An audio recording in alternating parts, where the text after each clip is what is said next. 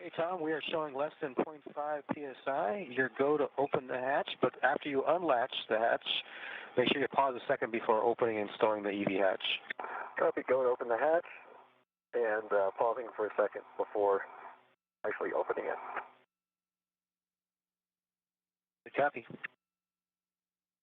Opening the hatch.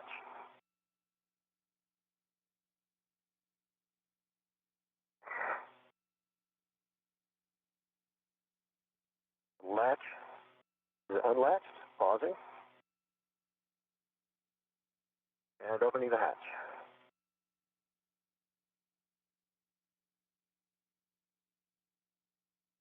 Let me know if you'd like me to adjust my body position, Tom. Okay. Kind of working between the handle and the hatch is coming.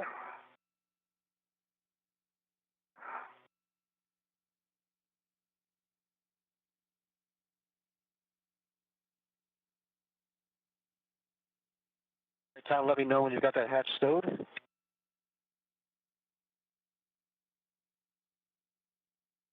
the hatch is stowed in the hatch keeper.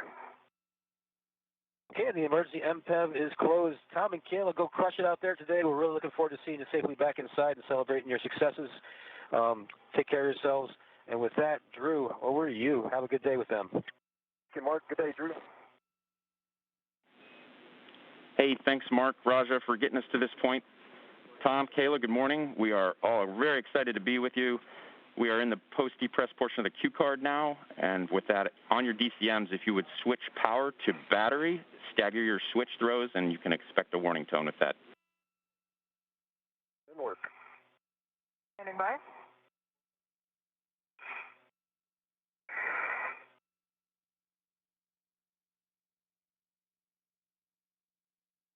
Bat. Tom, confirm you're in bat. One is in bat. Under. In bat. Okay, and I understand you guys are both in battery. If you'd check that your display switches are functional. Good work. Two, switch is functional. Switch is functional for one. Okay, Kayla, for you on the UIA, if you'd switch power for EV1 and EV2 to off, OFF, both, and then verify that all 4 LEDs are out. Roger, and work.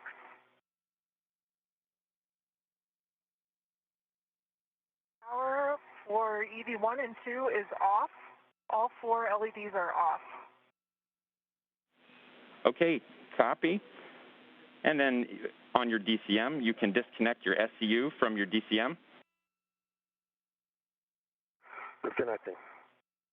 Work for 2.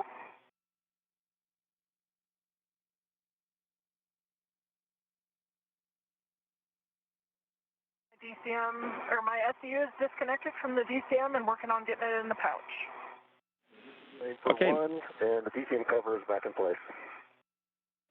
Okay, copy. You guys are working the covers and the DCM covers as well as the SUs into the pouch.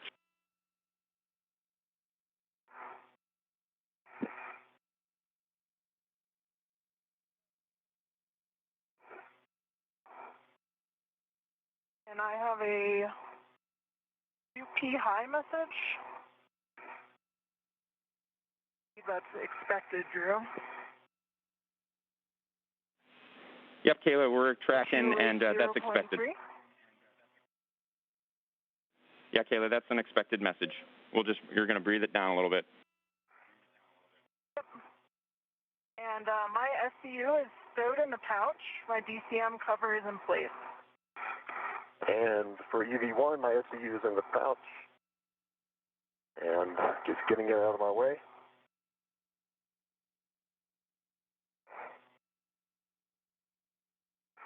All right.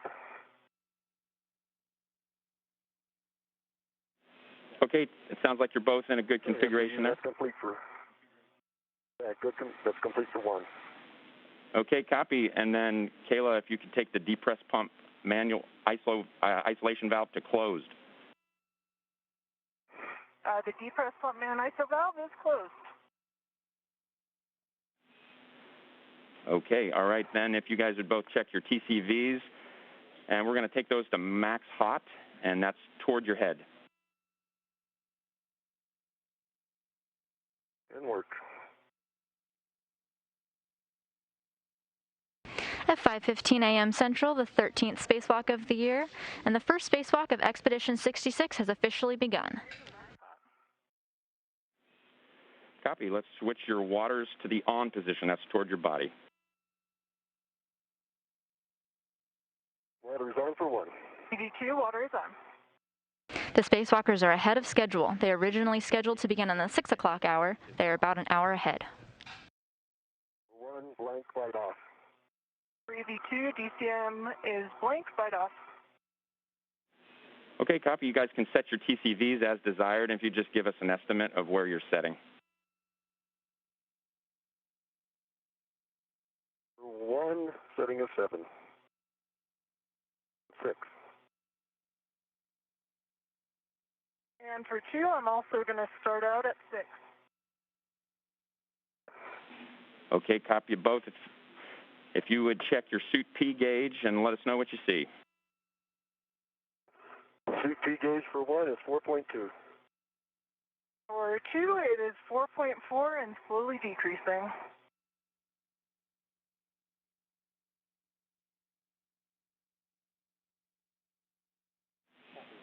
Okay, copy, guys. Those are good numbers, and we are probably going to be coming out right around the sun will be coming up shortly. So visors as required. As you see out there, we will be coming out over South America. Copy. And it is dark outside right now, Kayla. Roger.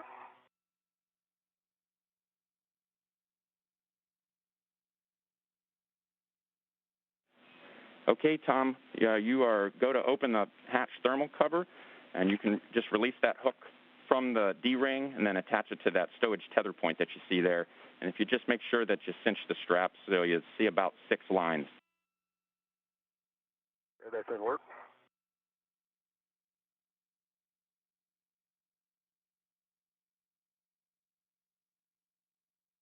(5:15 a.m. Central Time, 6:15 a.m. Eastern Time is the official start time of this spacewalk, marking the beginning of the 245th spacewalk in support of space station assembly and maintenance.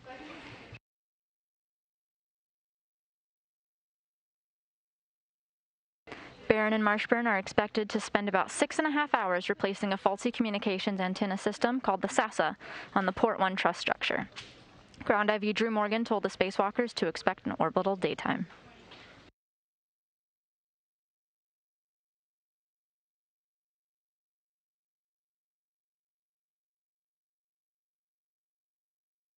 And I can see 6 lines and it's stowed. Copy. I'm pushing open the thermal hatch, the thermal cover. Yep, go ahead. All right, that's open. Okay, Tom, your go to egress, and then if you'd attach your anchor hook to the forward external D-ring, and we'll stand by for your checks. Egressing.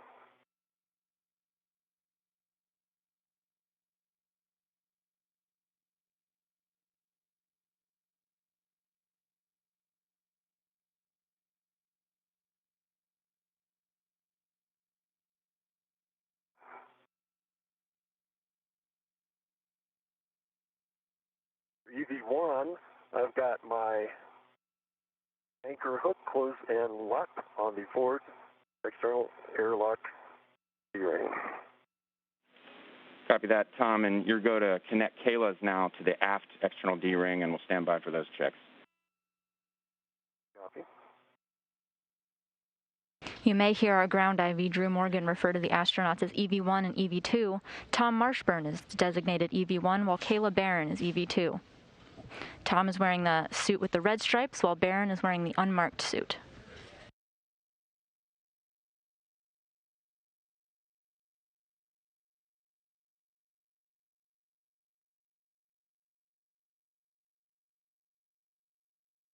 Kayla, I understand that you are safe inside for right now. Yep. I waist tether in where it was. Copy. The airlock D-ring extender. Okay, Kayla, your anchor hook, EV2, closed and locked on the aft external airlock You ready? Roger. I'm working on getting out of your way. I am getting in position to transfer you crew lock bag number 1 on your go. Copy. And Tom, we hear you guys both in good tether configuration. You can give Kayla a go to release your waist tether at any point, and I understand you guys are working the bag, so we'll stand back from that. Know you guys have a plan, and we'll stand by. And Kayla, you are go to release that when you can, when you want to. There's the bag. Okay, I'm getting my BRT ready. If you take a close look at the top of your screen, you can see Tom Marshbёrn, NASA astronaut wearing the spacesuit with the red stripes, being the first one out the door. Remove the airlock rat. Okay, copy that.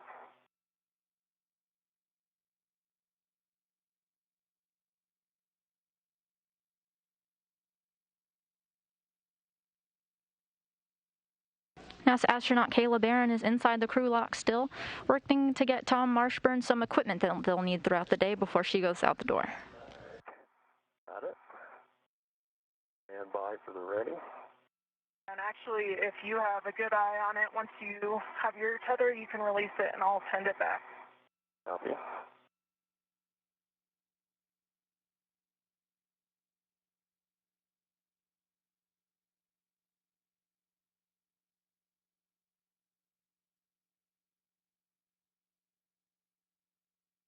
My ret is on. Roger. Looking to release yours. Standing by.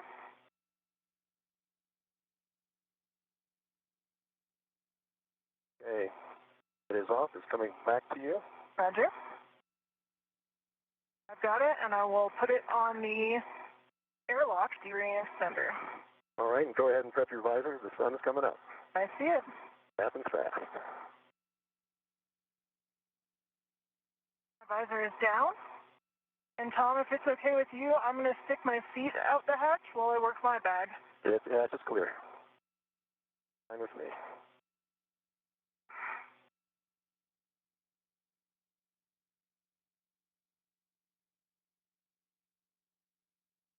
Definitely need that visor down.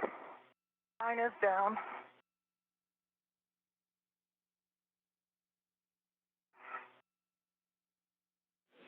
And Tom, while you're out there, you can also turn your HECA on.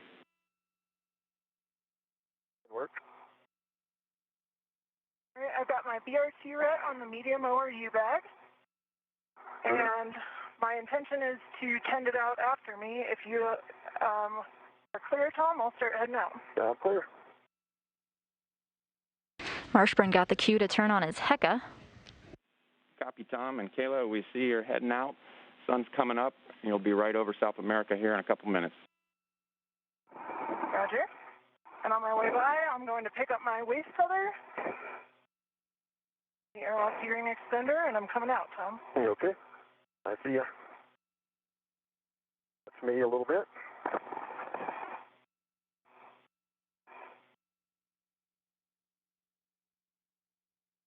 Take a close look at the top of your screen there. You can see NASA astronaut Кейла Бэррон making her way out to her spacewalk, first spacewalk of her career.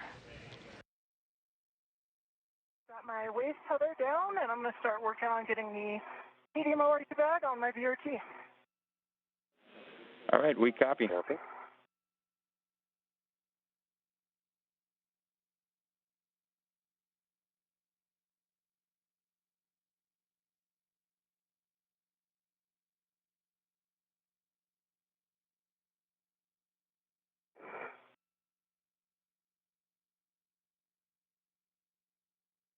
Once they're both outside of the Quest airlock, Кейла Бэррон will be tasked with closing the hatch thermal cover that they passed through earlier.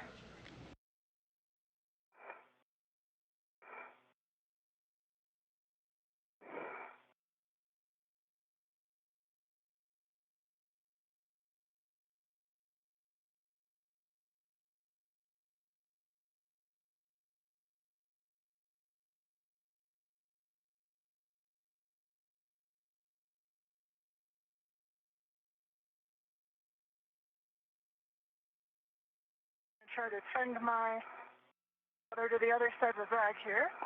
Okay. I need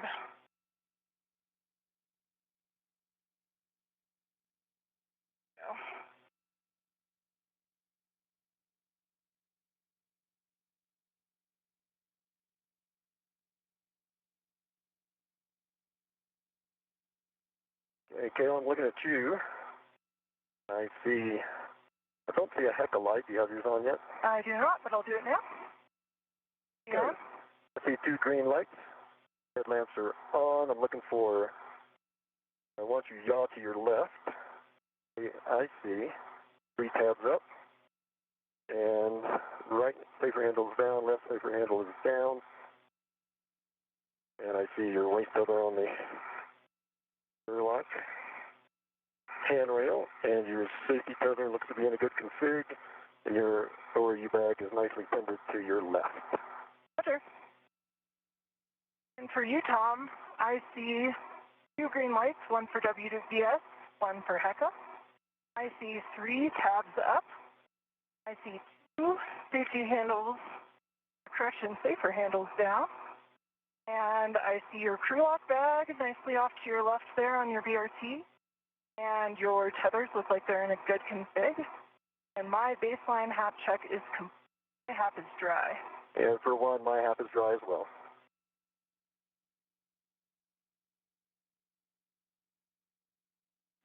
Okay, guys, that sounds like that sounds like good buddy checks, and we heard the HAP baselines. If you just take a peek at your gloves, let us know how they look, and then we've budgeted some time for translation adaptation. Take it as you feel like you need it, and we'll stand by here quietly, and you guys let us know. And for EV1, my gloves, unchanged from previous, they were pristine. And for EV2, I got a good baseline glove check. They look great. Okay, okay, Kayla, and if you wouldn't mind just closing the hatch thermal cover, and if that doesn't stick to the magnet, you can also use that wire tie that's right there staged on handrail 0554. Work. Bэрron is now being tasked with closing the hatch thermal cover that they passed through. They just completed buddy checks. Those are conducted periodically. Like the magnet's working well through. All right, that's good news. And we'll stand by for translation adaptation. Roger, and work.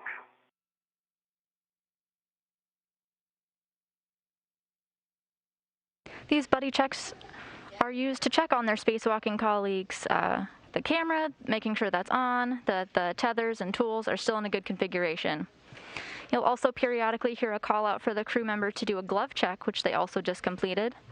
The spacewalking astronauts have to be mindful of any sharp edges or small objects that could damage the integrity of their gloves, so they often need to stop and inspect them.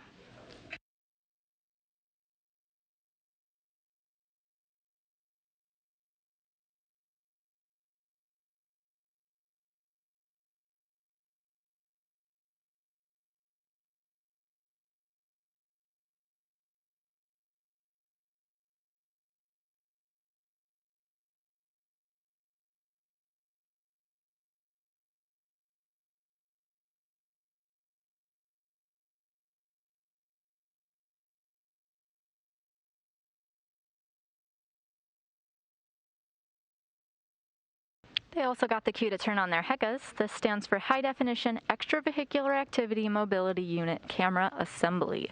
It's a fancy way of asking the astronauts to turn on their HD cameras. This allows us to sometimes see the operation from an astronaut's point of view. You'll know we're taking the HECA cameras when you see number 22 in the corner.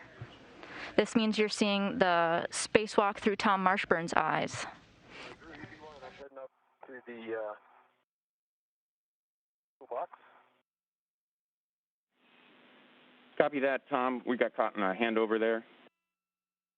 You'll see a number 16 on your screen when Кейла Бэррон's HECA views are on display.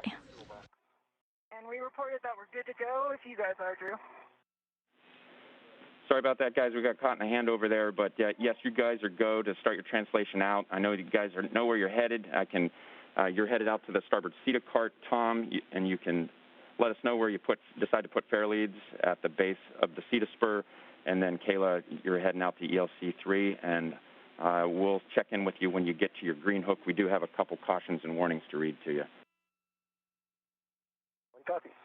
Roger, and for 2, can you confirm I'm heading zenith at mile marker 8420? Affirmative, Kayla. About the time that your feet are over PMM, you'll be looking for mile marker 8420, and that's where you'll head zenith. Roger.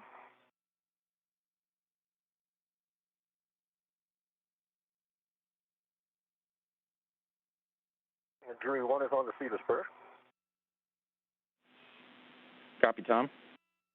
Putting down that base fair lead. I'll stand by at the circular handrail until your fair lead's in, Tom. Okay.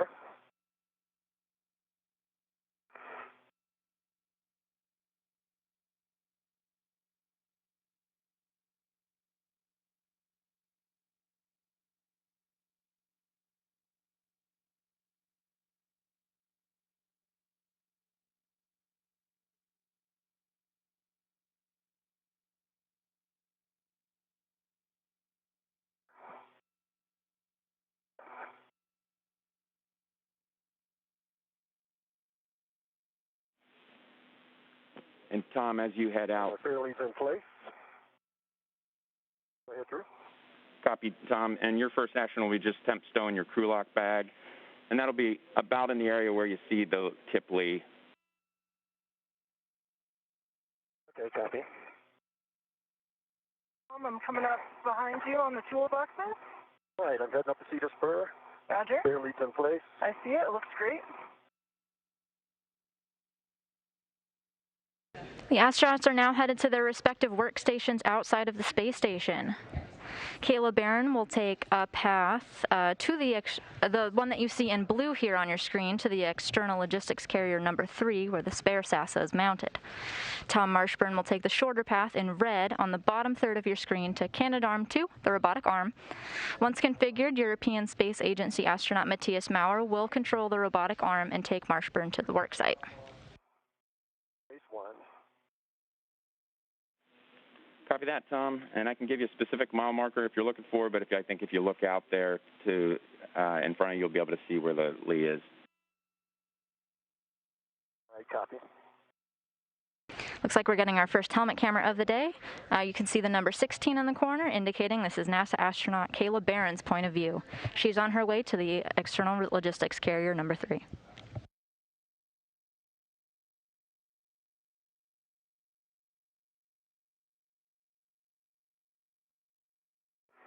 And I'm up at the CETA handrail, getting ready to head out port as well. Okay.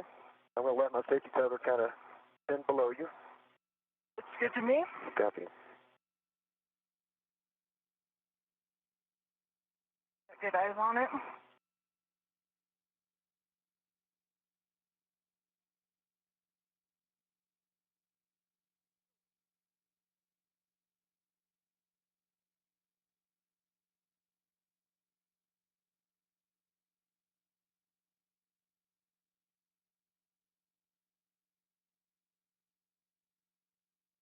I see your progress, looking good.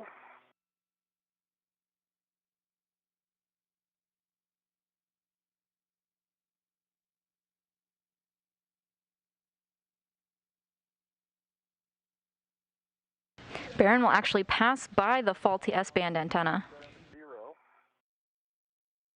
But she's going to carry on to the express logistics carrier number 3.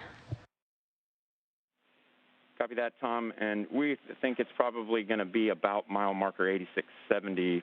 Anywhere in there is good for your crew lock bag. Copy. Here's the NTA. I see 8670. I'm going to put down my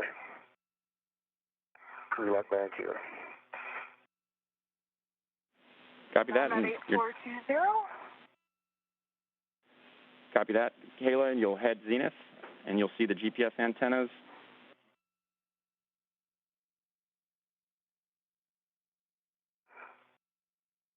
I see them, Drew. Okay, and the next thing to look for is the FPMU, and then you're looking for a handrail at the base of that, 3613, for your green hook. And as you place your green hook, I'll give you those cautions and warnings. Roger. Listen.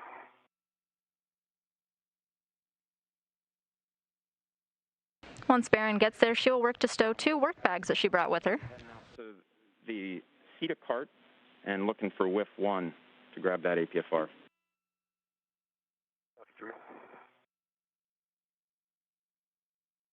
She'll also get out a tether and install it to the ELC-3. It'll be used later to temporarily stow the faulty SASA.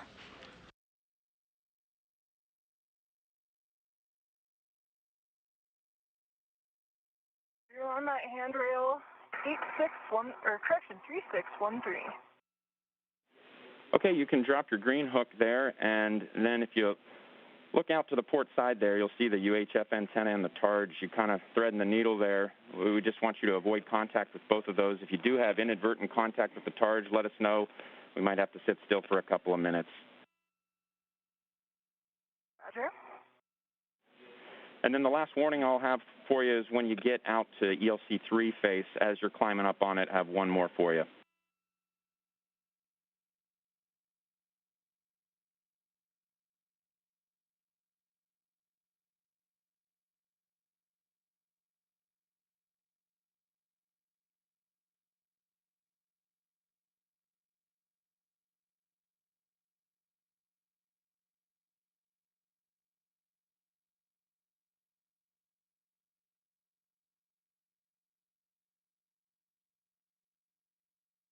The crew light bag is 10 stowed right there in front of the NTA, and I'm heading further outboard. Sounds good, Tom. Meet you at whip 1. Copy. Drew, my green hook is down on 3613, heading outboard. Copy that, Kayla. All sounds great.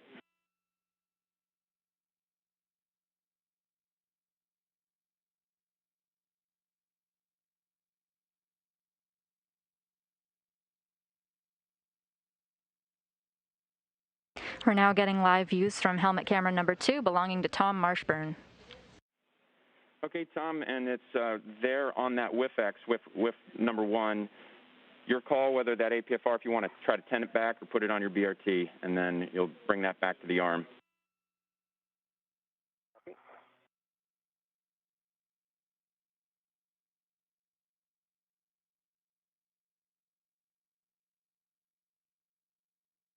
And I'm past the UHF antenna.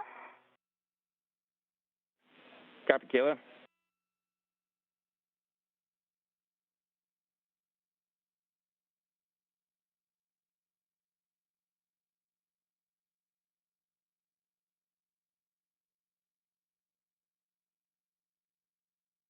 You can see the word CETA on your screen. This stands for Crew and Equipment Translation Aid.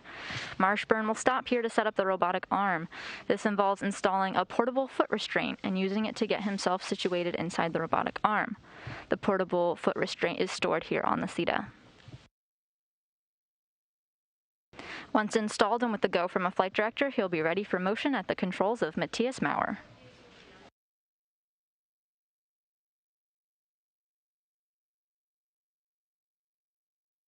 Since the portable foot restraint is outside of the station, Marshbёrn did not have to bring the foot restraint with him. He'll install it back on the CETA once the spacewalk has concluded.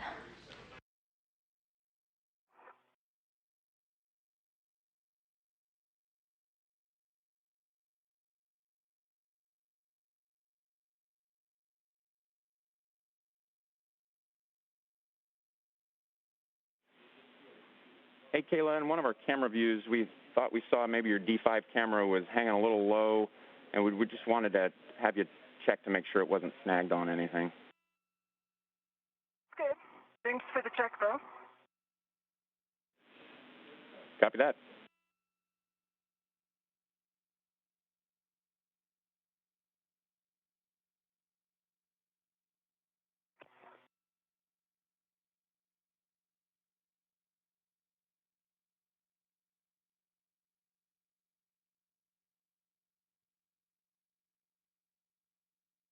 Drew, I'm at the WIF and working on getting the APFR out of it. Copy that, Tom.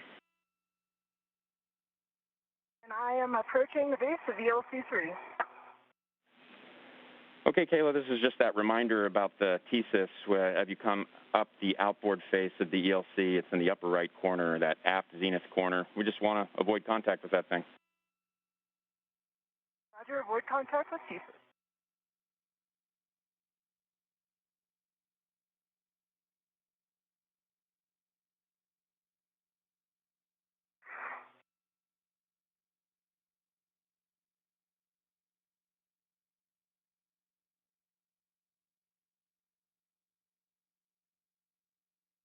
on ELC-3 heading Venus. Okay, you're exactly where we had hoped you'd be. You're doing very well. I know that you've got your checklist there of items that we're going to go through. We want to get that medium ORU bag, crew lock bag staged. I can give you any additional words that you require there. Then we want to move that MUT ball stack MUT over to 8708, and we'll catch up with you after that. Okay. I've got what I need, and I'll check in if I have any questions. And Drew, I'm definitely out of black on black for the APFR on the width, but the paddles are not depressing currently. Working on getting the APFR out. Copy, Tom, checking.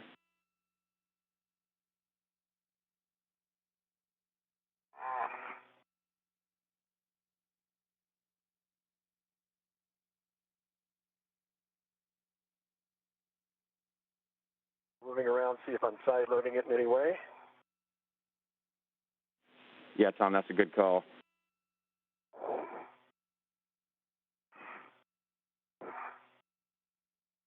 NASA astronaut Кейла Бэррон is now tasked with stowing 2 work bags that she brought out with her. She'll also put out a tether and install it to the ELC-3. It'll be used later on to temporarily stow the SASA.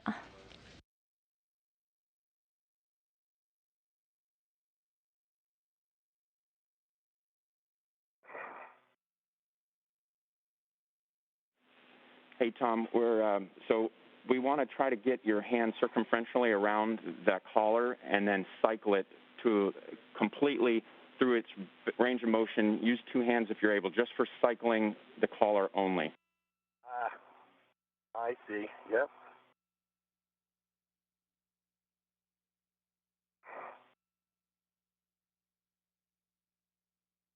Did get a little further that time. Paddles are depressing now. You're getting a live look now of NASA astronaut Tom Marshbёrn as he configures the portable foot restraint, all in preparation to go onto the robotic arm. And it's free. Thanks a lot. A lot tighter You than bet. the pool.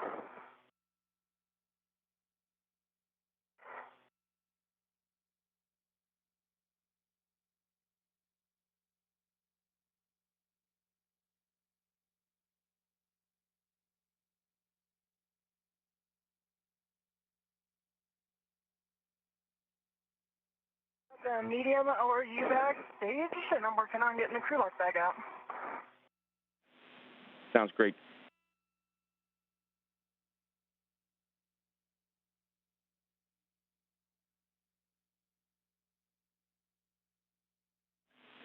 Hey, Кейla, when you copy that, Tom, we'll meet you at the arm. And Кейla, for you, if you wouldn't mind checking your HECA light for us, and then power cycle it if you don't see it on. Roger. The light is on. Do you still like me to power cycle it?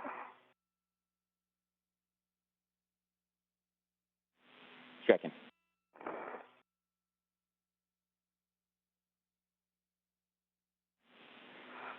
Yeah, Кейla, if you would power cycle it, 2 pushes of the button. NASA astronaut Drew Morgan, our ground IV today, is working with astronaut Кейla Bэрrон on getting her HECA camera on. This allows us to see the EVA from Кейla Bэрron's point of view.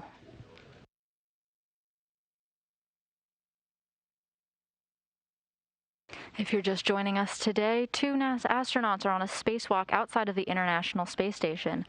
They'll be working with the SASA, or S-band antenna subassembly. Setting up for the ECA to publish.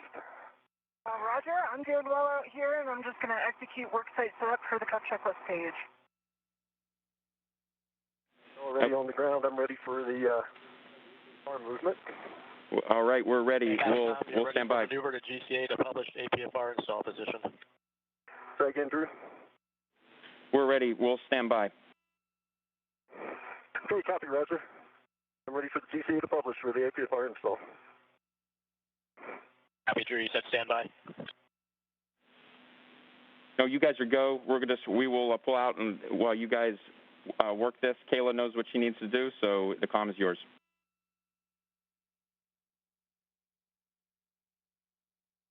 Roger, Matthias, I'm ready for the GCA. You copy. You're ready for the maneuver to GCA to publish APFR install position. It's going to be about a half meter nadir and about a meter aft. We're just setting it up. I'll let you know when motion starts. Copy.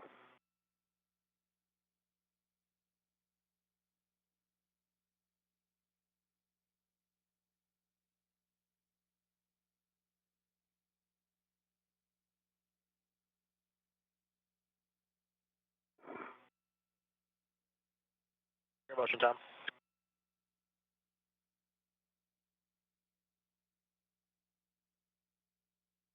I see good motion. 10 centimeters to go.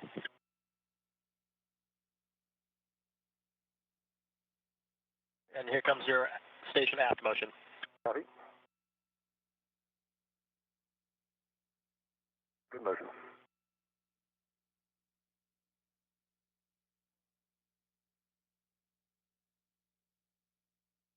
Halfway there.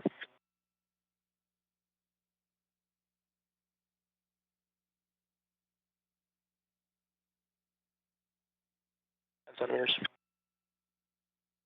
You're getting a great view now of Canadarm2, the robotic arm that will be used for today's operation.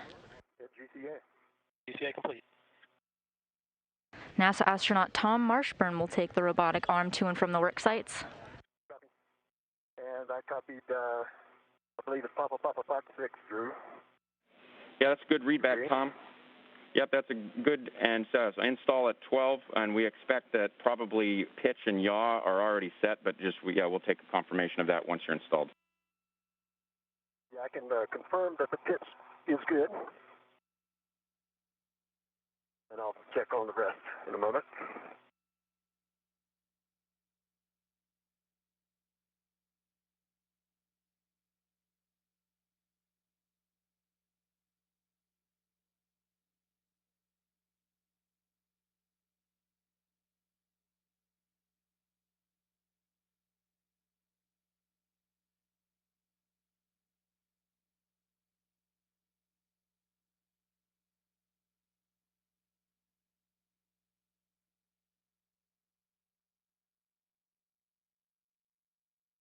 The movements of the robotic arm today conducted by European Space Agency astronaut Matthias Maurer.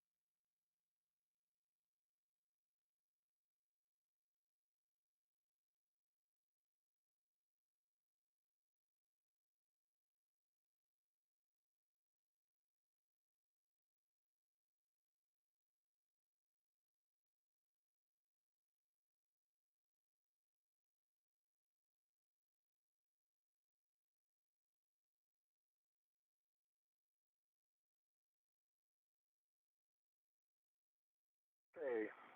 As far as black on black, good rotate test, good pull test, and the pitch knob is out. And we're in Papa checking on the Fox and the 6. Good check so far, Tom.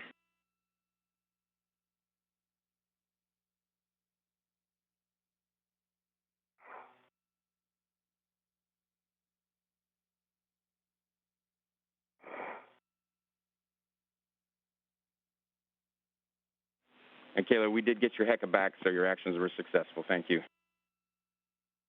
Sure.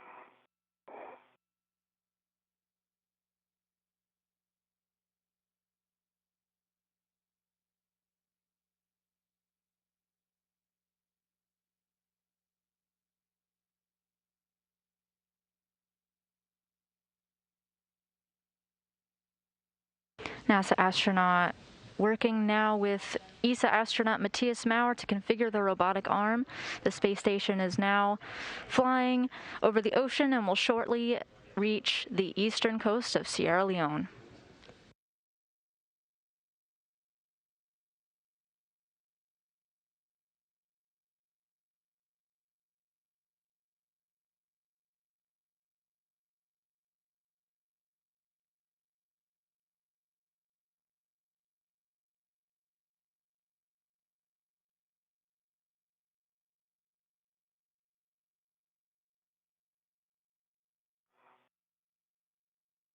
Okay, Fox and 6 are confirmed. Okay, Tom, that sounds like your APFR is in a good configuration, and so we'll have you retrieve your crew lock bag and put it on your BRT, and then I'll be ready to talk you through your tether swap to the arm. Okay, copy that. Just for SA, I've got the ball segment stage on 8708, moving on to the next test. Setting up for the stanchion mount bolt. Looking good so far, Kayla. While I'm here, I'll get the quarter turn fastener. Copy that. You're going for those 3 quarter turns.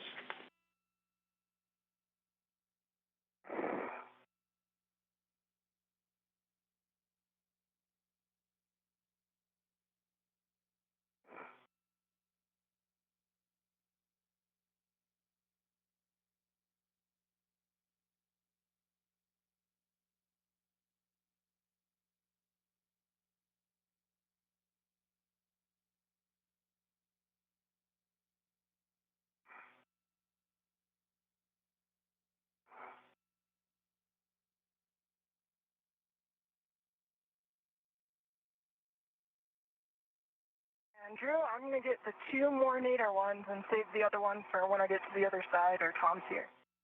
The 2 are removed. Okay, copy that, Kayla. So that, could you give us a total then, that is, that you've already worked? 2 total are removed. Copy that.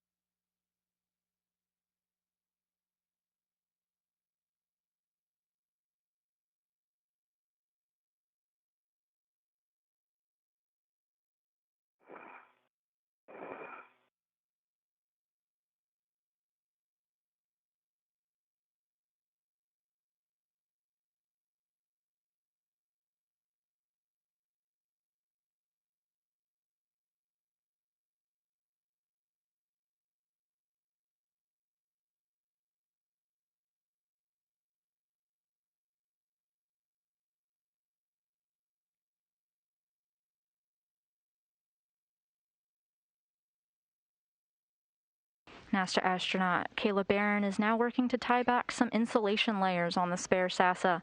This is a task that will help them later on in their spacewalk.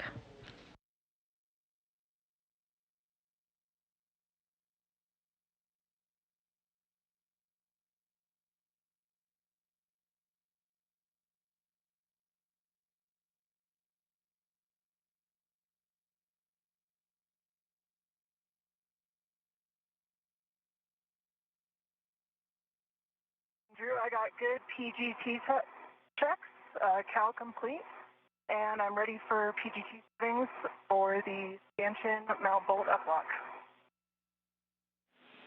Okay, we're looking for Bravo 7 clockwise 2. We'll be driving this bolt. Roger, I've got Bravo 7 clockwise 2 set. Okay, we're expecting 9 to 10 turns.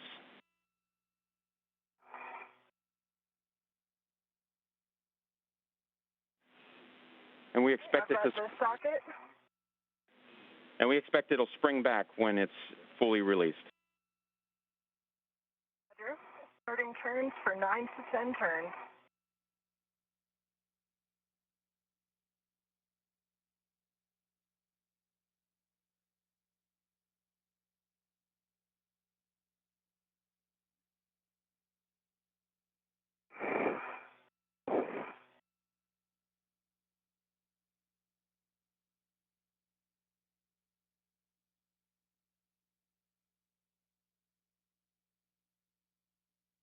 And I've got 9 to 10 turns. There is play in it now, so it is springing back as expected. Bolt release out of the launch, or, well, I guess it's driven out of the launch block. All right, that's great news, and you can go ahead and stow your PGT, and then you can start working the rets and adjustables. Roger. I already have the ret stage for the tent and clamshell. I'm going to work NZGL caps, and then I will stage the Medusa tether for the shirt and scarf. That sounds good.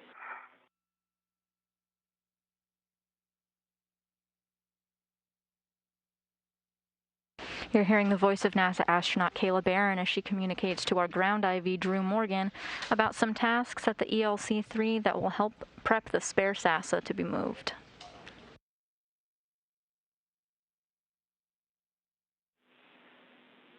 And Tom, just checking back in with you, we're just looking for, when you tell us that your green hook is locked, I can talk you through the other steps, or you can continue to work ahead.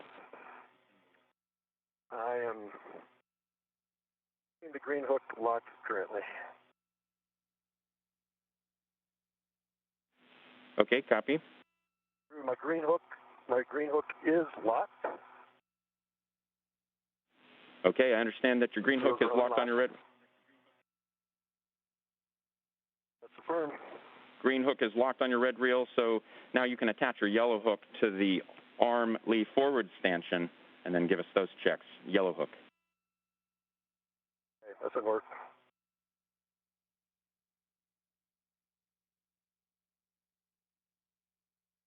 As NASA astronaut Кейла Bэрrон preps the spare SASA, you just heard ground IV Drew Morgan checking in with NASA astronaut Tom Marshbёrn as he configures the robotic arm. Looks great, Кейla. My yellow hook is closed and locked on the forward part of the end effector handrail. Going for my green, I'm going to ret to it first. Sounds good. Just let us know where you put it.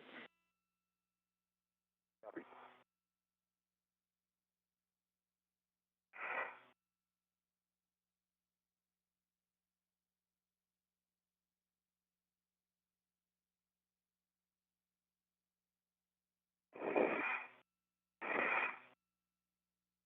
We're starting to get some Earth views down below.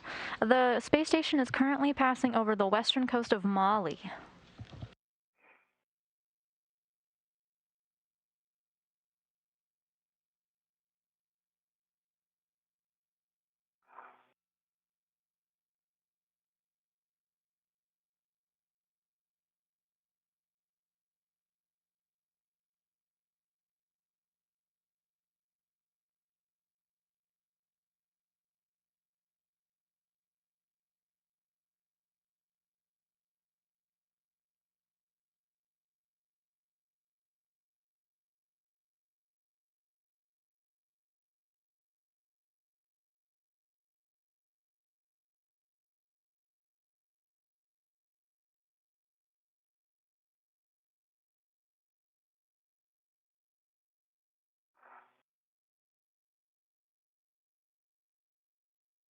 My green hook is at 8790. We copy, Tom.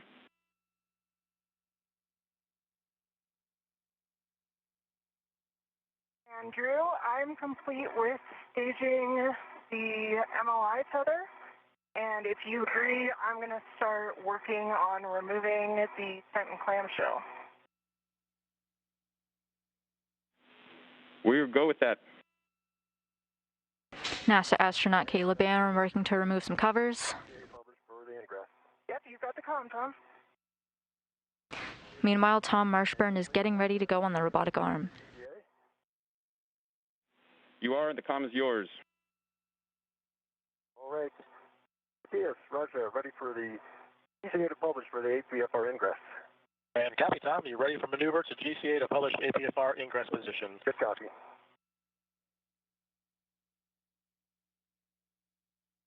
And this movement's going to be about a half-meter zenith, and if you could just keep an eye on that ingress aid for us, Tom. We can't quite see it in the camera, so just the T-handle looked like it was kind of close to a handrail. As we move zenith, just let us know if you can too close. I can move it a little bit, stand by one. I'm going to move it a little bit away from it.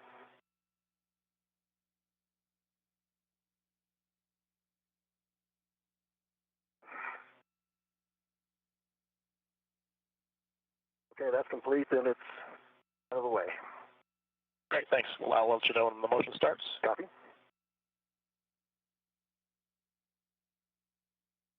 Tom Marshbёrn now switching his tethers over to attach himself to the robotic arm. Soon he'll get into the foot restraint where Matthias Maurer can take him to the worksite.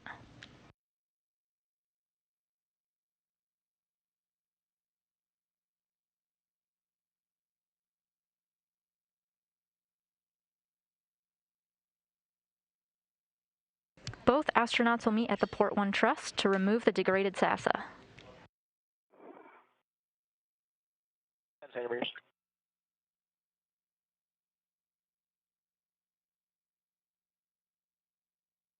That's the published position. How's that look? Looks good. GCA. GCA complete? Sir, on. Copy. Ingress. Okay, Tom, you can attach your waist tether and ingress to the ingress aid or on the ingress aid itself or at the tether point, your choice, and then go ahead and ingress the APFR.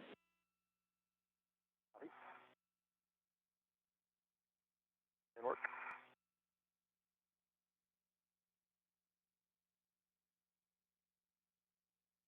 Astronaut Tom Marshbёrn is visible on screen. You can tell it's him because of the red stripes on his spacesuit.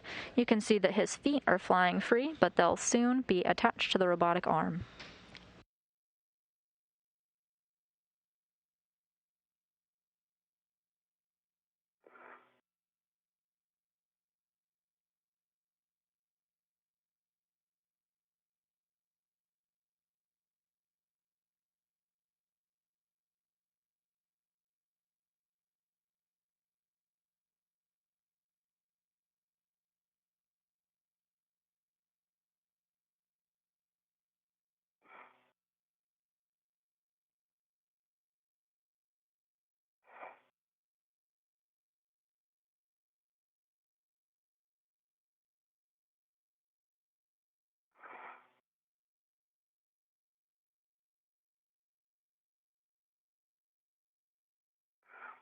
Okay.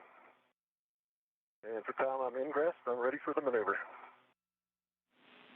Okay, Tom, we would just have you check your tools and tethers are clear. Ingress aid is pulled in close to you. Tools and tethers are clear. Ingress aid is in close. Okay, then you can work with Raja and Matthias and go to the move it to the gimbal back off position. Yes, Roger, ready for the maneuver. For maneuver to gimbal back off position, brakes are coming off. All right, this will be about a 2-meter forward move. We'll let you know when motion starts. Copy.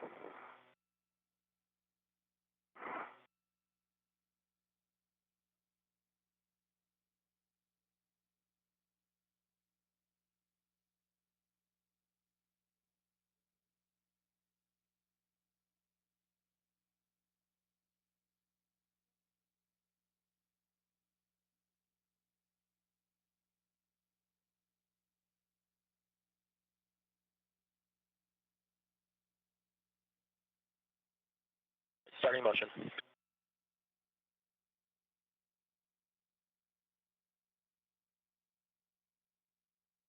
Pretty good motion.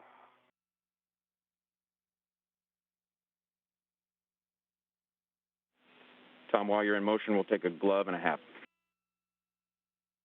Work. Meter to go.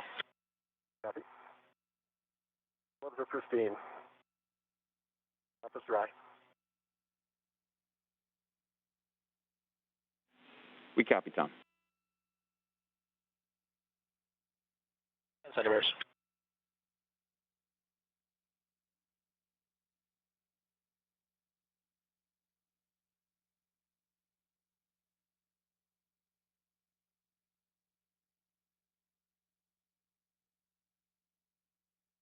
And we're setting up a show gas for you, Tom. Copy.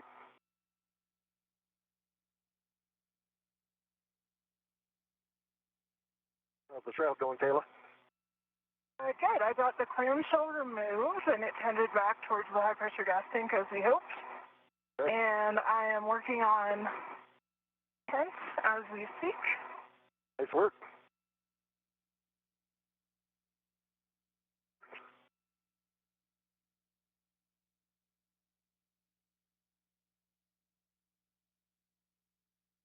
Tom, here comes the Jocast. It's going to be mostly zenith and some aft motion. It's going to take about 2 minutes. Start in motion.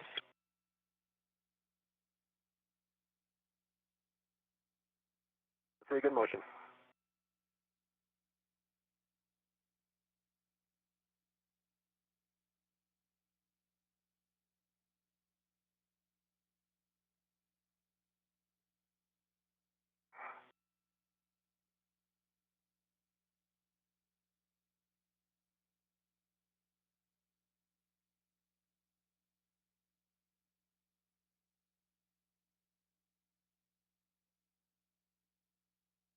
NASA astronaut Кейла Bэрrон reporting that she's wrapping up her tasks at the first stop of the ELC-3 today, where the spare NASA lives. She's removed some multi-layer insulation.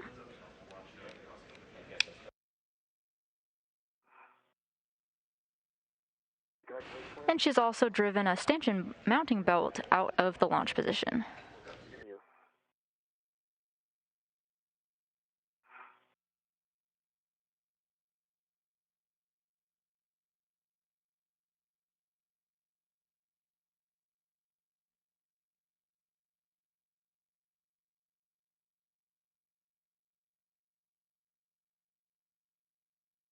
Just wrapping out.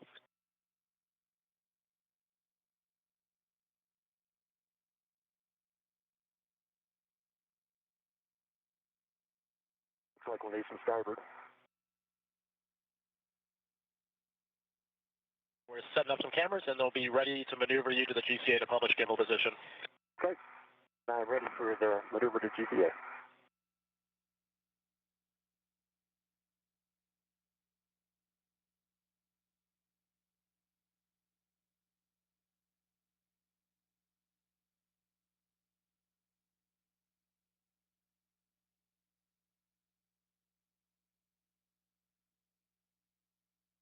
Okay, we copy you're ready, Tom, and with that, we'll go ahead and start GCA to publish gimbal position. It's going to be about starboard about 1 meter, and then aft about 1.5 meters. Okay, start GCA, and let's start with what you just said. All right, starting motion. Pretty good motion.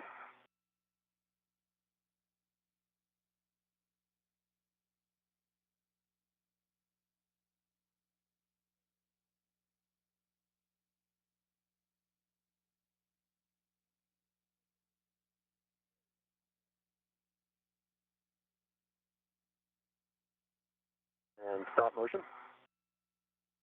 Okay, that's the end of your starboard motion, and here comes about aft about 1.5 meters.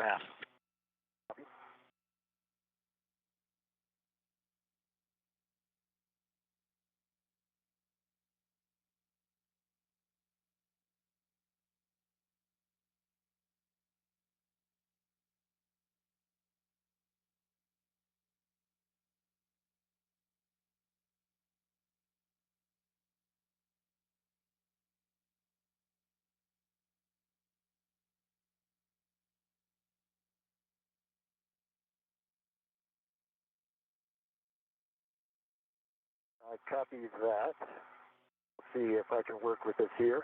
And I do need starboard about another 10 centimeters. We're in a brief but expected handover period between satellites. We expect to get our live views of our spacewalking astronauts back soon. Motion. Okay, that motion stopped. And in GCA. Copy, GCA complete. And brakes around. Copy. Working the gimbal lock bolts. Okay, we're with you, Tom. Let us know how it looks to you. You can adjust the gimbal as you need to get those bolts locked into their, or rotated into their locked position. And once they're engaged, we want you to push inward on the base of the antenna to ensure that the septum is seated against those spacer blocks. We do have a caution here for you that we don't want you to use more than 7.7 pounds of force, because that can actually dislodge them, let the bolts rotate out of position. Okay. Just so you know, they are not easily coming out of the over that lip on the ramp. I don't want to put too much force on them.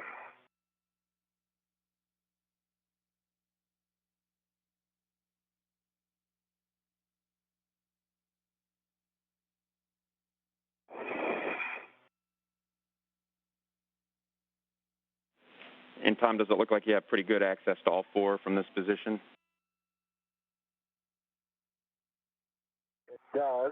I'll try to move it around. I didn't get any motion on any of them to start with. I'm going to try to move the septum a little bit.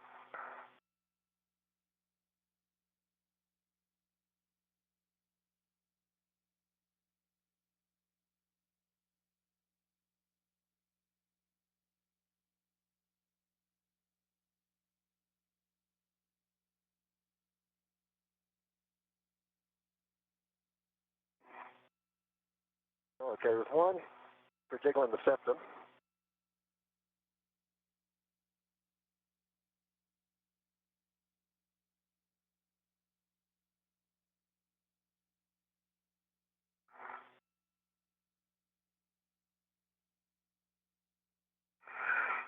There's three out of the third position.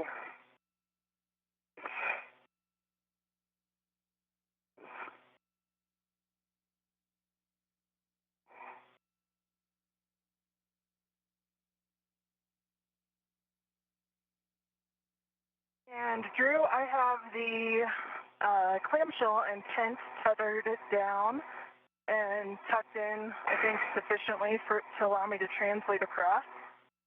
Just wondering if you think I should start working the ERAD for the launch bolt. Yeah, Kayla, we think that's the next best step. So we'll work towards getting your ERAD on, give us those checks, and then we'll start working those bolts. Roger, and work.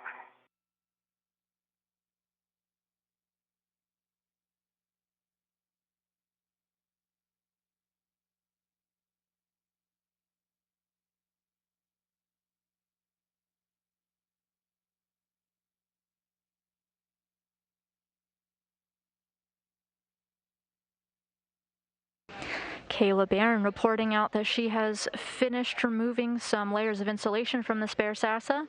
This is after she drove the stanchion mount bolt out of its launch position. And now that she's working ahead of schedule, she's doing some tasks that was planned for the next time she was supposed to be here at this workstation. Just doing a little bit of tasks to get ahead.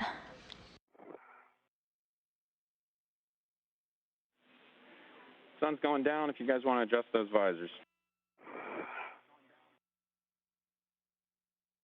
Copy. Drew?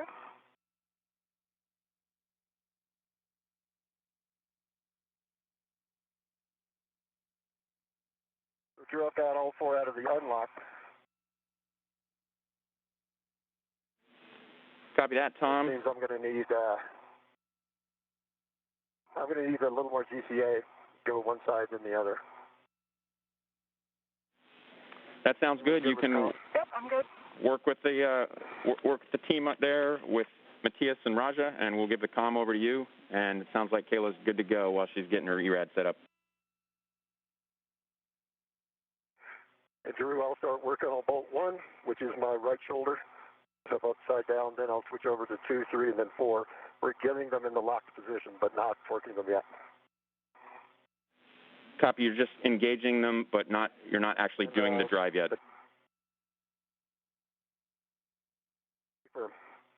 Matthias, Roger, ready for GCA? We are ready. Where do you want to go? 20 centimeters starboard and yaw left. Copy. 20 centimeters starboard and then yaw left. We'll do the starboard first and then yaw you from there. Okay, brakes are off. Okay. And confirm station starboard. Starboard, that's affirmed.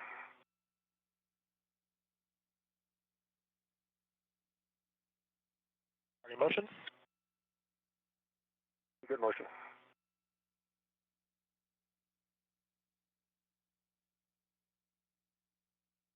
Centimeter. Stop motion. Stopping motion. I'm going to ask for a little station aft about 10 centimeters. got my ingress aid. I've got good clearance with high gain. Copy, station aft, 10 centimeters. Good copy. I see good motion. Motion. Okay, there's your 10 centimeters. And now the yaw left, body yaw left, 30 degrees. Got the yaw left, 30 degrees.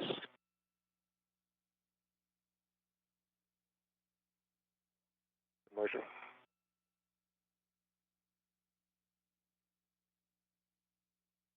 Okay, stop motion. We've got a handover coming over. Stopping motion, that's about 5 degrees. And one more, station zenith, 20 centimeters.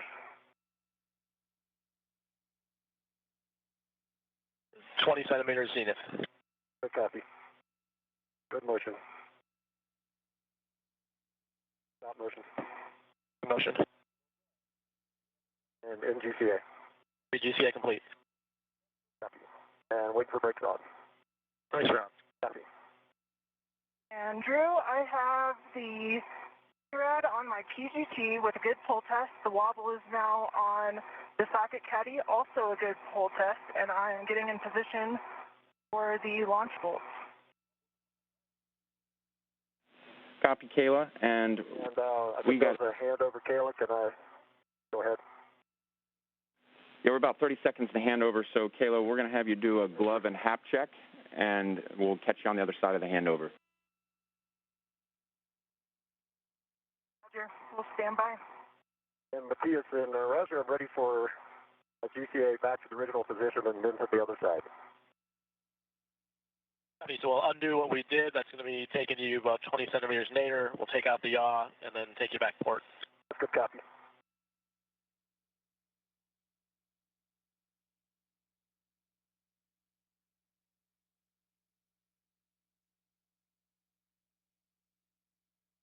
Кейla Bэрron now reporting out that she's done some tasks ahead of time with the extra time that she's had.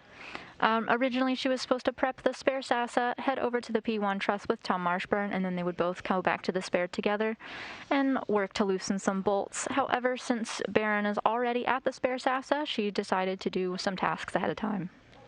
And I mean, just for the nadir part, so I'll take motion the yaw and the port. I can work on the other side. Okay, copy. Sorry about that. Brakes are coming back off.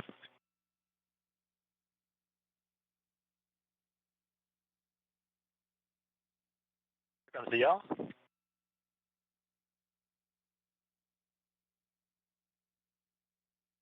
Motion. Okay, the yaw is back out. Here comes 10 centimeters station forward.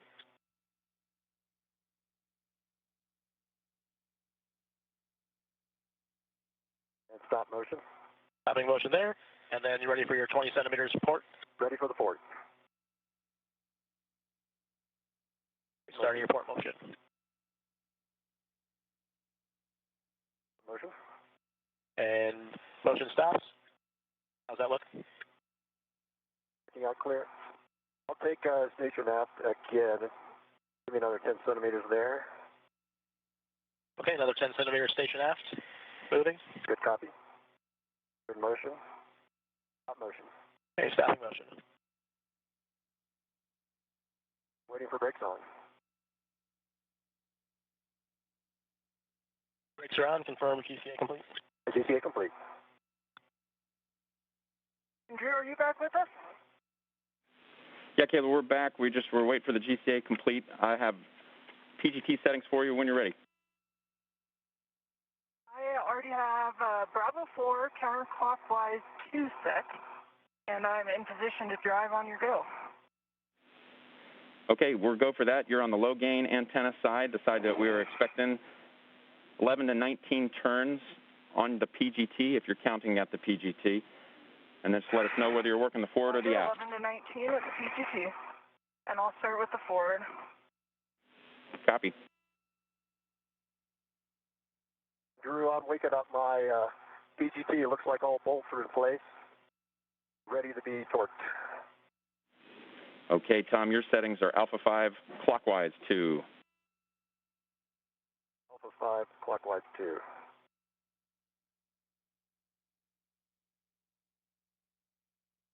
Bэрron reporting out that she's ready to work on the release of 2 launch bolts connected to the spare NASA.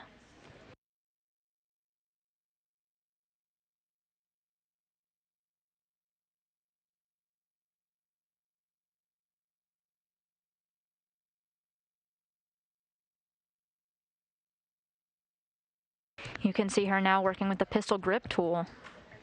For SA, I'm just going to put down my end effector to keep me a little closer to structure here and then try. Bolts.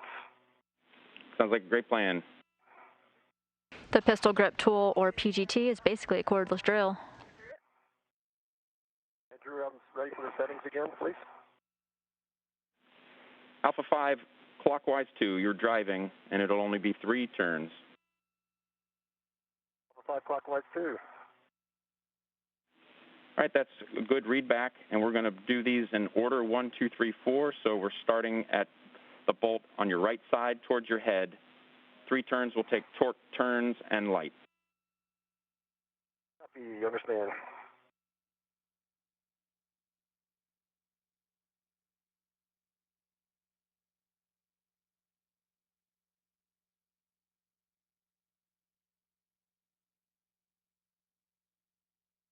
Marshbёrn is working to install gimbal locks that give the spacewalkers a little more control of the degraded unit in its move from P1 and over to the Express Logistics Carrier number 3.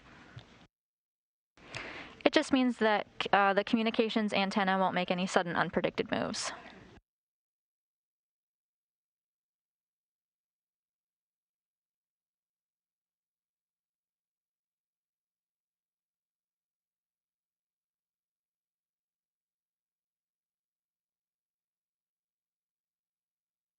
Drew, I'm at 19 turns. I want to confirm whether you expect it to spring out when released. Kayla, yes, we are expecting that it would spring out. I don't think it has yet. Do you have a go to put a few more turns on it? Yeah, Kayla, you can go ahead and keep driving. Roger. Drew, I got 2.5 turns. The torque, green light on bolt number 1. For bolt number 2. Copy that, Tom, on bolt number 1, and then you're moving over to bolt 2. Left shoulder. Copy.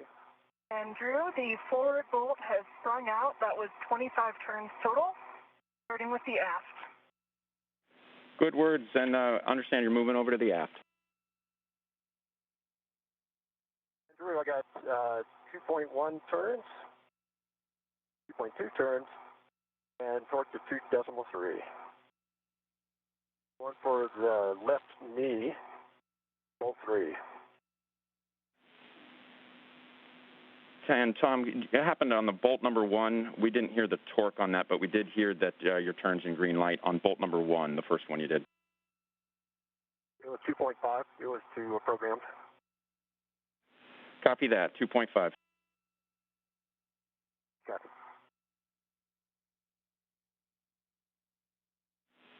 Stand by, Tom. Standing by.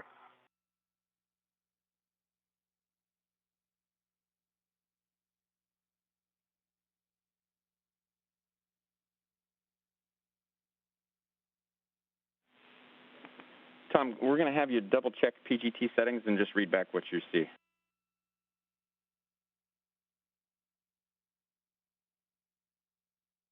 I see. It was at an Alpha 1. Thought I had an Alpha 2. Over to Alpha 2. Starting back with bolt 1. Tom, we're expecting Alpha 5. Bolt. Alpha 5 for you, Tom. I missed that. Copy, thanks. Alpha 5. Tom Marshbёrn now getting his pistol grip tool configured to drive 4 total gimbal locks. Again, this helps control the motion of the faulty Sassen unit. That one took 23 turns, 2-3. And wondering if you think I should work a socket swap and head back to Tom, or head to view the launch bolts on the other side. Copy, Kayla. We're checking. One thing that we needed to go back on is, and during the handover, we missed your hat and glove. Just confirm that those were both good. We assume they were. Yep. Hat is dry, glove check is good. Okay, Kayla, and just give us a moment here. We're talking next steps for you. Roger. And Drew, I've got 3.1 and 6.8 on the torque.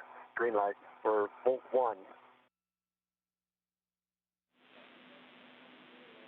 Copy that, Tom. We got 6.8 that time and a green light bolt 1, and so we'll be on to bolt 2. That's a good bolt on bolt 1. On to bolt 2. Tom Marshbёrn confirms that he's finished driving the first of 4 gimbal lock bolts.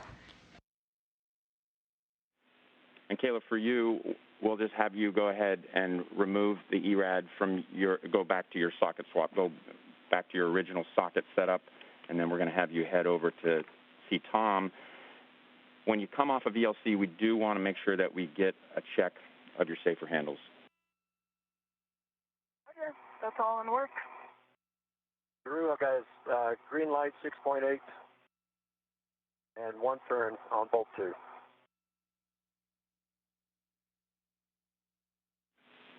Copy that, Tom. Marshbёrn confirmed that he has the second of 4 gimbal lock bolts driven.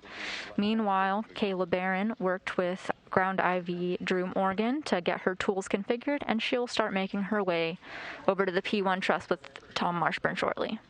Bolting down, I got 2 more bolts to go. Roger, and I'm just working on my socket swap, and then I'll head back your way. Copy. ERAD's on the socket caddy with a good pull test, working the wobble. Drew, green light 7 and 1.2 turns. Bolt 3. Copy that, Tom. Copy, Kayla.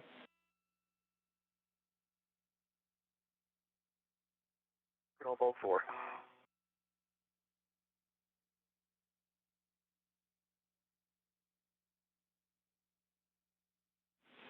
We're good on bolt 3, so we're ready for 4. Right side toward your boot. Okay. And that bolt is not all the way in the slot. It's stuck about halfway. Been working that one. I'm going to go and torque it down halfway there if you're all right with that. Checking. Fixed. Doesn't come out easily. Doesn't come out at all. Also now it's not going in. I think it jogged its way out a little bit with the other bolts. So I can see a slight gap in the slot between the bolt head and the septum, but still wedged in the slot. Copy, checking.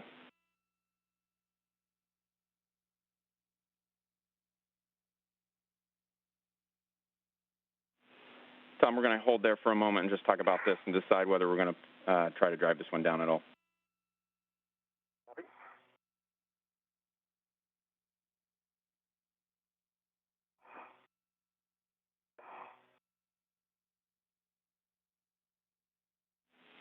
And guys, the last we checked, we were about 20 minutes ahead of the timeline, and our limiting consumable at that point was Medox, 640 EVA. Roger. And Drew, I got the wobble socket back on my PGT with a good pull test. Both of my safer handles are down, and I'm going to start heading back towards Tom. Sounds great, Kayla. Great job, Kayla. Take your time. We're talking about this last bolt a little bit. Over. Yeah, Kayla, absolutely great that we are doing very well on time right now.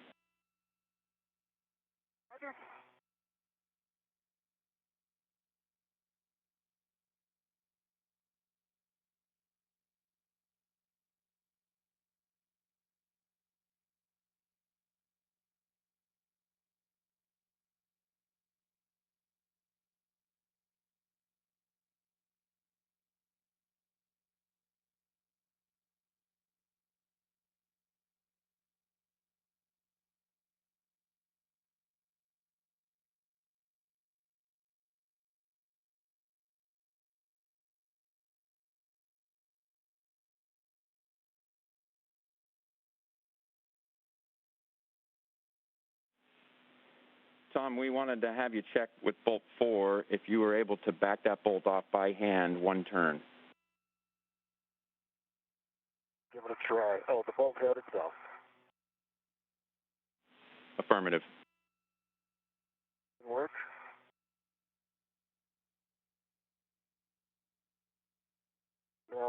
It is gloves just slipping over it.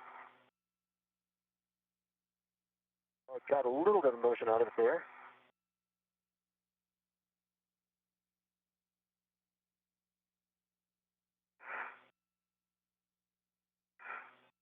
There's still my PGT and play with it here.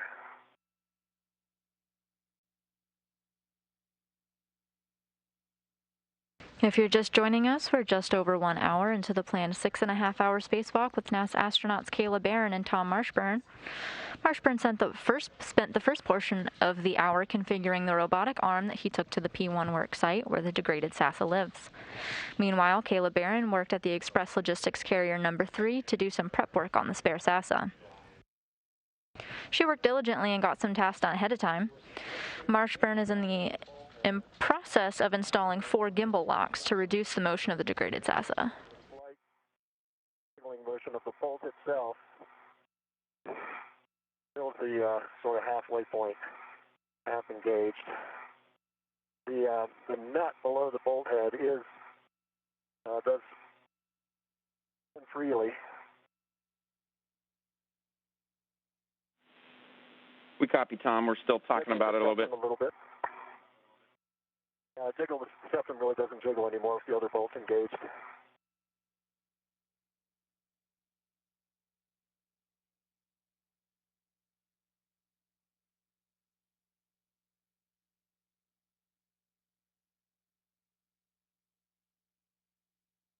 I believe when I was working bolts 2 and 3, bolt 4 walked out just a half a bolt head width diameter. Yeah, we copy, Tom. And so what we're going to do is we're going to have you reset your PGT to alpha 1 clockwise 2, lower setting, and then we're going to have you drive on that. Alpha, say again, setting.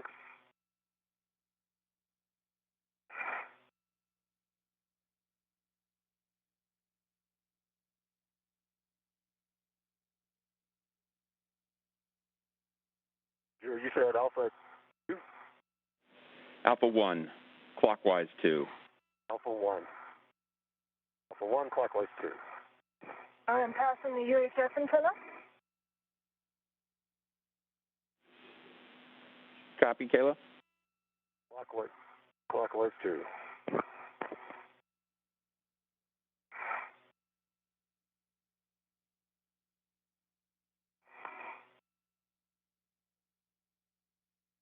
All right. 2.5 on the torque green light and 2.5 turns. 2.3 turns.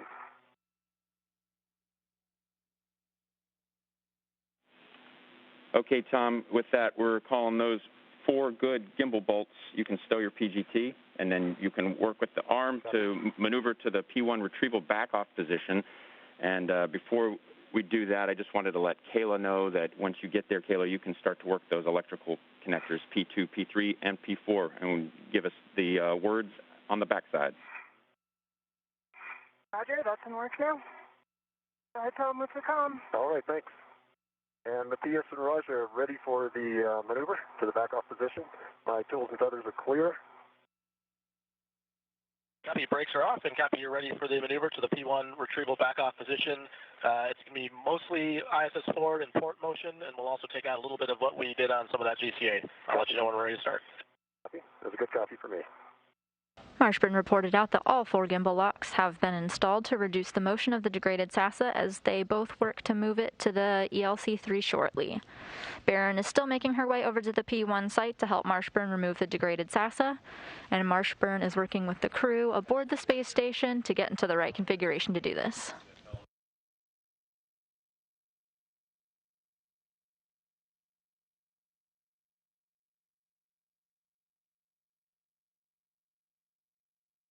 Starting ISS forward motion, about 1.5 meters. Copy. See good motion.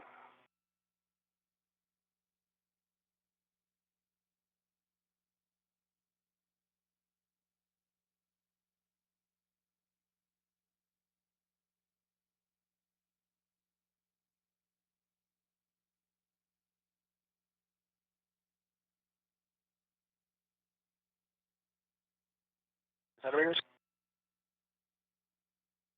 All right, here comes port motion.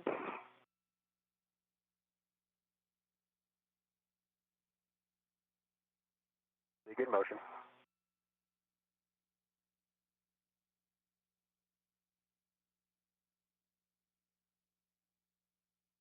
And centimeters.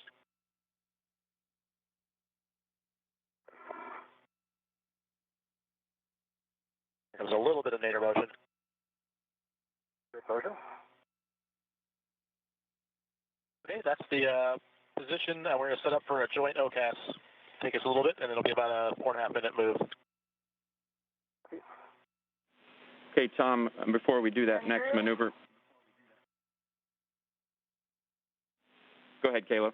Roger. All three of the NCGLs are demated, levers full aft over center.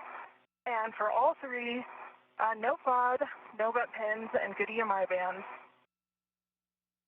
I'm assessing now whether I need to wire tie or adjustable them out of the way. Copy that, Kayla. It sounds like those are good checks. And then once you assess whether or not you need to wire tie, then we'll have you move towards the BRT handrail 3618. And Tom, for you, before we do this next maneuver, we got a little checklist of things we wanted to run through with you when you're ready. I'm ready. Okay. Tom, we're going to have you check your tools and tethers are clear, and your ingress aid is stowed, pulled close to your body. Probably keep your visor up because it's going to be nighttime for a couple more minutes, and then check your glove heaters. Okay, good call on the glove heaters. My tools and tethers are clear. And the ingress aid is pulled towards me. And the visor's in a good position. Okay, set your cooling if you need to, and then verify your heels are secured. Think heels out this entire time. Then a glove and hat for us. Cap is dry. And gloves are still pristine. Happy on the cooling, I'm good. Fun bit of history here. Back in 2007, Expedition 16 astronaut Rick Mastracchio and Clay Anderson relocated the S-band antenna subassembly from P6 to P1, where the astronauts are working now. Thomas, we mostly taking you aft and then zenith. Good motion. Back in 2007, Mastracchio and Anderson reported having the same difficulty that Tom Marshbёrn had with that fourth bolt.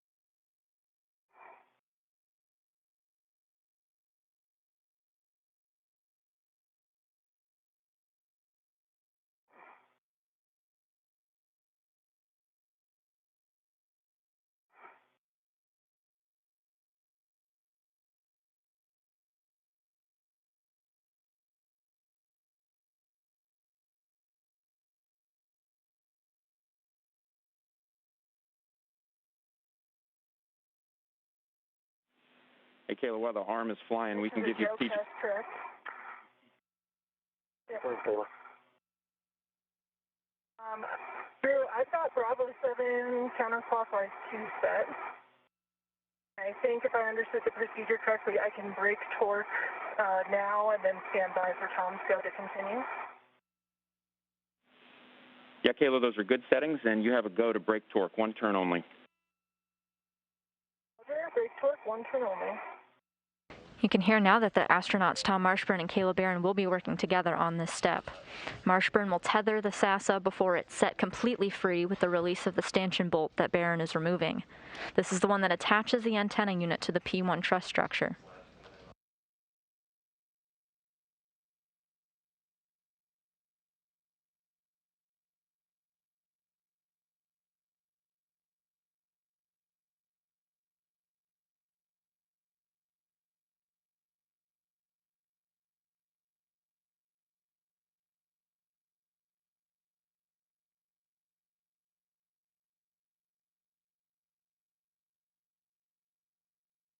The view you see here live on your screen is Кейla Bэрrон retrieving her pistol grip tool and configuring it to break torque on that stanchion bolt that attaches the degraded NASA to the space station.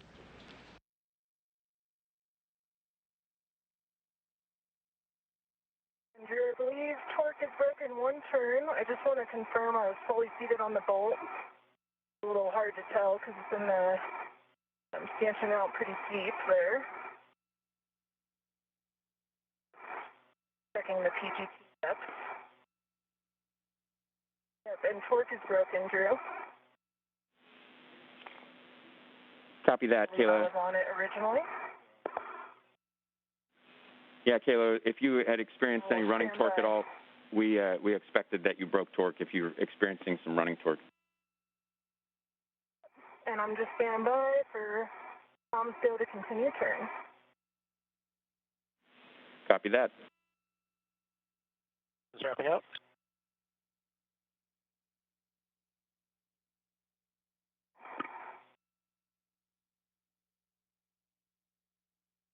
All right, Joe Gas is complete, and we are ready for maneuver to GCA to published P1 retrieval position.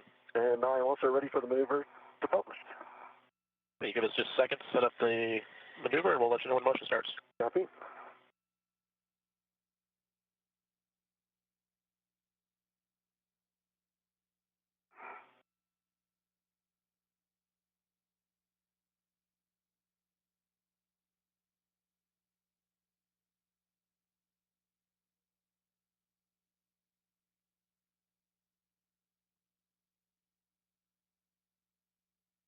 All right, Tom, there'll be 3 moves here. We're going to take you nadir, and then starboard, and then forward. Sounds good. And starting with 2 meters nadir. All right, Кейla, ready for the GCA? I'm ready.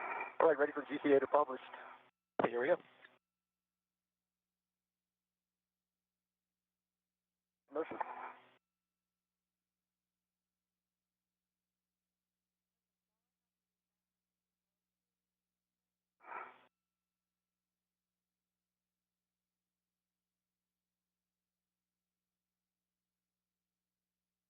And Tom, with the nighttime and the camera views, we don't have the best clearance of your head in the, so just obviously keep us informed.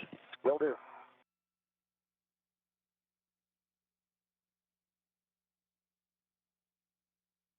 There's nadir left.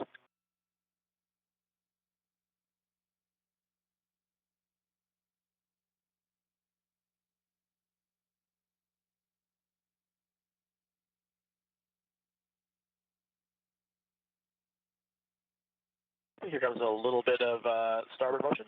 Copy. Motion. Okay, and then here comes a meter ISS forward. Copy. Yeah, sorry.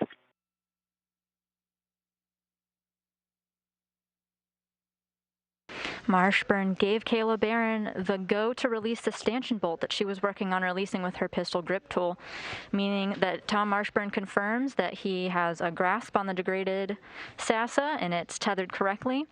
Meanwhile, the astronauts aboard the International Space Station gave a go that they are ready to move the robotic arm.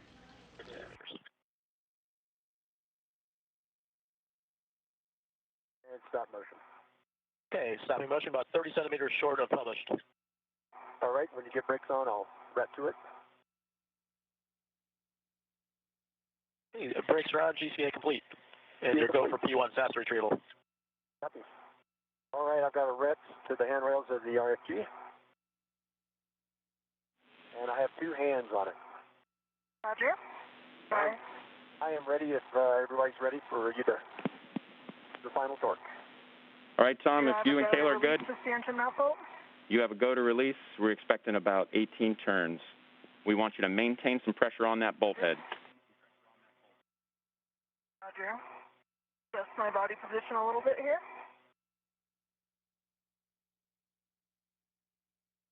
Starting turn.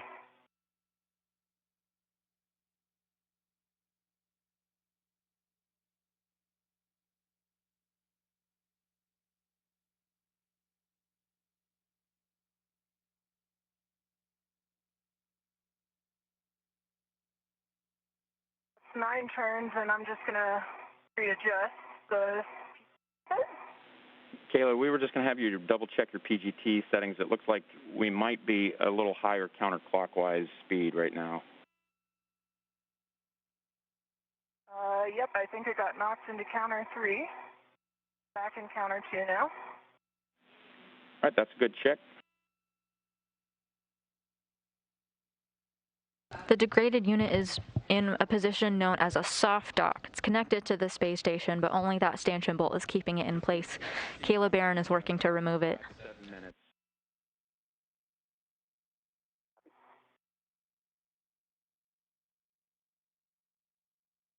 The next step in the procedures after this is accomplished is to move it over to the Express Logistics Carrier number 3 and temporarily stow it using a rigid tether that Кейla Bэрron had installed earlier in the spacewalk. Drew, could you say again total turns I'm looking for here? We're expecting about 18. Roger.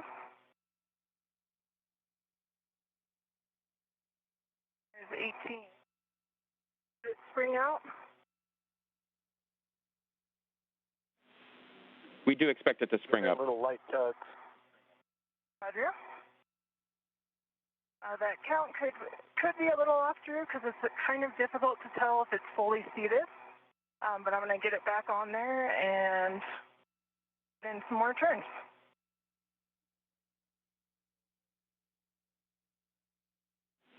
Yep, go ahead with some additional turns.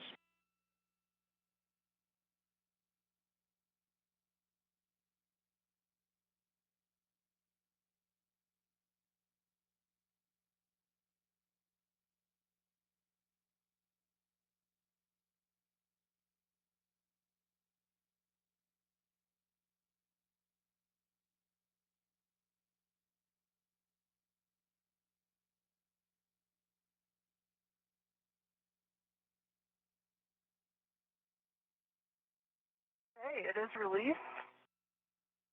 Keys removed. I'm going to stow that. And then give me a chance to just reposition myself, Tom. Okay. Just have light touch both hands.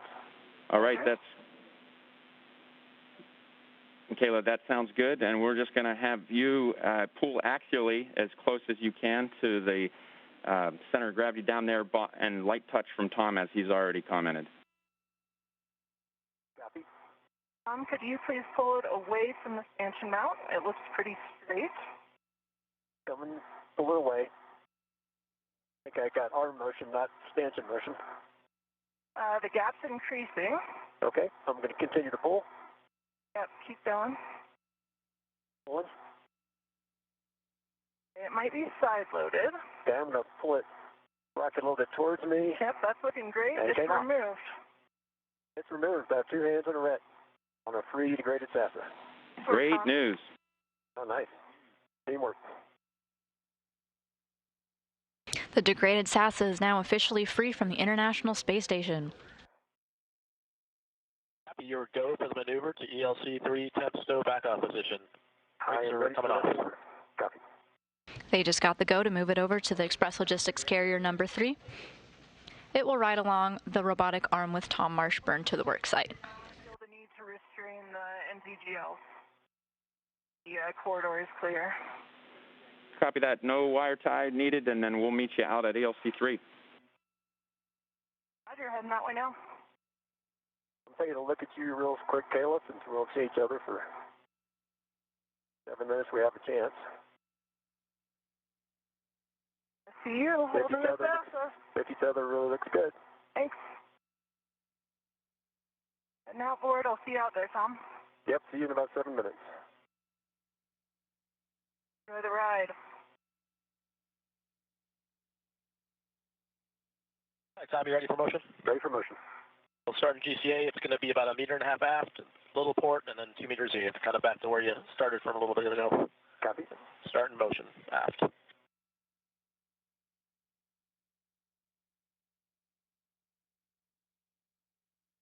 Good motion.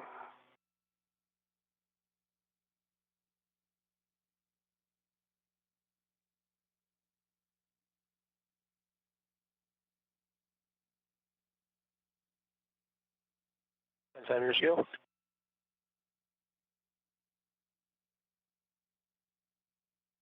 We're going to take you about 15 centimeters port. Copy. And then about 2 meters unit.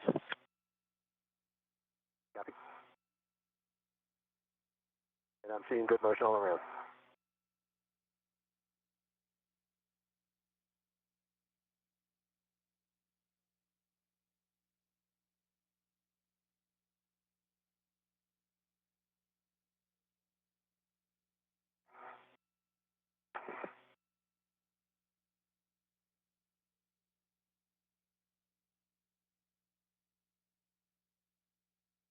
You're getting now the helmet camera views of NASA astronaut Кейла Бэррон as she translates back to the Express Logistics Carrier number 3.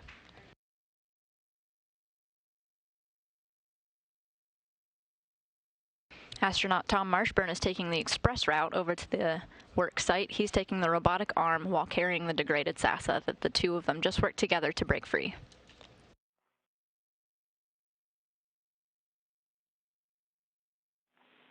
And guys, the sun will be coming up, and we're about 50 minutes ahead on the timeline. Roger.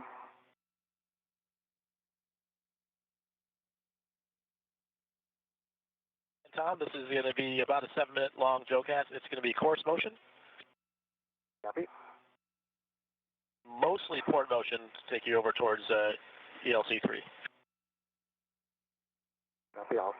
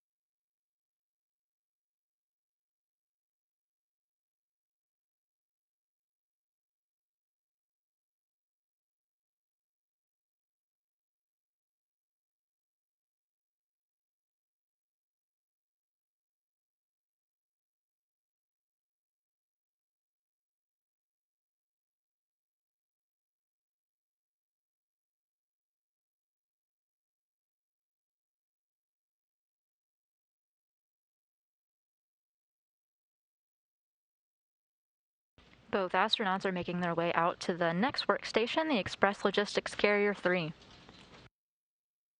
Their next task is to temporarily stow the degraded SASA. They're going to put it on a rigid tether that Кейла Бэррон had installed earlier. This task is expected to take about 25 minutes. However, our two spacewalking astronauts are making great time.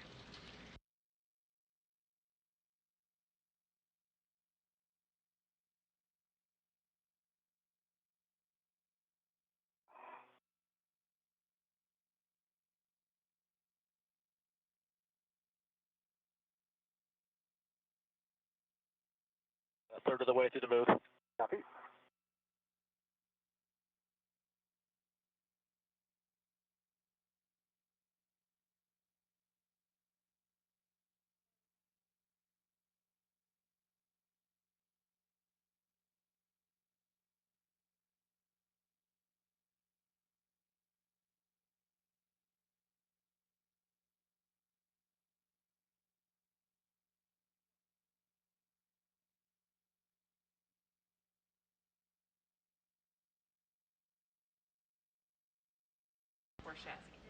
They reported that they're a third of the way over to the work site, and as they make their way over, I'm going to take a question from Twitter. We have a question from Shazzy, who asks, are they always connected to the ISS during spacewalk? That's a great question, and the answer is yes, they are always tethered to the space station. You may often hear the Capcom or the ground IV working with the astronauts working on tether configurations. For instance, earlier, Tom Marshbёrn had to get his tethers from the space station and onto the robotic arm. However, in the unlikely event that they become untethered, Marshbёrn and Bэрron both have SAFER units on. SAFER is a shorter way of saying Simplified Aid for EVA Rescue. If you're familiar with the jetpack, the SAFERs are not too far off.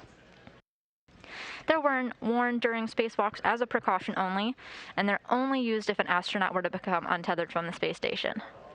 In this unlikely situation, the astronaut would use their SAFER to propel themselves back to the space station, just like a jetpack. I can see you there. Getting the side all nice and prepped.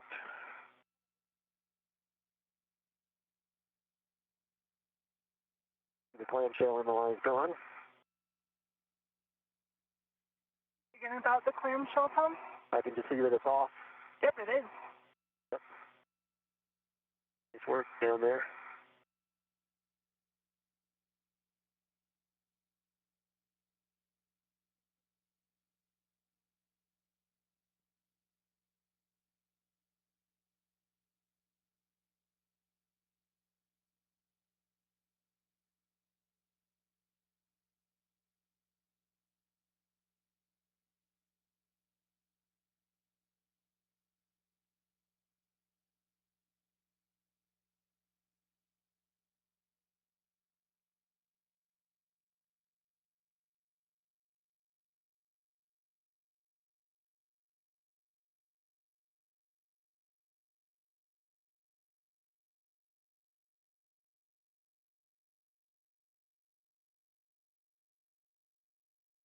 Coming in over your right shoulder.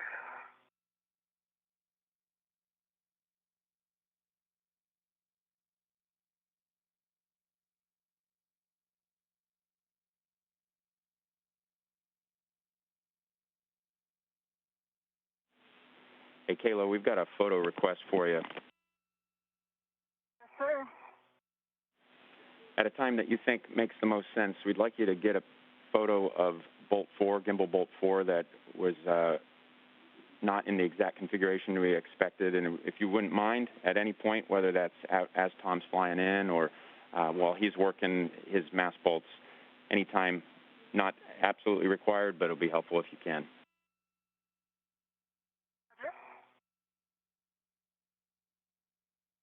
You just heard the voice of NASA astronaut Кейла Бэррон. It will be her first spacewalk, while Tom Marshbёrn is on his fifth. Marshburn's first 3 spacewalks took place over the course of the 15-day STS-127 mission back in 2009. The mission saw the delivery of the Japanese-built exposed facility and the experiment logistics module exposed section to the space station. The 4th spacewalk of his career occurred in 2013 when Marshbёrn worked with Chris Cassidy to mitigate an ammonia coolant leak.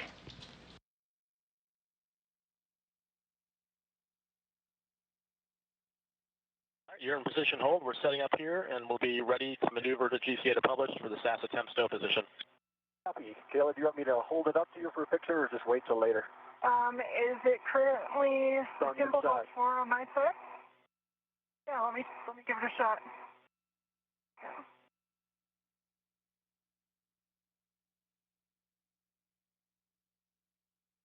Yes. And Tom, we're loaded up, so just let us know when you're ready. Okay. Ready for the GCA to publish? That means starting GCA will be about 2.5 meters later. Copy. Not sure if I got it there. I'm going to get a little closer to you right now. Good motion. Good motion.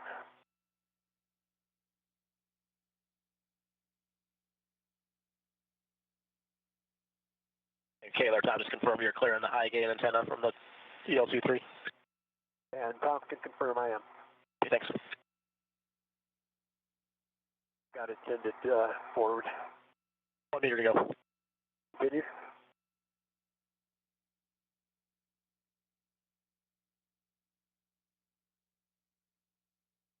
Stop motion.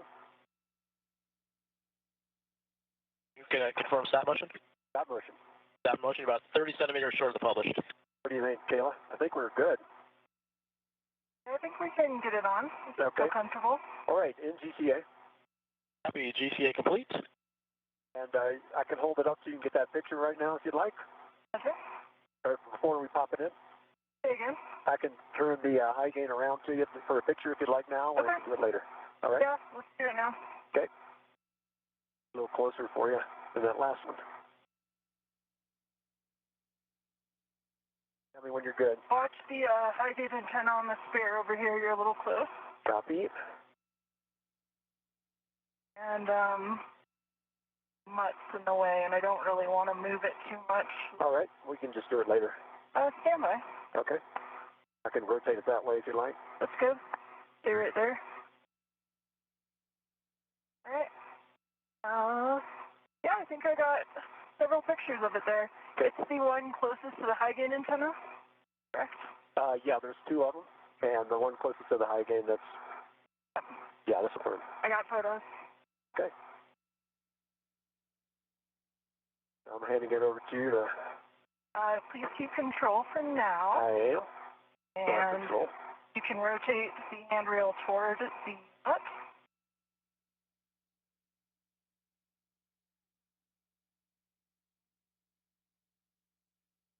And let's see. It'll lift this end up. Yeah.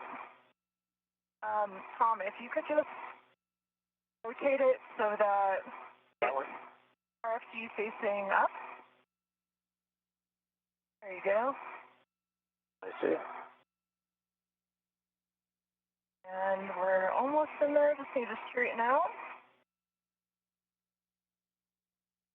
And if you could lift your end up. Work.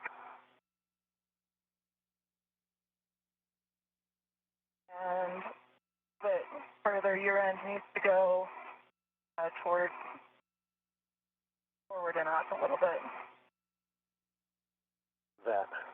That's looking pretty good. The jaws aren't fully, the pedals aren't fully popped out. There they go. And I'll lock them now. And let me put my ret on it. All right, I still have a hand on it, and a ret. Pleasure. All right, I've got an independent ret. It's a large, small ret from the handrail of the degraded SASA to the ELC3 grid, and paddles are jaws closed, paddles out, and locked. So you have to go to remove your ret, Tom. Copy. Feels really stable on there. And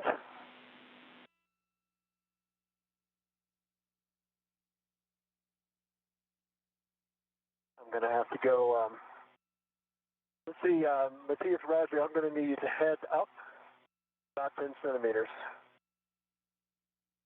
Okay, good clearance. The SASA is just above your helmet now, Tom. You may need to lean back. Stand by. The brakes are coming off, and you're in a body frame now, and you want 10 centimeters head up. Body frame, that's affirm. Project clearance and 10 centimeter heads up. Copy, starting motion. Motion. And stop motion. Stopping motion. Waiting for brakes on. You're hearing the voices of Tom Marshbёrn and Кейла Bэрrон, and as Tom communicates to the operators of the robotic arm, Matthias Maurer and his backup Rajachari, he's giving commands so he can hand off the degraded SASA to Кейла Bэрrон, who will work to stow the SASA on the express logistics carrier. Ready for the GCA to publish to the spare site. Be ready for...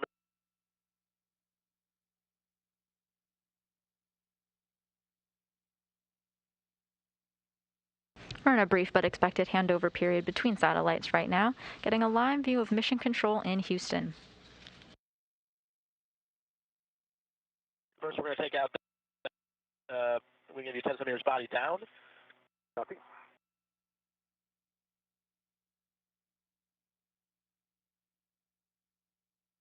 Good motion. Okay, next we're going to give you a meter body left. Copy.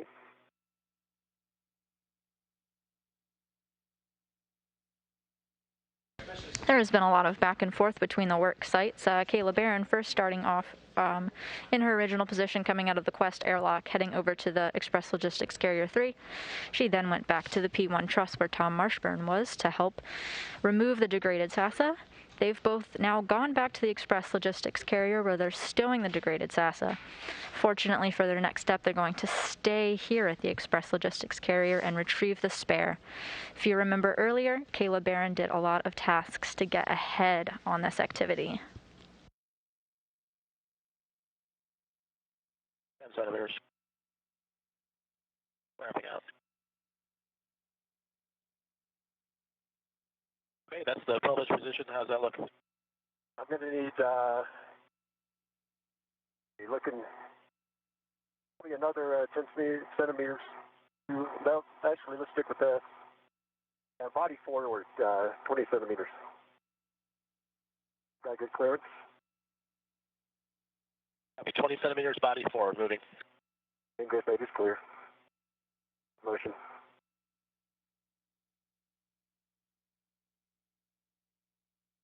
All right, there's 20 centimeters. It looks good. And then GCA. GCA complete. Brakes are on. Copy. Drew, I'm here at the site. I believe I got to get rid of these pit fins. Yeah, good words. Tom, I just wanted to give you guys a quick update. First of all, tremendous choreography right up to through this point. You guys right now are about an hour ahead of the timeline. The limited consumable is still MEDOX about 7 hours, so plenty of time. We would like to get a glove and hat check from both of you, and then, yes, we're going to start working the shirt and scarf.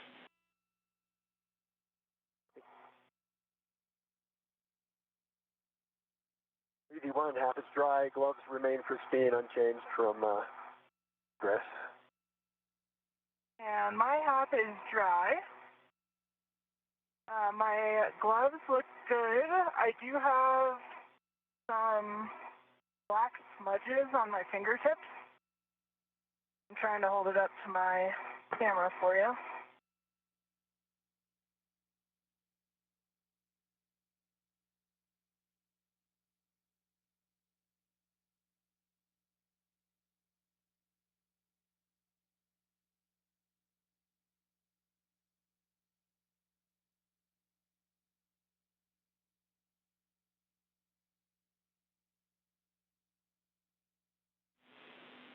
We're checking, Кейла. Seeing that? Okay. Got a good view.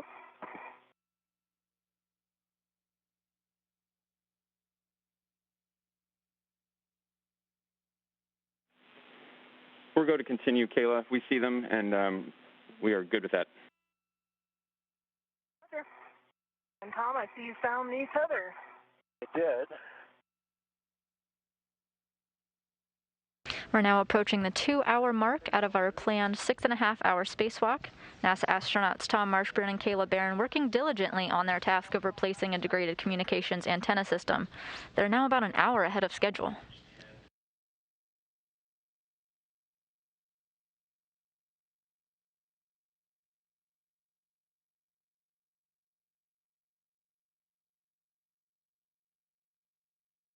The SASA, or S-band antenna subassembly, is used to transmit. I'm sure I can reach that. Is the shirt and scarf both tethered, Tom? No, the scarf is not. Okay. I see tether points over on your side. Looks like they're rotated from what we expected a bit. Okay. Do you want to pass the adjustable through to me? Yes, we can work that. I just can't. I got to be careful because I got the low gain antenna near me. Yeah. Might need a GCA to get to you. Just try kind of passing it, like let it float. Yeah. It might have a red on it, I think. Yeah. If you remove your red, I would probably be able to get it, Tom. Okay.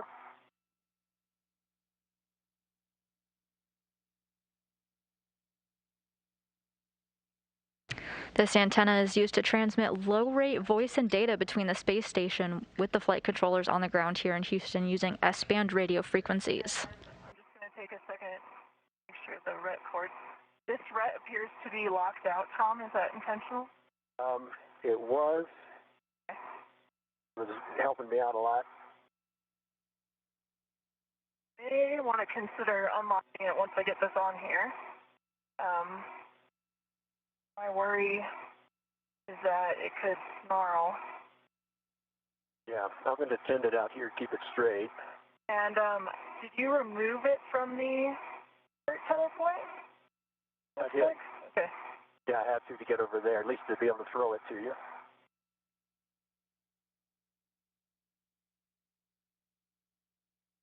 All right, stand by. I'm going to need to use hands probably. I can always GCA again to get in there.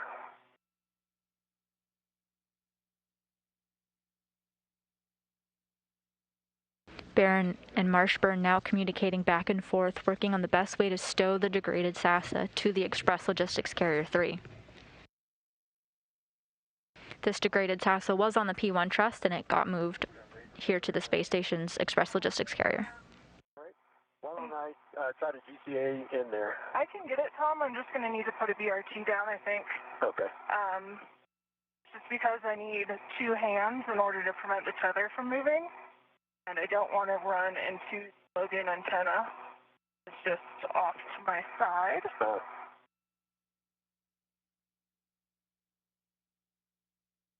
Okay, and if you could turn the tether back toward me, please.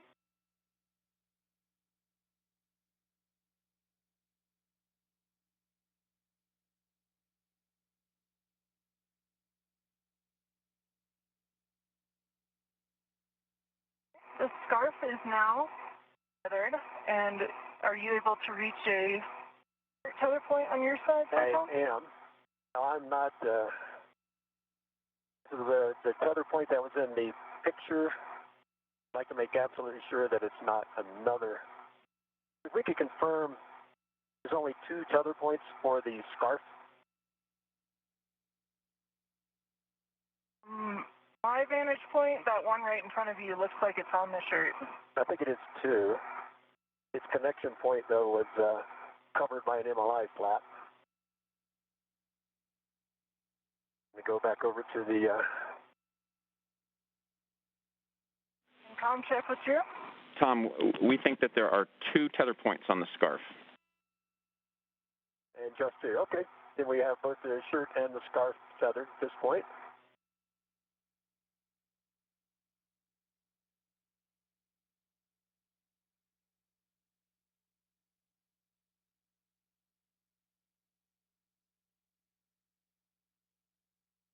Tom, if you could just stand by for 1 second. Copy. Not working against you. Because of the way the tether is now routed, we're just going to have to slide the scarf off the end of the high gain antenna. The shirt and scarf you hear them referring to is basically a thermal blanket covering the bulk of the communication system and its skinnier neck. Okay, there's some... You need to release the Velcro on your side, and then we'll just slide it off forward. And then it will be clear. Okay.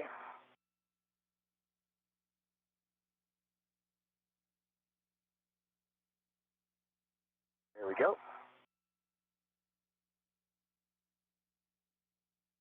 Clear, Tom? Not yet. There we go. Away.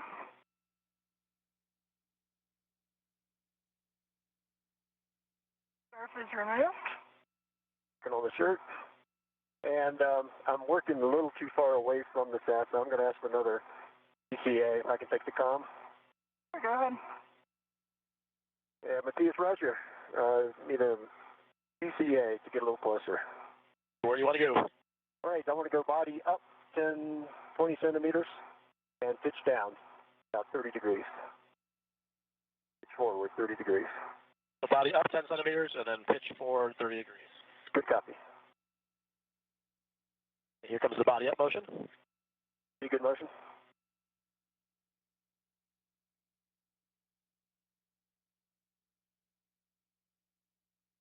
Oh, yeah, here comes pitch forward. And stand by. Standing by. Give me another 10 centimeters body up. Another 10 centimeters body up. Good Starting motion. Begin motion. And stop motion.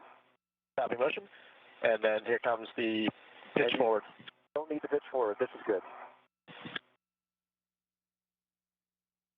So hold off on the pitch forward and end GCA. Stay complete. Brakes are on.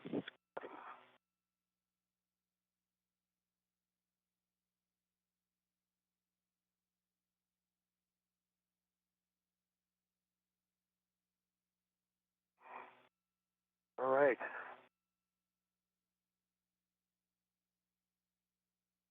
I'm going to pull the MLI away from you as you back out.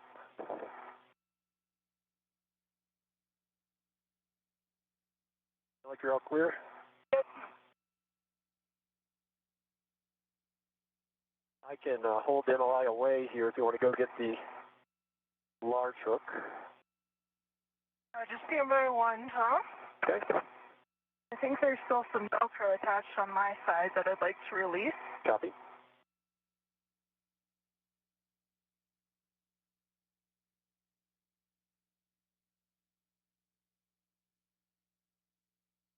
And I can ret to it. If you want me to hold it out of the way and you just move the large hook over. Yeah, that would work once you get it off. Okay.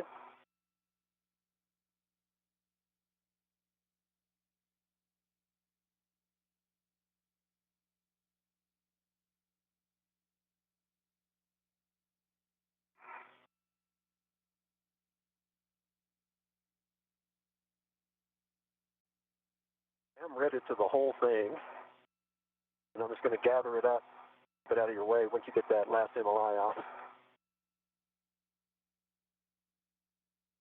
I understand how it's routed on this side, so I can get it out to you. And I think that was the last little piece there. Looks like it. Yeah, I've got a good hand on it. Before we sock in your workspace, if you want to move that over, and I am ready to it as well. 1 second to reconfigure things a bit over here. No worries.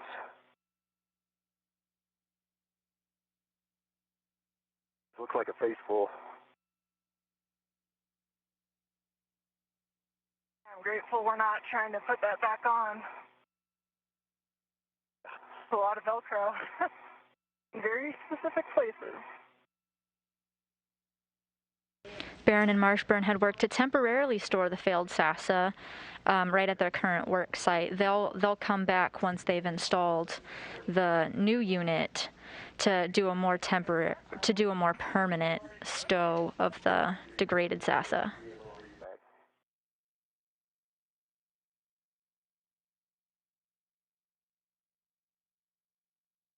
They're working on their first task to retrieve the spare SASA.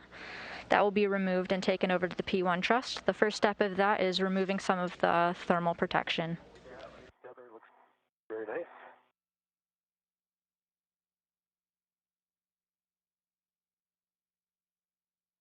Tom, I'm just going to take a second to put down my BRT.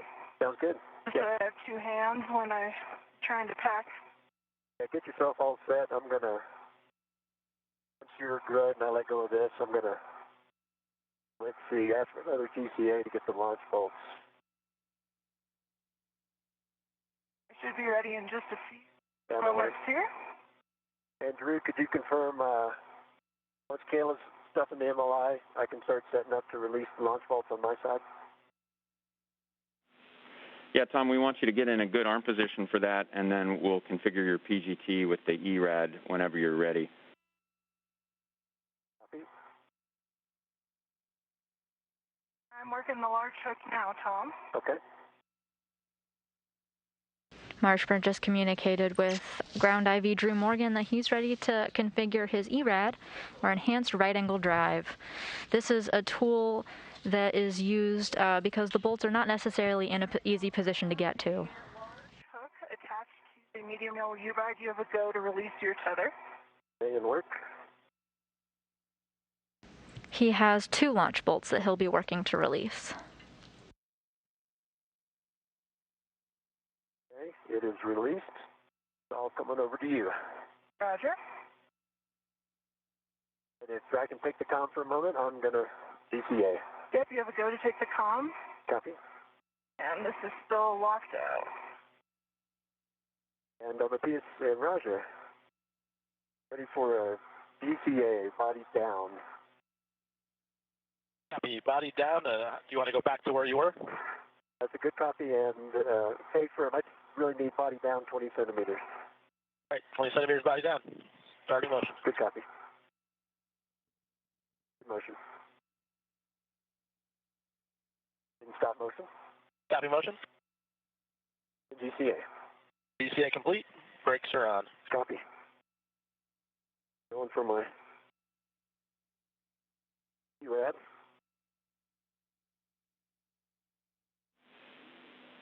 Copy, Tom, and understand that you're now in a good position. You can go ahead and configure your PGT. I'll give you settings when you're all set up. Okay, copy. I'm getting out my URAD right now.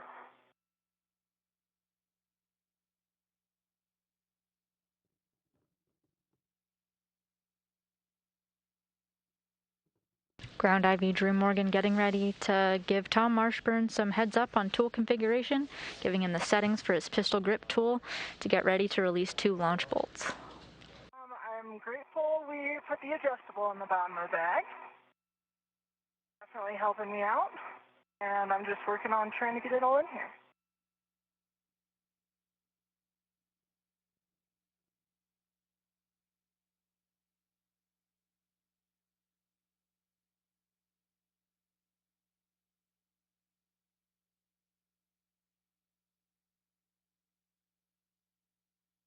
NASA astronaut Кейла Бэррон worked slightly ahead of time.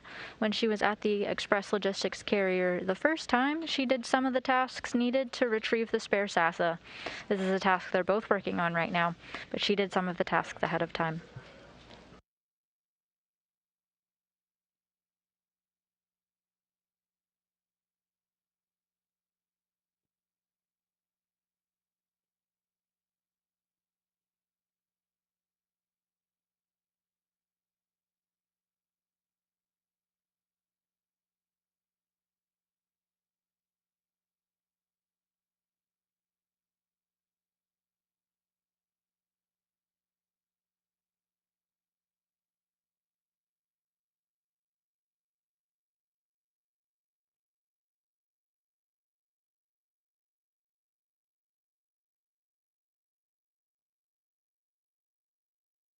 My 6-inch wobble is on my pin in my right adjustable with a good full test.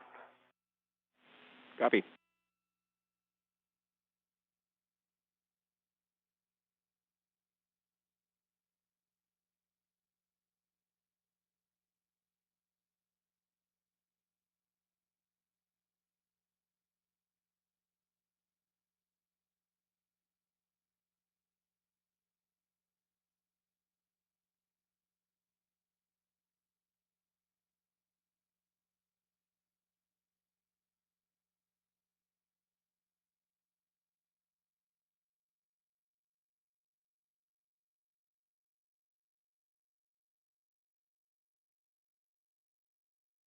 The S-band antenna subassembly, or SASA, went down last September with a failed return link. This means that Mission Control was able to send data up to the space station, but the antenna lost its ability to send signals back to Earth through NASA's Tracking and Data Relay satellite system. Because the space station has so many built-in redundancies, we are still able to communicate with the International Space Station from the ground, even without the SASA. The station also has high-rate Ku-band uplink and downlink capability that relays video, and the station has other low-rate S-band systems as well.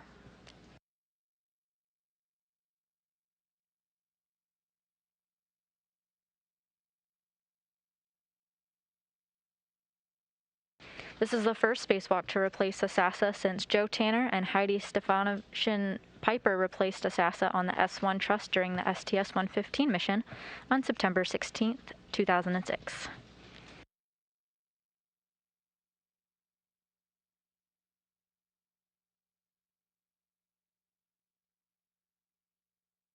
And they rise on my PGT with a good full test. Copy, Tom. We're going to configure your PGT to Bravo 4 counterclockwise, too. As Tom Marshbёrn gets his tools set up, you can see views of the Earth peeking through the right side of your screen. The International Space Station just is crossing over the ocean at the moment, right off the coast of Brazil. And I've got the shirt and scarf sewed in the medium ORU bag. That adjustable across the bottom was a game changer, so excellent suggestion, Tom. Awesome.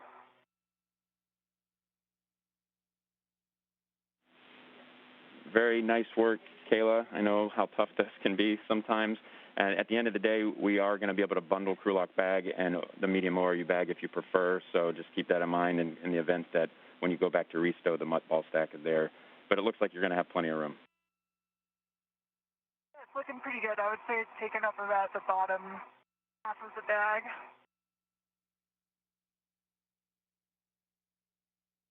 Andrew, say again, settings. I'm in Bravo. Bravo 4, counterclockwise 2.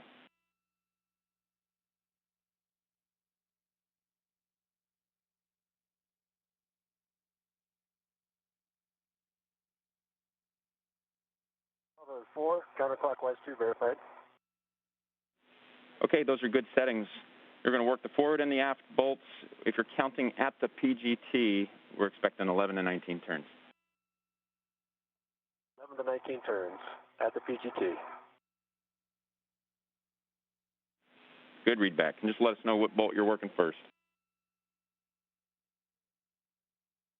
All right, I'm working the nadir bolt on my side, on the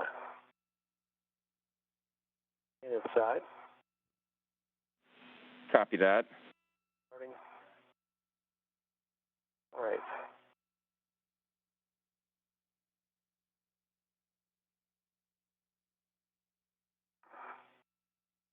NASA astronaut Tom Marshbёrn now working to release 2 launch bolts. This was an activity he was originally going to do with Кейла Бэррон. However, she was able to get the launch bolts off earlier in the spacewalk. She's getting ready to work on some mast bolts.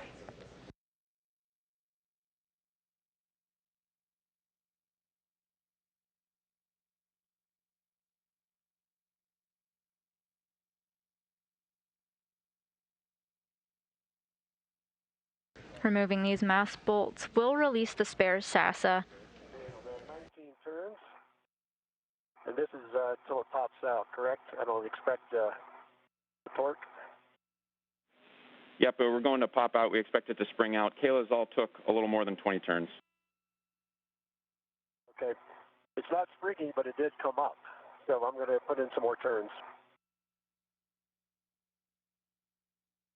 And I've been working on getting in a good position for the fast bolts. I've got Bravo 2, counterclockwise 2 steps. I'll stand by for go to drive those. Those are good settings, Kayla. It's advantageous that Кейла Бэррон got to work on releasing her launch bolts ahead of time. As it turns out, it took one more turn than expected on the pistol grip tool. The ground IV Drew Morgan was able to communicate that with Tom Marshbёrn, who's working on his now. Cool. And copy 5.5 to 9 turns. And Drew, the nadir bolt on the zenith side is out in springing. It was 24 turns. Torque was 8, maximum torque.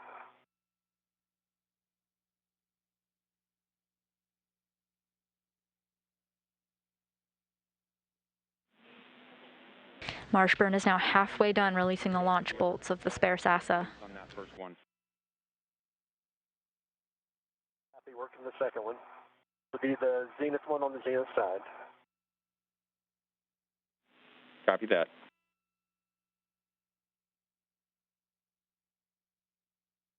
The forward zenith fast bolt is released, and that was 9 turns. Copy, 9 turns on the zenith. Bэрron confirming that she is halfway done undoing the 2 mast bolts that she has, while Tom Marshbёrn has released one of the 2 launch bolts that he's working on.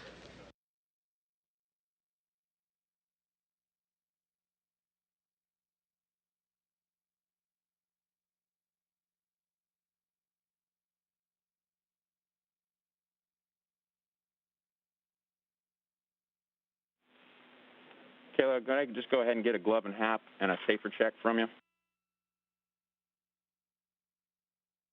I can tell you now my half is dry. I'm going to wait on gloves and safer until after the bolt because I'm already in a good position with my hands full.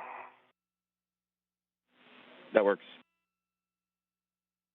And, all right. And Drew, that was 44 turns. Popped out. And 10 was the highest work there. Okay, copy that, Tom. And so now you can stow the ERAD, reconfigure your PGT, just give us those pool tests. Copy. And then ultimately you'll put that PGT away, and then we'll go through your checklist before we have you get in position to grasp the spare SASA. Copy. Tom Marshbёrn confirming that he has finished releasing the 2 launch bolts that he was working on the spare SASA. He got direction from his ground IV, Drew Morgan, who gave him the direction to configure his tools and ultimately stow them away.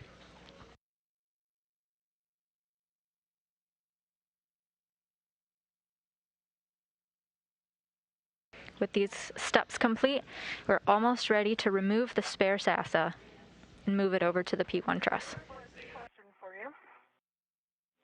Go ahead. Looks like on the plates that the RFG is mounted to, on the opposite side of the RFG, there's an MLI, a piece of MLI. Is that supposed to be there, or was that supposed to be removed?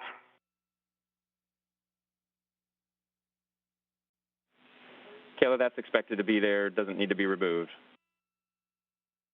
Okay. Confirming. One area of the Velcro got removed. I pulled it off inadvertently, thinking it was part of the other MLI, but it's reinstalled. Nope, but good check.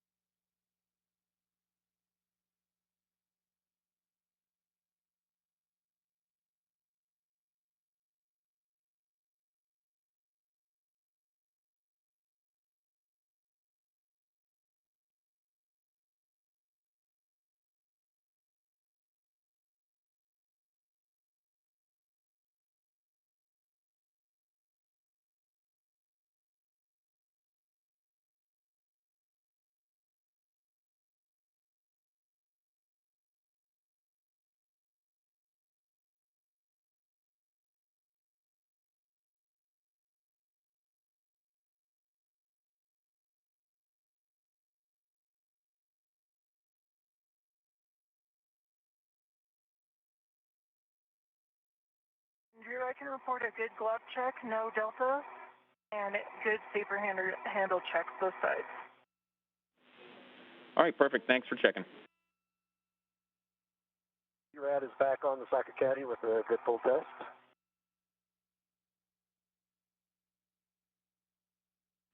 Copy that, Tom.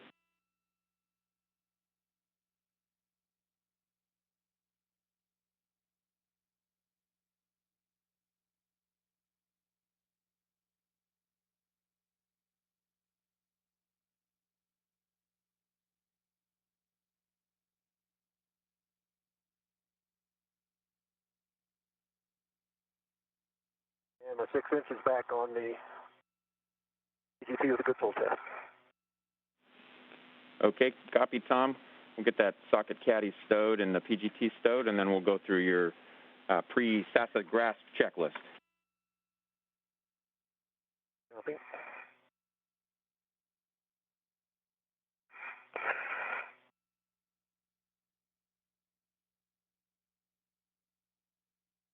Do need to clean up my crew lock bag just a second for the trip home. Back.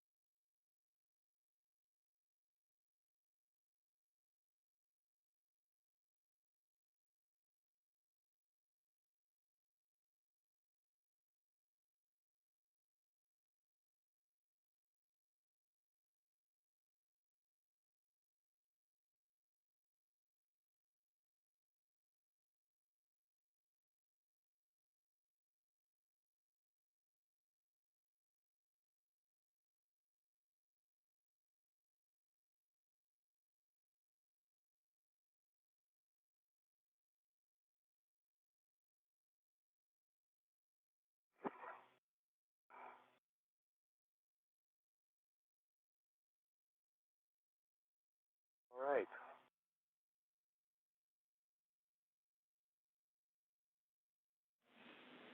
All right, looks like you got everything put away there, Tom. Back is in a good position.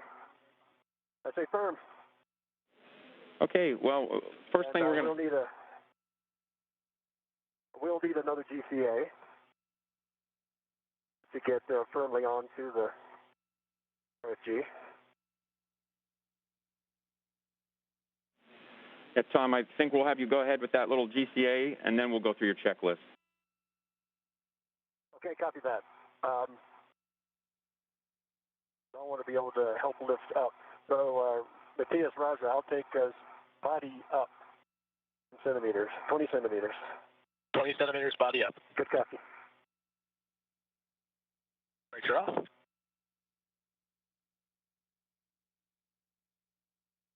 Starting motion, body up. Motion. You need stop motion.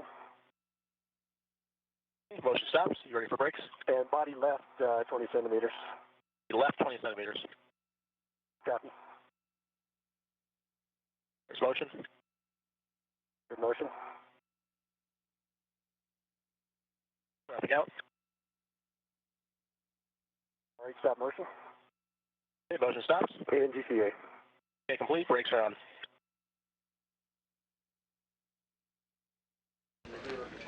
I just want to get maximum leverage.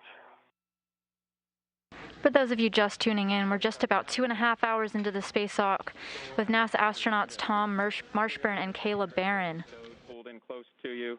Adjust your visor as you need to. Sunset will be coming. It's Кейla Bэрron's first spacewalk of her career, and the duo is working to replace a faulty S-band antenna subassembly, or SASA, with a spare already aboard the station. Copy that. Clear. Others are clear. And then if you just, if your heaters are set and your cooling is good, then you can go ahead and ret to the handrail there. Complete.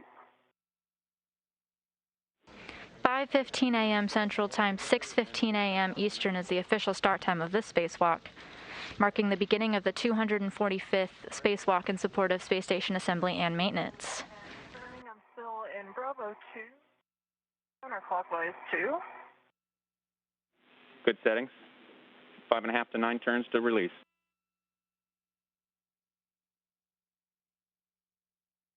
Up here a little bit further.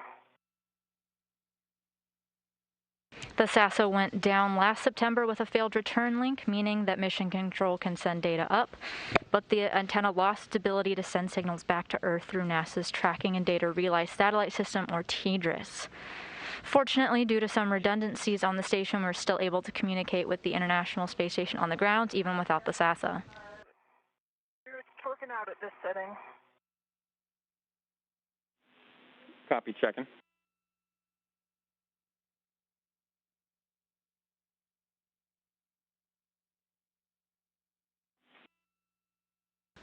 We found out about this faulty system back in mid-September, and it was actually really advantageous for us because it meant Кейла Бэррон and Tom Marshbёrn hadn't launched to the space station yet.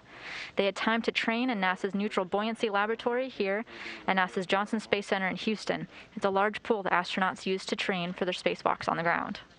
Current setting is Bravo 7? Negative. Bravo 2. Bravo 2, okay.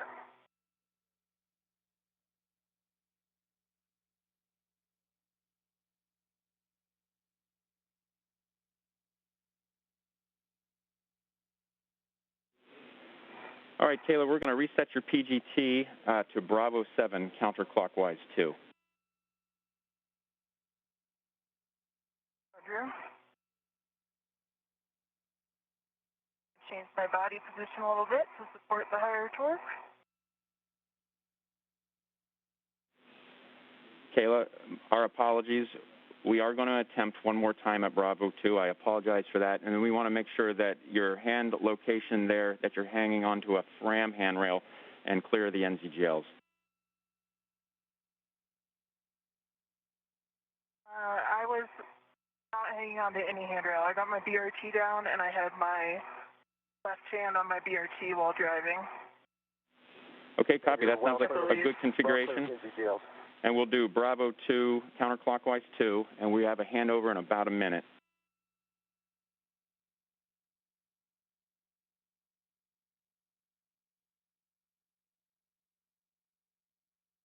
Turn.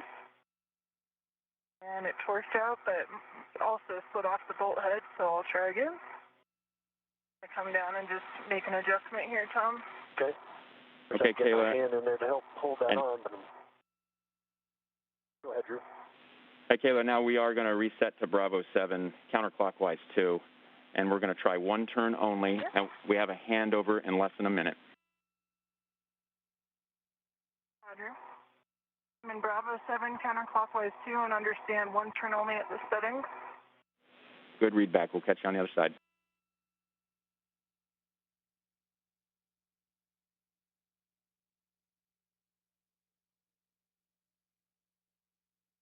Need to move my BRT. Okay. I can hold your PGT if you want. That's all right.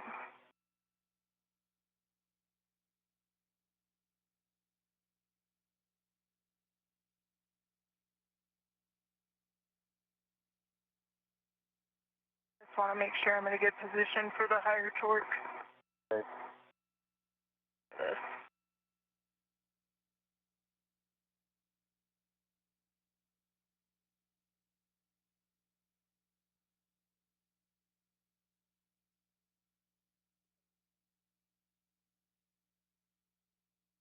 The spacewalkers here so far are about an hour ahead of schedule. So far, they've completed tasks like getting the degraded SASA, removing it from the P1 truss, and moving it over to the Express Logistics Carrier number 3. They've temporarily stowed it using a rigid tether that Кейла Бэррон had installed earlier during the spacewalk. They're both now back at the Express Logistics Carrier 3 to remove the spare SASA. And also not touch the FG at all. Okay, guys, we're back with you after the handover. How'd we do? It looks like about one turn to me. What do you think, Tom? I saw some movement there. Yeah. Yeah, it's there we go. torque is broken. Definitely broken, yep. Still had to reposition, but looks like we got a good turn on it. Okay, Кейla, we're back with you, and we're going to reset now to Bravo 2 counterclockwise 2. Bravo 2 counterclockwise 2 is set. Fortunately, when the SASA went down back in September, a spare was already aboard the International Space Station on the Express Logistics carrier. A new part did not have to be launched to them. 10 turns.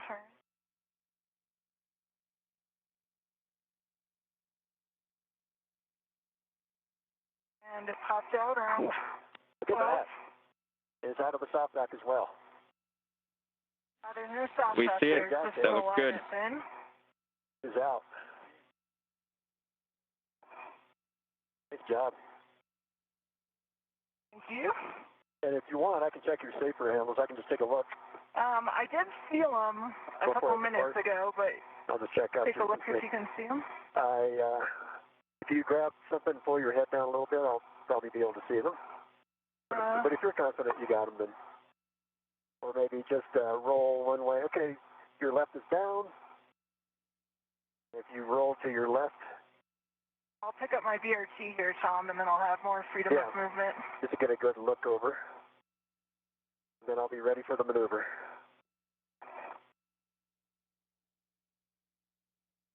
I'm going to press your PGT a little closer to you so it doesn't hang on anything.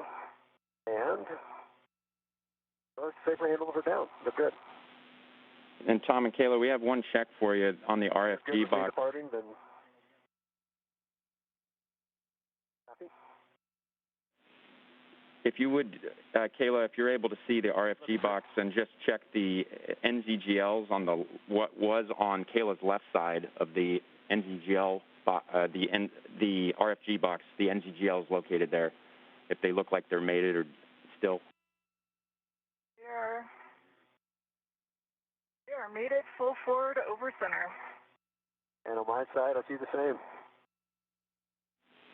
All right, those are good checks.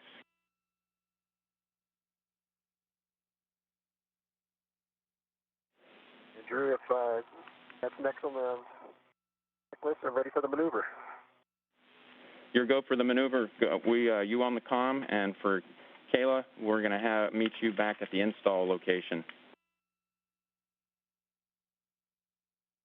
You're heading that way now? Hey, Matthias, Roger, ready for the maneuver. Sounds good, Tom. We're going to undo what we did here with some of the GCA first. So we're going to take you right, down, and then aft, and then we'll set up the manual back-off maneuver. So taking you 20 centimeters body right first. Okay, copy. Sorry, I'm going to take your body out first, aft. Body out. Spacewalking astronauts Кейла Бэррон and Tom Marshbёrn have just finished retrieving the spare SASA from the Express Logistics carrier. Wrap it out. Bэрron will now make her way back to the P1 SASA worksite. Motion. Okay, and then 20 centimeters body down.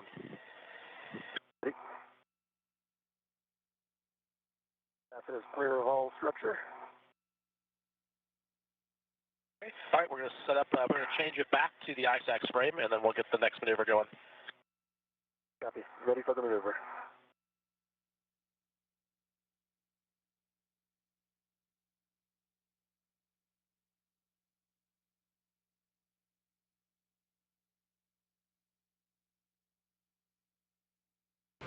NASA astronaut Tom Marshbёrn will be the one that will take the spare SASA over to the P1 truss. Fortunately, he's got a ride with him. He's going to be taking the robotic arm under the direction of NASA astronaut Matthias Maurer and his backup Rajachari.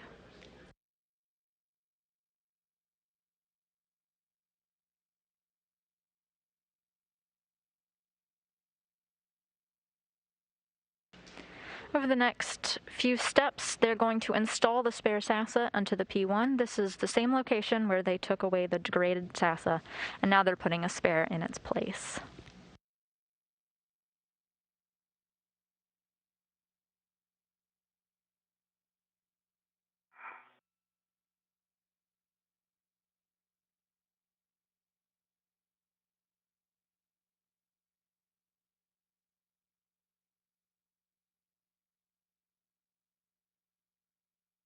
Everything from here on out will pretty much be the steps of removing the degraded SASA in reverse. This involves NASA astronaut Кейла Бэррон mating some cables. About 3 meters zenith motion. Copy.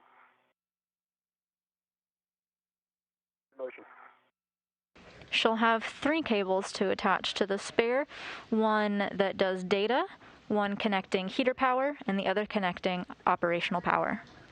And up to the zenith edge of the truss right now. Copy. 1 meter to go. On your screen now are live views of Tom Marshbёrn moving on the robotic arm of the International Space Station carrying the spare NASA.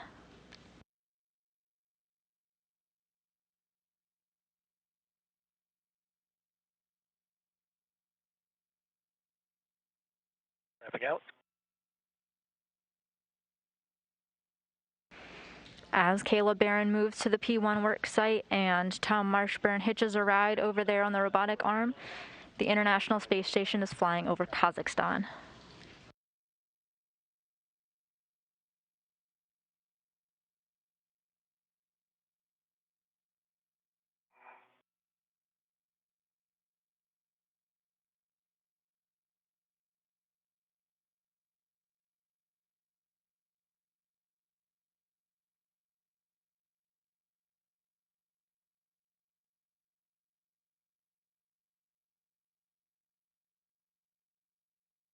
See ya, Kayla, back to almost at the FPMU. Tom, here comes the joke ass, about 7 minutes long. It's going to take you back, mostly starboard, back to a place you've been before. Ready.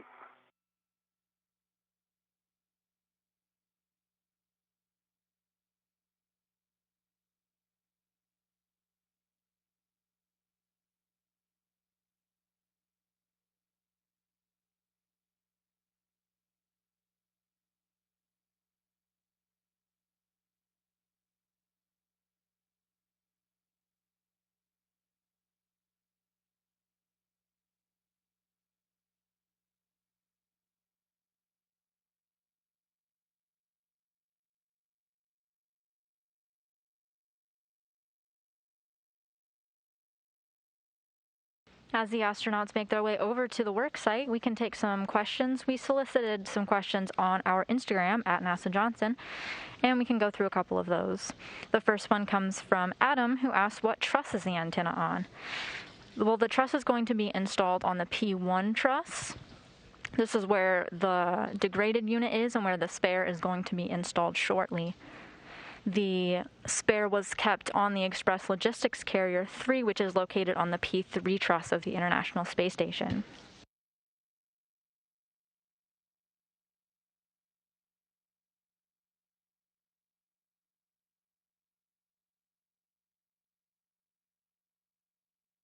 Another Instagram user asks, does one feel the colds from the outside and the heat from the sun? This is referring to when we're in an orbital nighttime and daytime. There's fluctuations in temperature. It's true that they can feel the difference, and they take precautions like lowering and rising their visor, as you may have heard Ground IV Drew Morgan talking about or advising them to do. They also have mechanisms built into their spacesuits. They wear garments underneath to help with temperature regulation, and the suits themselves are designed to keep the astronauts at a stable temperature. How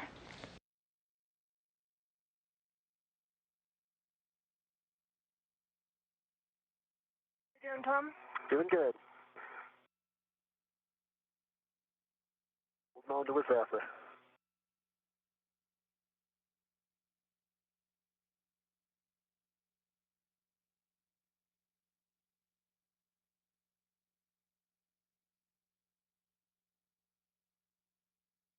Another Instagram user asks, what is on your pre-spacewalk playlist?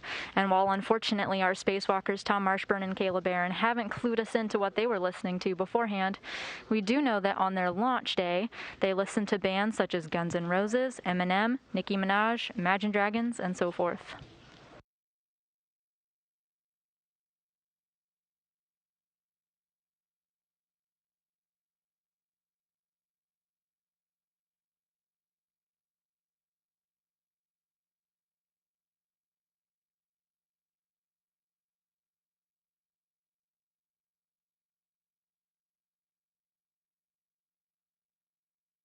We've got another question from Instagram user Fiona Daly, who wants to know, how long is the spacewalk?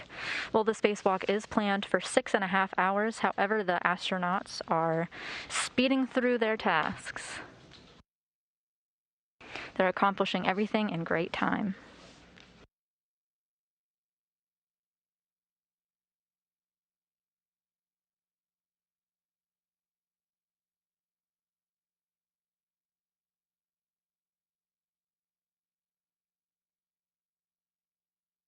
Another user asked, how much time does it take to prepare for a spacewalk? We talked about the advantage that Tom Marshbёrn and Кейла Bэрrон had to find out that the degraded unit had happened before they left the ground so they could train into the neutral buoyancy laboratory. For the stanchion, and I got myself a pretty good mounting. However, the crew did get to prep while in orbit.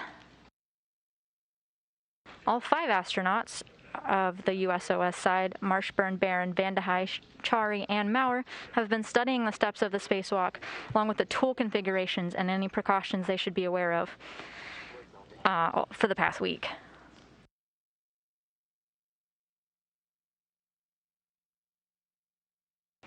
Bэрron and Marshbёrn specifically, our spacewalkers today, prepared the equipment lock in the days leading up to today's spacewalk, doing tasks like getting their checklists and drinking water ready and inspecting each of their tools. This is all part of some preparations they did before the spacewalk. It also included some onboard verification fit checks where they tried on their spacesuits and made sure that they're comfortable and easy to move around.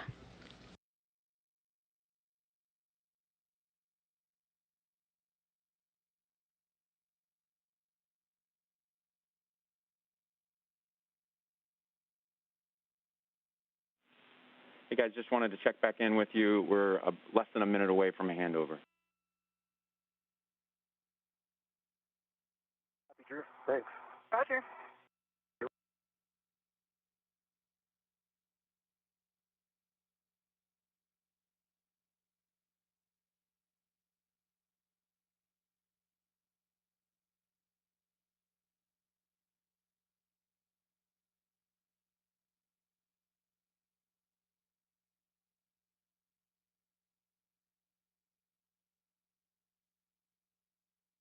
One Instagram user wants to know how the spacewalk was practiced on Earth. We briefly mentioned the neutral buoyancy laboratory. Inside this giant pool is a giant mock-up of the International Space Station. To scale, the astronauts have a chance to go fully suited underwater in an environment that simulates the environment of space. See coming in my peripheral vision? I am.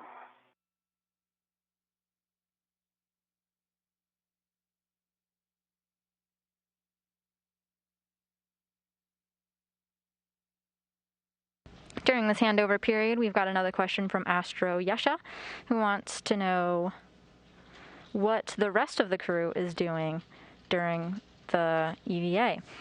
That's a great question. We've got Matthias Maurer from the European Space Agency. He's inside the International Space Station controlling the robotic arm that Tom Marshbёrn has been taking to and from his work sites. Raja Chari is alongside him, kind of serving as his backup.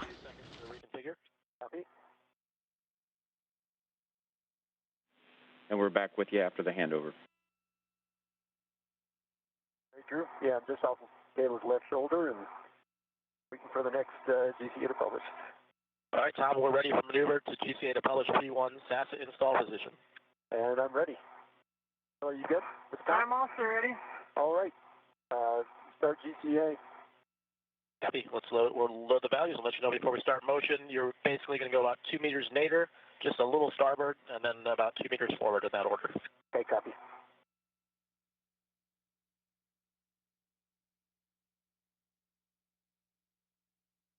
We still got the comm. Sorry, early call. And here comes 2 meters nadir motion. All right, starting GCA to published. And with the night and the camera views, we can't really clear your head very well, so just kind of keep an eye on that, please. I have a good view of the EV1 side. And I do as well. In good motion.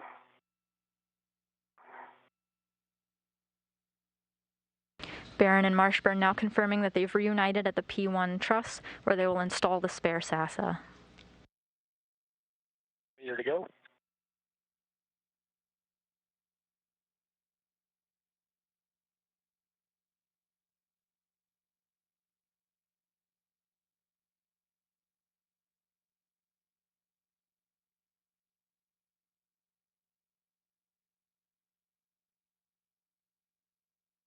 Centimeters.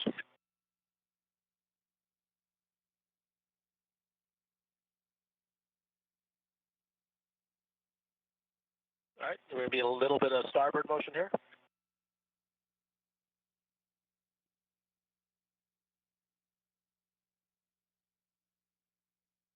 Centimeters to go.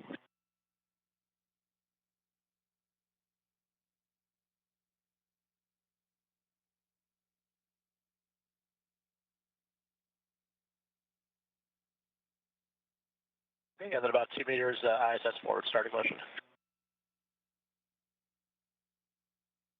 Good motion forward. See good motion.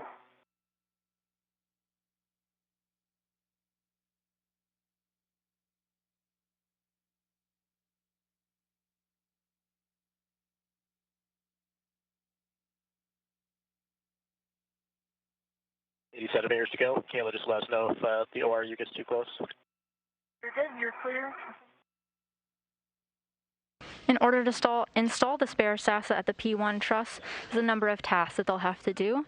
Кейла Бэррон will work to mate the cables for data, heater power, and operational power. Tom Marshbёrn will work to loosen the gimbals. If you recall earlier in an EVA, he had installed these to keep the SASA in the locked position. Continue to publish. It seems like we're close.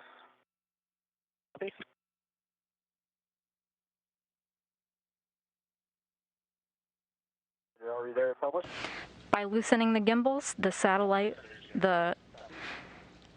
SASA unit will have the ability to track satellites again. Wrapping out. All right, there's the published position. How's that look? Good to me. Yeah, me too. It's GCA. GCA complete. Brakes are on, and you are go for P1 SASA install. Roger. All right. We need to go a little bit away from the bracket. A little bit aft. A little bit aft.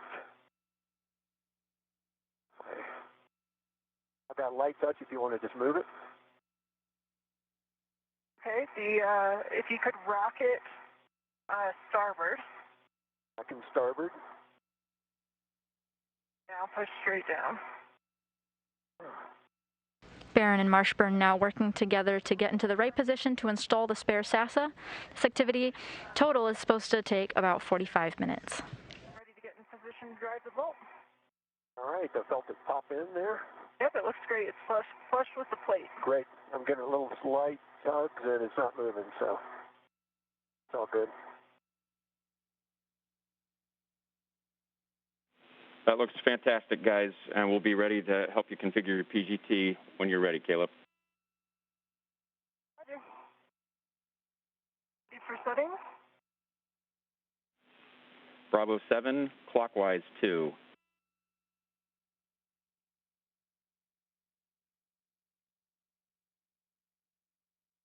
Earlier during the spacewalk,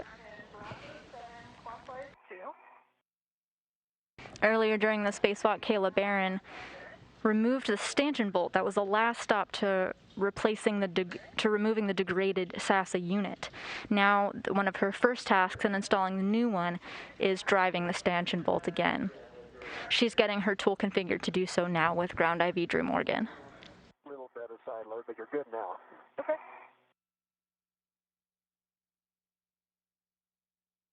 It popped right back in again, looks like. It's good now. Kayla, we're expecting 17 to 18 and a half turns, and we'll take your torque turn and light. Roger. Starting turn.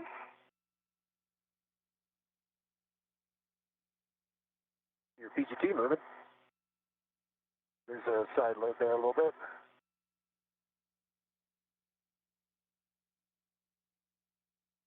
You're getting a live view now of NASA astronaut Кейла Бэррон driving the stanchion mount bolts. Meanwhile, off-screen, Tom Marshbёrn is holding the NASA in place attached to the robotic arm. Work my way back down a little bit more. Looks like PGT's going in.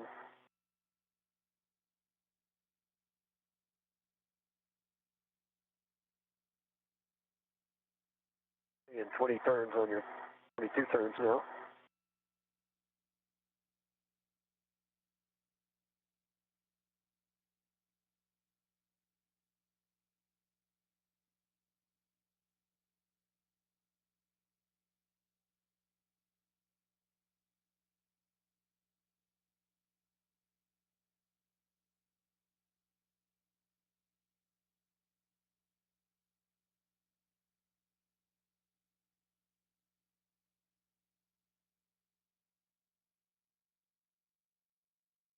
How's it working? Yeah, it's still driving. I think, There's as you torque, there seems to be an increased side load.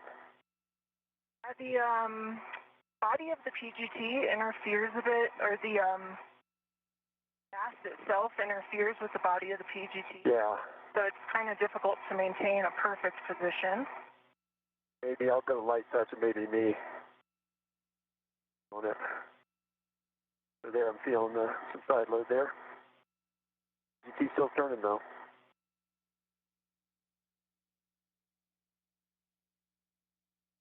I'll push against, see if I can relieve that counteract the side load.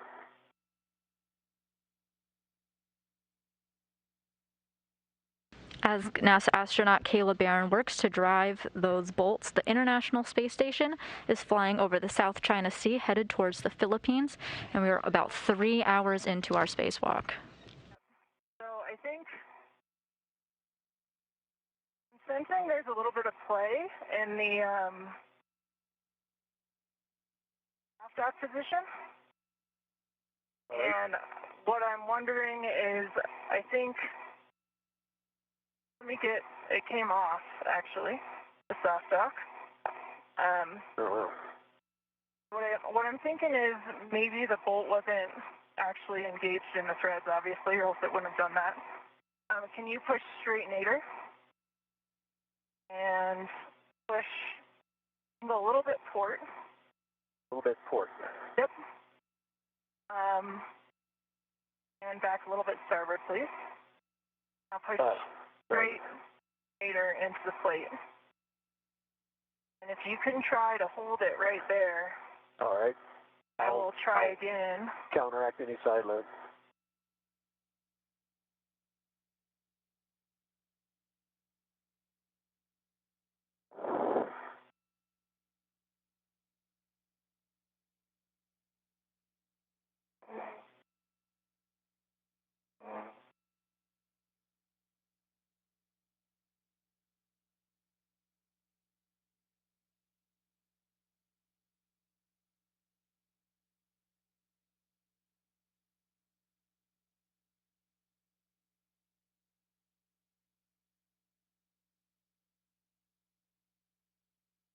And that was 17 turns.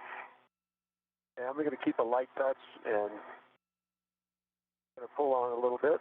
Can I finish my call real quick? Oh, sorry. Yeah. 17 turns, green light, 26 foot-pounds. In that time, I was actually able to see the bolts drop in depth, so I believe it's fully engaged, Tom. Okay, great. But you're welcome to give it a little wiggle to confirm for yourself. Sorry to on your call. Okay.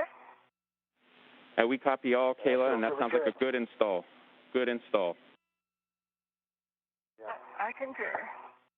She looks good. Okay, great work. My ret. Great work. Yes, Tom, you can remove your ret, and Кейla, we're going to have you start to work the cables. Roger. NASA astronaut Drew Morgan, serving as our ground IV today, just gave the go for Кейla Bэрrон to start working on the cables of the spare NASA. clear, and then you can work with Raja and Matthias to move to the spare gimbal lock back off position. All right. Thanks, Drew. When she was removing the degraded unit. Out of the way, I've got good clearance all around. Ready for the maneuver. Copy, nice job wagging that thing down, and copy you are go for maneuver to spare gimbal lock off, back off position. Give us a second to set up, and we'll get you moving. Some kind words from Rajachari there. Got her. Thanks, off. When removing the degraded SASA unit, Кейла Бэррон had disconnected 3 cables to free the degraded SASA in preparation to move it to the express logistics carrier. And now that the spare is in its place, she'll work to reconnect these 3 cables, powering data, heater power, and operational power to the spare SASA.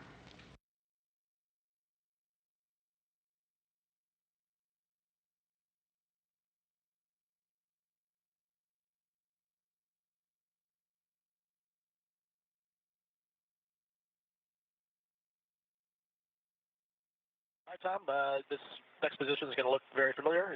We'll take your aft, just a little port, and then zenith. And starting with 2 meters aft.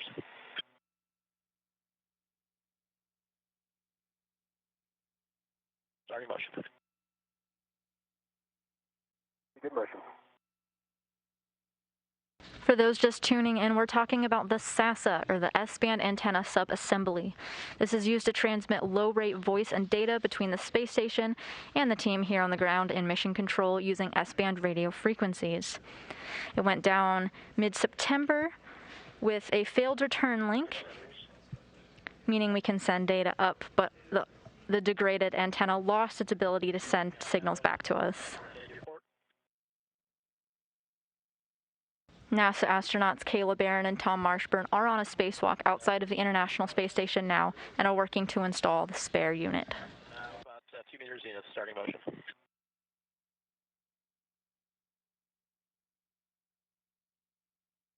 Good motion.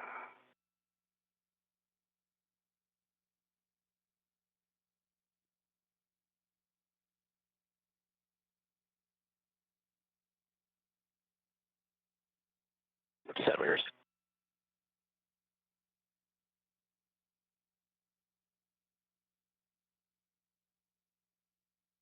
Out. He's setting up for another Joe cast. That's be about 4.5 minutes long. Is GCA complete? GCA is complete.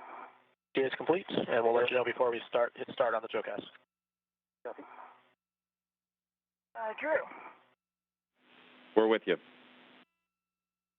I have 4 in my hand, and I'm ready to mate to J4. The lever is full aft over center with 6 ins, no FOD, good EMI band. Go to mate. Roger, go to mate.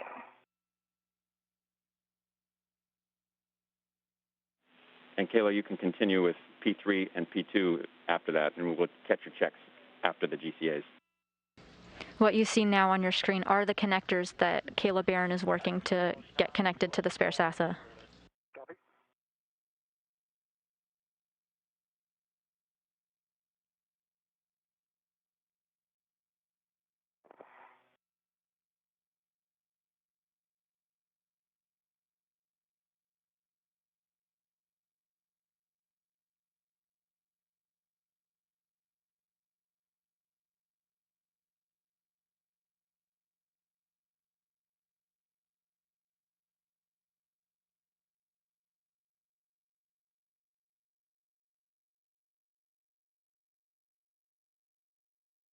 I'm seeing good motion.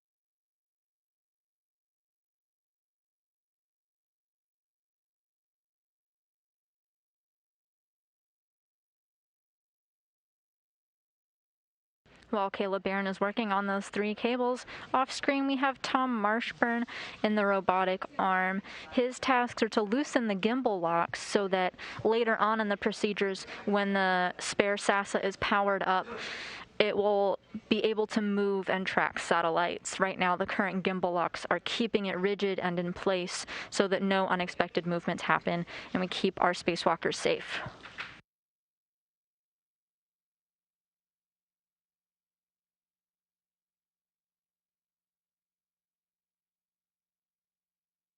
Two-thirds of the way through.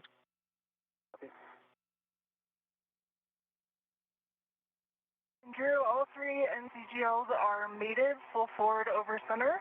All had good pins, no FOD, good EMI bands prior to mate. Copy, Kayla. Great work. We are done with those 3 connectors. Those are good checks. The next thing we're going to have you do is we want you to move your green hook outboard 2 handrails to 3624, 3624 in preparation for get-aheads. Roger, move green hook to 3624.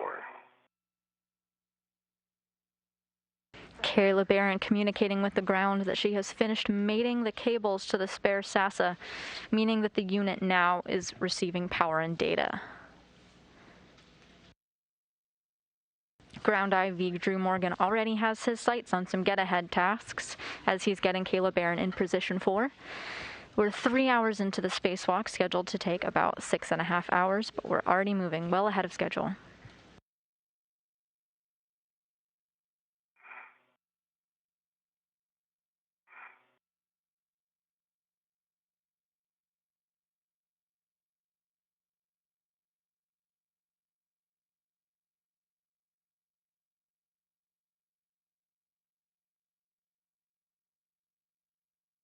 Wrapping out.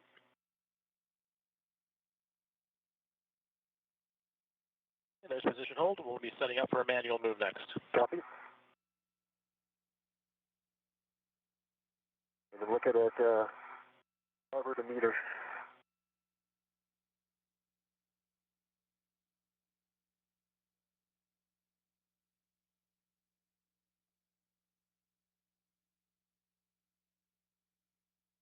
I'm ready for the GCA to publish whenever you are. I just load the values. Copy.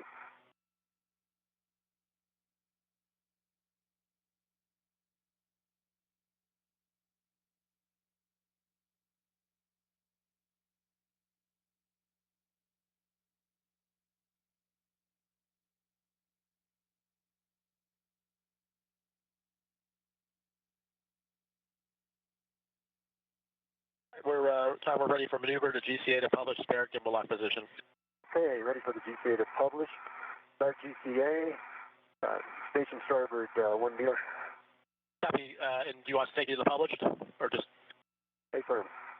So it's going to be about 1 meter starboard and then 1.5 meters aft, starting the starboard motion first. All sounds good. Got my green hook up. I'm moving over to 3624, and I'll head out to meet you, Tom. Copy. All good motion, Roger.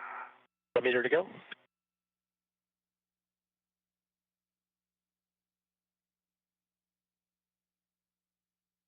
Motion.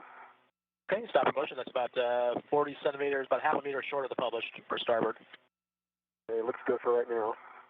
All right, we'll give you about 1.5 meters aft then. Sounds good.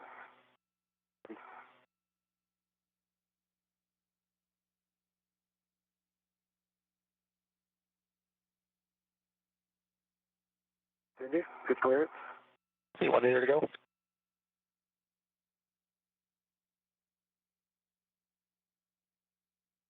Continue. Continue. Yes.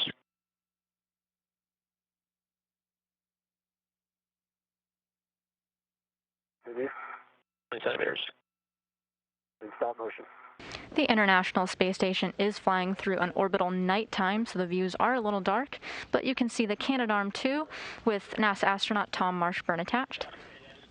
You're a little closer than original, so just make sure you've watched clearance as we slide to starboard. Okay, good clearance. He's in communication with NASA astronaut Raj Achari.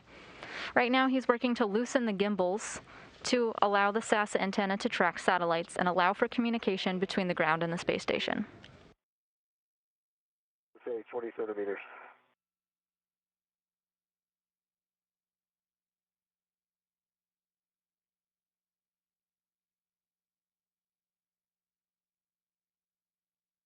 Sorry, 20 centimeters, zenith coming. Copy, you see good motion and stop motion. All right, then GCA. GCA complete. Coming on and brakes around. Okay, you're ready for PGT settings. Gimbal bolt. Move. Okay, we were with you, Tom. So one caution to read you, as you recall, that we don't want to exceed turn counts on these bolts because that can cause damage to the bolt. And we're going to have two sets of PGT settings on this. The first round will be Bravo 4 counterclockwise 2. Bravo 4 counterclockwise 2 confirmed. Verified.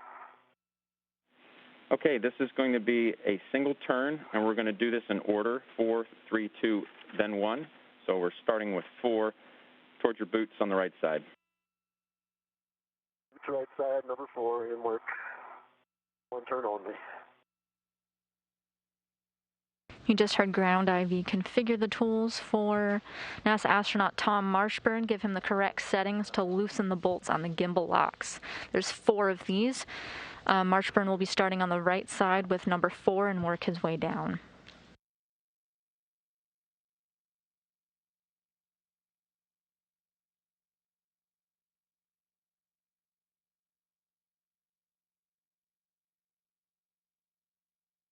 Once the spare SASA is installed and configured, as Tom Marshbёrn and Кейла Bэрron are working to do now, the EVA does not stop there. That's a good readback. After the install, they will head back to the Express Logistics Carrier 3 and permanently install the degraded SASA. If you recall earlier in the EVA, they brought it over there and temporarily stowed it. That after they've installed the spare, they're going to work their way back there and get a more permanent configuration. Working out at 4. The torque I'm reading. Check my settings. Not getting turns on the bolt. That's Bravo 4. Counter 2, and it's torquing out. And copy, Tom. And one, we just wanted to confirm what bolt you were on. If you could use the head, foot, right, left coordinate to tell us which bolt you just worked there. The right foot bolt. Bolt for the right foot, number 4 in my memory. That's the correct bolt. We're just checking on the settings here.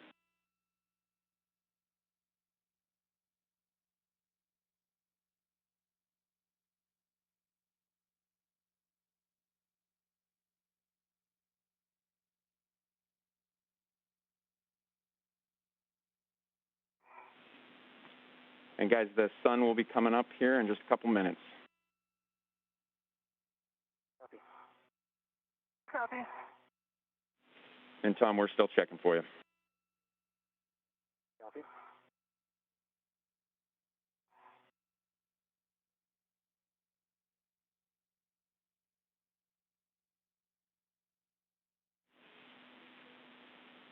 Okay, Tom, we're going to move now to bolt number 3. That's boot side to your left. Boot left, copy. 3.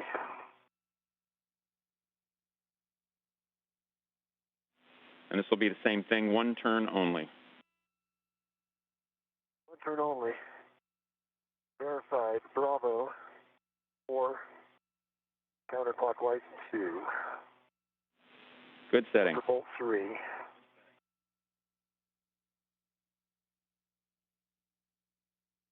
NASA astronaut Tom Marshbёrn confirming that he's completed work on the first bolt and is moving on to the second one. Meanwhile, the crew got a heads up that the International Space Station will be moving to an orbital daytime. It's currently in the South Pacific Ocean, getting ready to fly over New Zealand. All right, Tom, that's good news. We're going to move on to bolt number 2, and that is on number 2. Left side toward your helmet. Marshbёrn now is on bolt number 2. Remember, Marshbёrn started with 4 and is working his way down to 1. Good reading.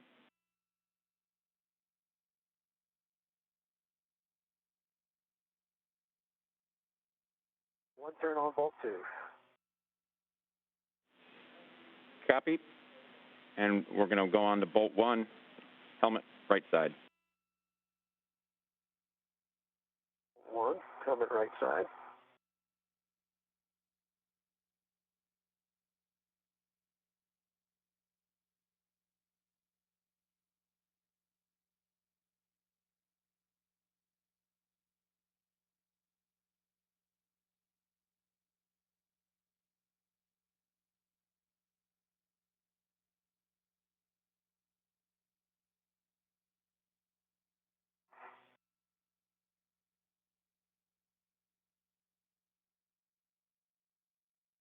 Because our spacewalkers today are making such good time accomplishing their tasks well ahead of schedule, the crew here is thinking about getting started on some get-ahead tasks.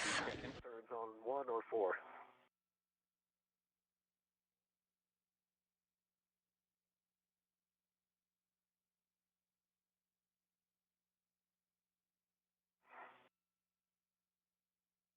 One of the get-ahead tasks is looking at a bolt. I was on the airlock, it was showing some minor wear and tear, and installing a new one was actually one of the get-ahead tasks from Toma Piske and Aki Hoshide back in September during their spacewalk. Watching out for that. This is unrelated to this ASA, but since the crew will be working around the airlock as they ingress and egress, one of the get-ahead tasks are to go ahead and take photos of the pit pin that Toma Piske and Aki Hoshide had installed. Yeah, it's not rolling either.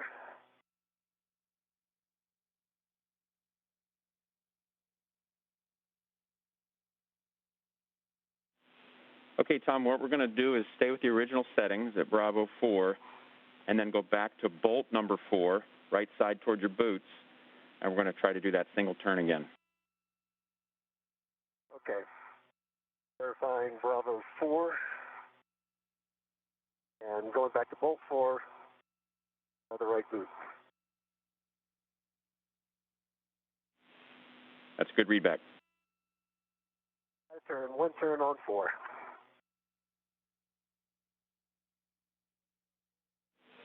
All right, that's great, Tom. Let's go to bolt 1, do the same thing. That's right side towards your helmet.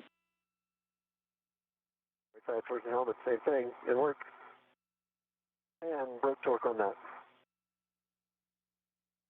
We tried again. I'm not like it did, but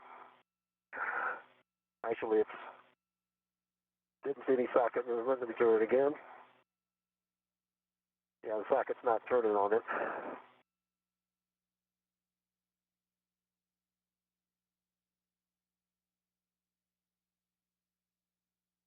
On the septum a little bit, see if I can get any motion again.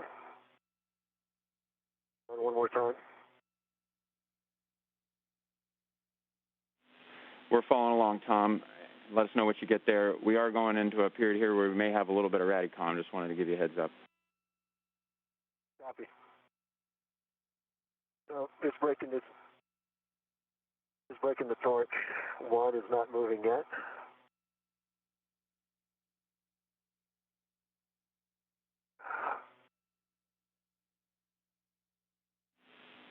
All right, Tom, we copy. We're checking. We may go to a different PGT setting. Stand by. Copy.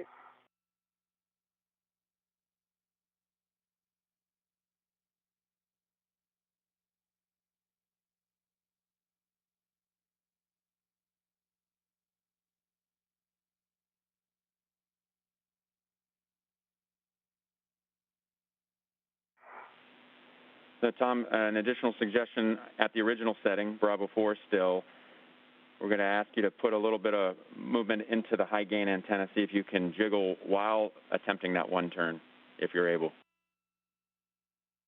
Okay. Didn't work. Avoiding that cable.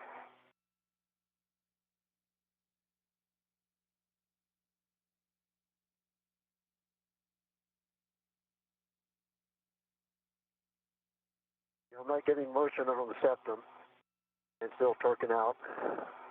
One more time.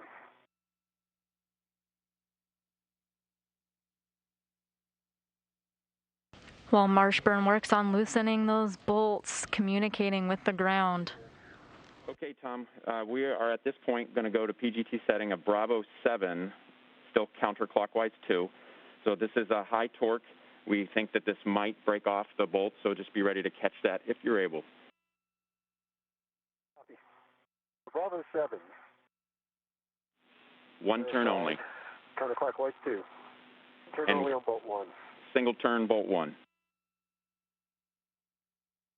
Single turn, bolt 1. Copy. He's working with the ground to configure his pistol grip tool to different settings, another way of loosening the gimbal bolt locks.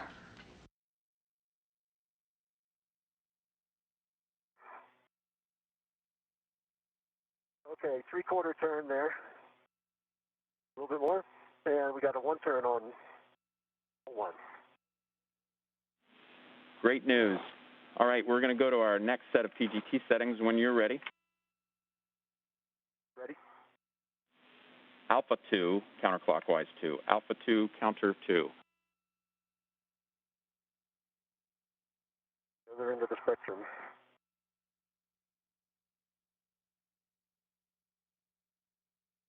Alpha 2, counterclockwise 2, starting with bolt 4. Once again, loosening these gimbals allows the NASA antenna to track satellites and allow for communication between the ground and the space station. This is complementary to the work that Кейла Бэррон did, attaching the ISS cables for operational power and data. Towards your boots on the right side. That's complete. It was easy for bolt 4. 2 turns added. Copy. Bolt 3, boot side, left. Boot left. Good work. Turning easily. 2 more turns for bolt 3. Going to bolt 2. Good news. Left side towards your helmet. Left helmet. Turning. Easy turn. Turns. Now over to bolt 1. We're ready for bolt 1. Right side helmet. Getting good motion, easy motion. Turns.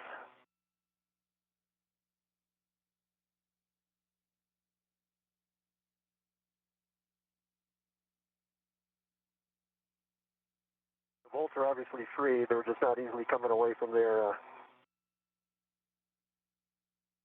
position. I'm going to stow the PGT, if that's the right next move.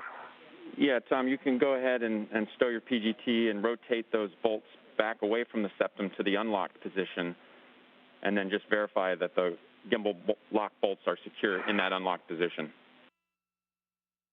Work.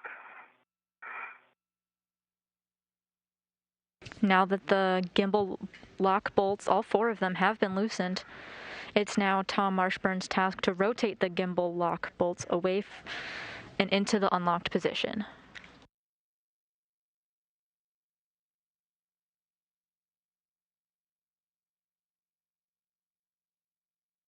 Once complete, Marshbёrn will verify with the ground to communicate that they are secure in the unlocked position.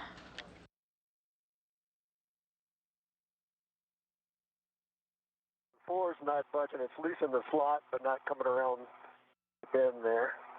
Even after jiggling the antenna. I'm working on 3 now. This task that Marshbёrn is working on is the last step before he gets the go to power up the SASA.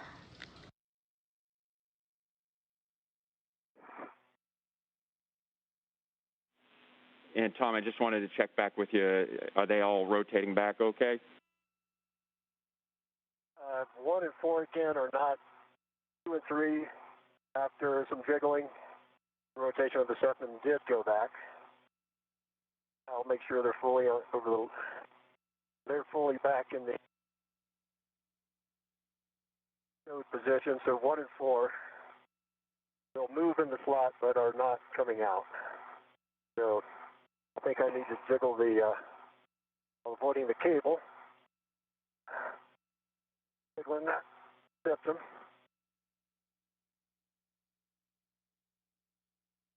Marshbёrn confirming now that while some of the bolts have been unlocked with ease, others need a little bit more coaxing.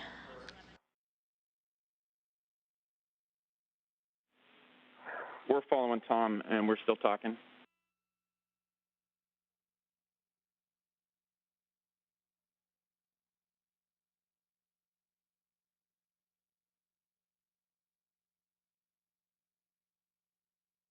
We just wanted to offer up, if we think Tom's going to be troubleshooting for a while, I could go work a few get-ahead tasks. And it's not far from here, so I should be able to move back up while he's geocaching over here.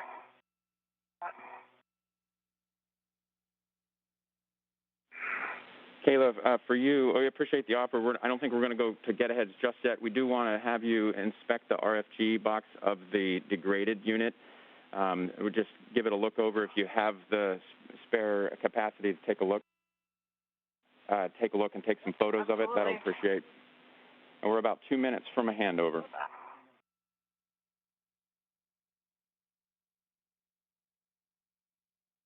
Drew, I'm not getting a lot of motion from the septum like we did on the ground unit. The 1 and 4 seem to be, well, they're pretty loose when they're in the slot. They're just not riding over out of the slot, despite some rolling and jiggling. I'm not actually seeing a lot of motion in the septum, so this new SASA. Okay, Tom, moving too much. we appreciate the words. Right now, we understand that 1 and 4 are the problem bolts, and so what we thought we'd have you do is set your PGT to alpha 2 and put 1 additional turn on bolts 1 and 4. Alpha 2, 1 additional turn. It seems like that's the best next step from my perspective.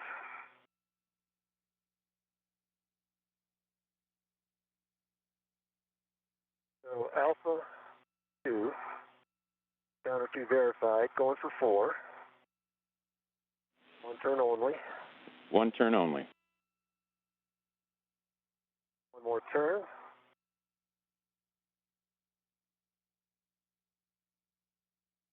Still wedged in there. Try number 1.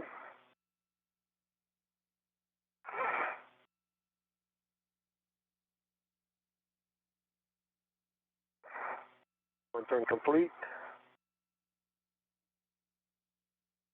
Okay, number 1 came out.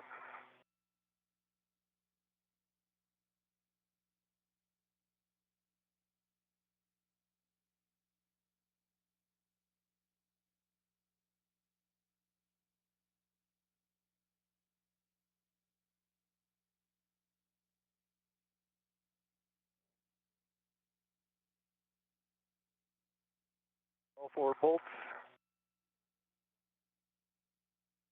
And Drew, come check. Yep, Tom, we're back with you after the handover. So we were standing by for how that went with those additional turns on 1 and 4. Yeah, that was the trick. A little stuck, but 1 and 4 finally, actually 1 would not move, 4 would not move, even after the extra turn. But then after the extra turn, number 1 did move, went back to 4, and then it popped out as well. So all 4 bolts are in the stowed position. All right, that's exactly what we wanted to hear. We're in a brief but expected handover between satellites, getting a live view now of Mission Control Houston, where Flight Director and Ground IV are communicating with Tom Marshbёrn, who is troubleshooting getting some gimbal locks loosened. Again, this allows free movement once the SASA is powered on, so that way it can communicate with satellites. Okay, Tom, and just double checking on. Yep, they're all in stowed position. Copy. Go ahead. So we wanted to also just give you a quick update that you guys are about an hour and 40 minutes ahead of the timeline. Our limiting consumable is still MEDOX. It's 7.5 hours, so plenty of time. And you guys are doing great. This is everything that we had hoped. This is perfect. Tom, you're going to be doing empty-handed flyback. Take us some pictures and video. And then Kayla will take any words that you have on your inspection so far. Roger, once they get into the JoeCast, I'll give you those words. We'll get started. And, thanks to Roger and Matthias. Ready for the maneuver. Sounds good, Tom. We're going to first have to take you 20 centimeters nadir, and then undo what we did before, and then we'll take you to a 10 stow back-off position. And so copy your go for maneuver to the ELC-3 temp stow back-off position. I'll let you know before motion starts. Copy. Yes, I'd go for the maneuver. Here comes 20 centimeters nadir. You good motion?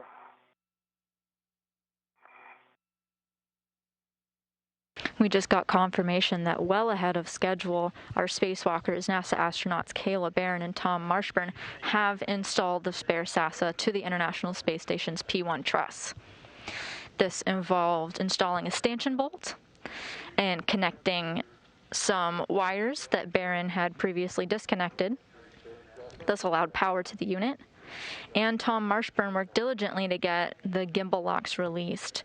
The fourth one gave him a little bit of trouble and required a little bit more coaxing, but at the end of the day, Tom Marshbёrn was able to get the job done. Starting motion.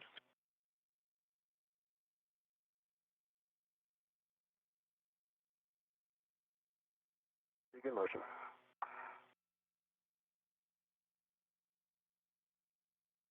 Here to go.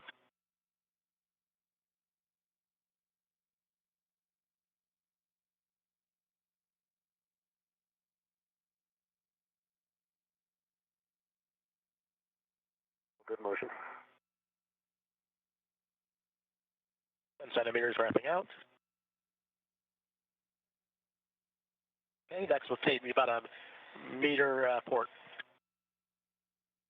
Copy, meter port. Begin motion.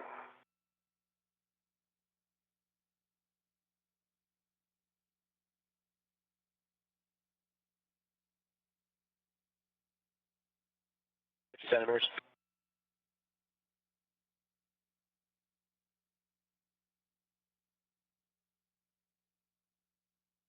Okay, ramping out. Motion's complete, so we're going to set up for a JoeCast now. All right, NGTA.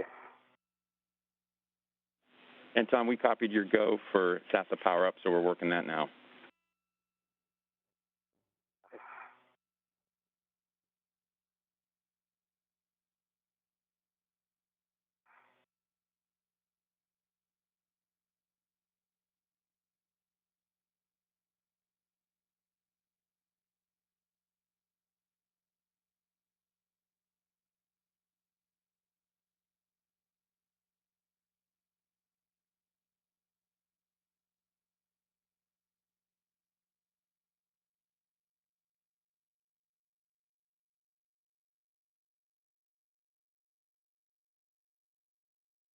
Starting the motion is about almost 7 minutes long.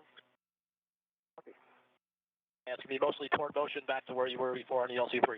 Copy.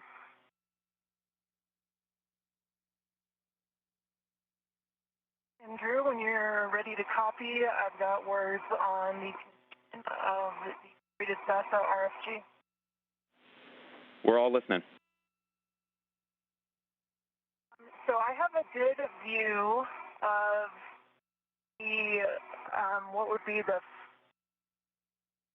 sort of nadir face and then the larger surface area face that faced outboard when it was installed. Right now I don't have a great view of the most zenith face, but on the main area of the RFG that would face outboard when installed, there's discoloration on the 93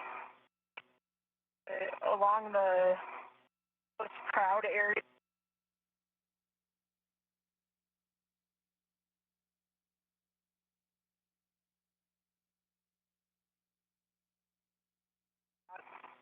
There is what appears to be a small pit at the center.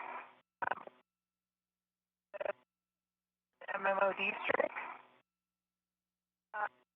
And then on the more nadir face, and the grid on the nadir part of the main plane, there are also evidence of MMOD strikes. And in some areas, it looks Kayla, silver stand by real quick. The Z93. Okay.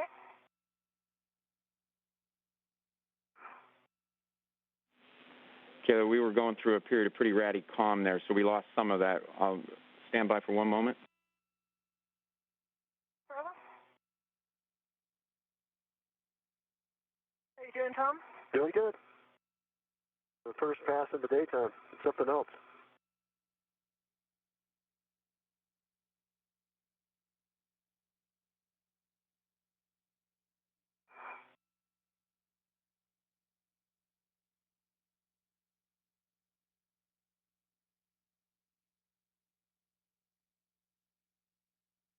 Bэрron and Marshbёrn now preparing to power up the SASA. This is the spare that they took from the express logistics carrier over to the P-1 truss to replace the degraded unit.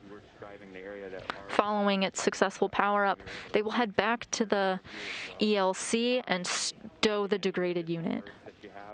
I'm sorry about cutting you off there. No problem at all. I was just also mentioning that some of the spots that look like MMOD strikes, it looks just like, sort of matte silver metal underneath. And then other areas are more like a brownish orange color around the area of the hit. I don't know if that is just some sort of oxidation or something, or like the age of the hit. But from my vantage point, I can probably see at least 10 small MOD strikes.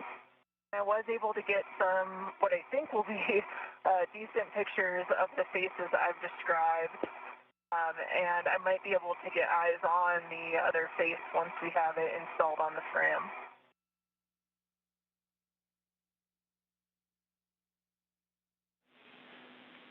Copy all. Kayla has a great description. We may take you up on that offer to do further inspection once we get it installed. And then we wanted to confirm with you the number. You were describing a number of MMOD strikes, and we just want to confirm that number again. Let me see.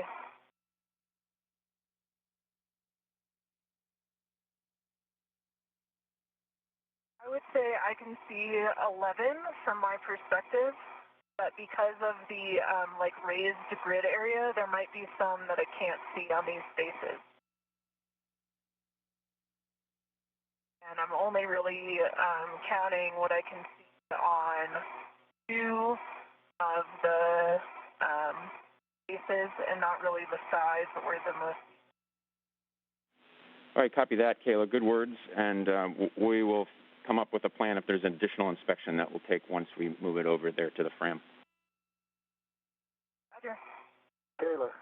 Yes, sir. You could take your right hand and stick it out to the right. To your right a little bit. Fingers out. Thank you.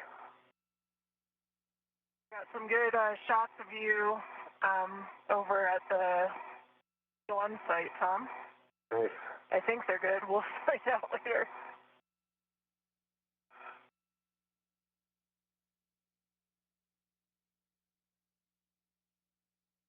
90% done with the move. Copy. Roger.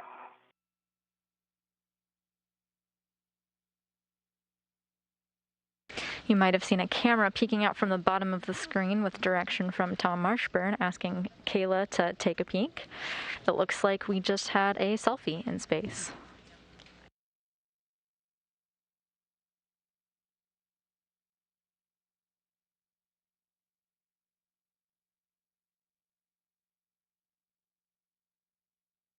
Out.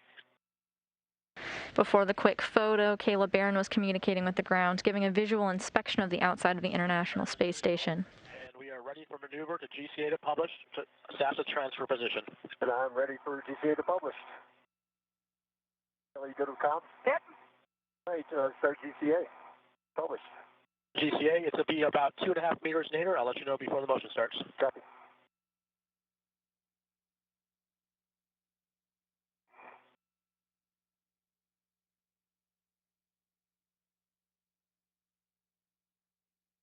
All right, starting motion nadir. Copy. I see good motion.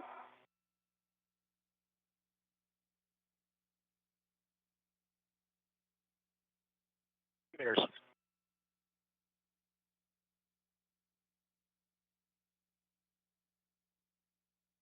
It's tough to tell on your screen, but on the right side, the robotic arm of the station is gently moving astronaut Tom Marshbёrn. 1 meter. Copy. You.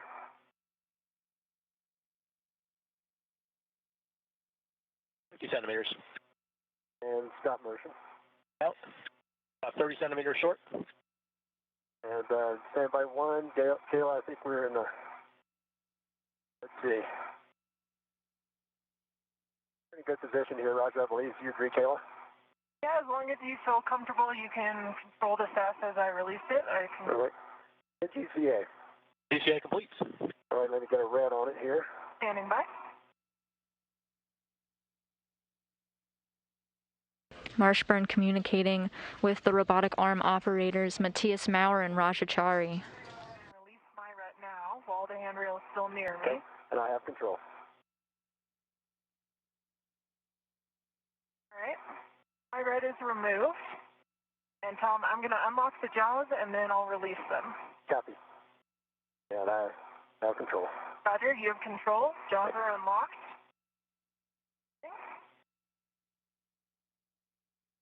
This is released. I've got it. Got 2 hands on it now. Roger. And Matthias and Roger, I believe we have a GCA to publish coming up next.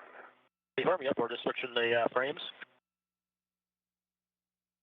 Ingress 8 is clear, tethers are clear.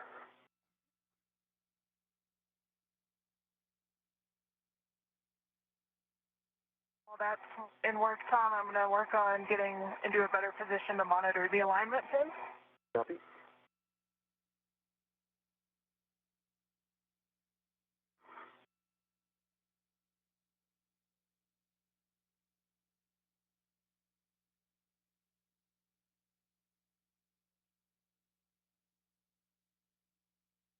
All right, Tom, the command frame is switched to body frame, and we are ready for maneuver to GCA to publish SAS frame stow position. Copy, you ready for the let's start GCA, and body left, 1 meter. Copy, yep, that's what we've got for you. Marshbёrn and Bэрrón now moving to the express logistics carrier where they're working to soft dock the degraded SASA into the frame.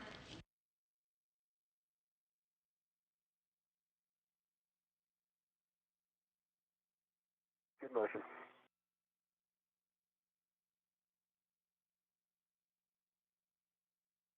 Watch your left arm a little bit there.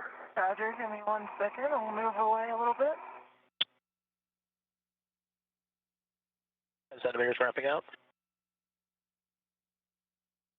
Okay, that's the published position. How's that look? I'm going to need nadir, but let Kayla move down, and the crew lock bag will need to be moved as well. Am I? We're in body frame if you want to give us reference to you, otherwise we can figure it out. That's right. All right, body forward. Let's go 40 centimeters. Be 40 centimeters body forward to confirm you're good with Kayla's position. Copy, and good with Kayla's position, if she's good with it. Yep. Okay, and just watch your boot plate. Copy. Eyes are on it. Thank you.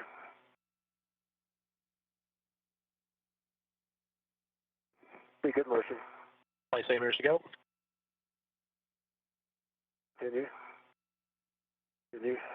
There's. All right. Let us assess this. Okay, there's your 40 centimeters. Position hold. Tom, you will need to go to your left. Yeah, well. Now go towards the plate. the alignment pin is in. All right. It's kind of hovering over the alignment. I think I'm in a good position with your direction, so in GCA. Copy, GCA is complete, and brakes are on. Copy, brakes on. All right, Kayla. Ready for your direction? Pull it toward you a little bit. The alignment pin's in now. Okay. Now if you can rotate it so my end comes down, there you go.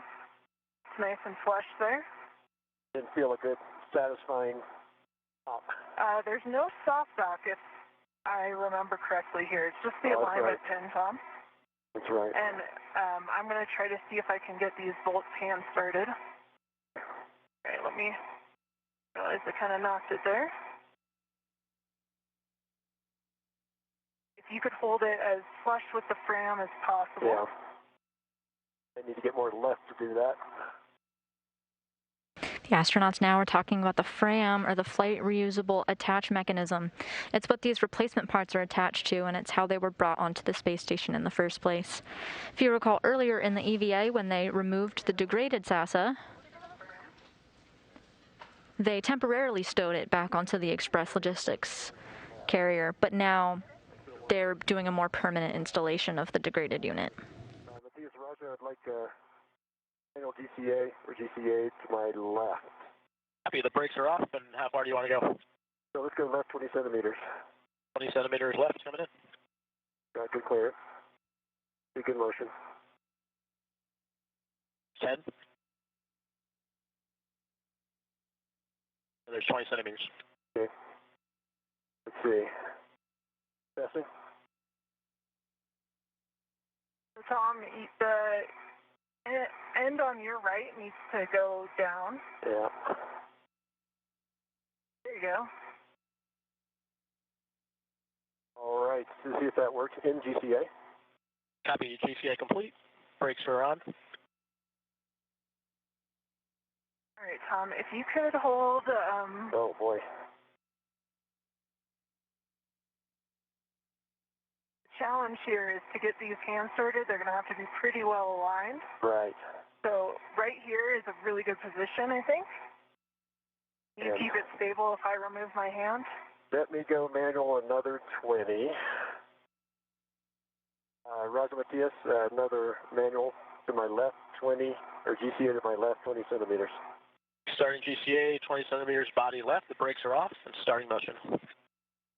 Got good clearance. Good motion. Okay, wrapping out. All right, I'm going to check that out. Assessing.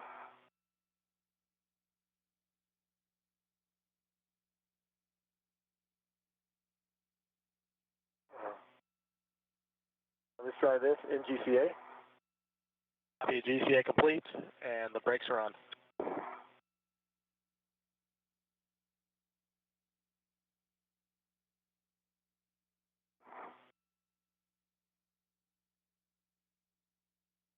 Looks like it was turning.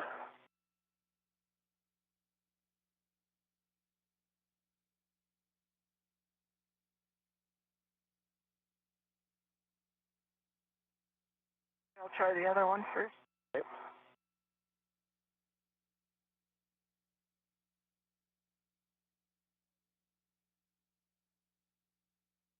Maybe I will put down my VRT, Tom, and that would help us. Okay.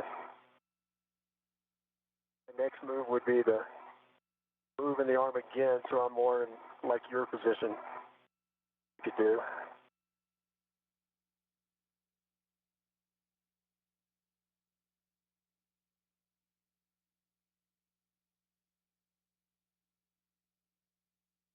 I have it on my VRT. All right.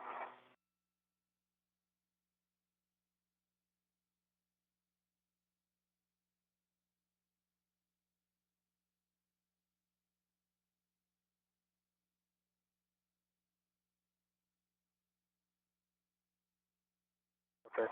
I'll tell you what, I can get into a much better position here if I get some arm motion. Give me one chance to Absolutely. try it. All the chances you need or want.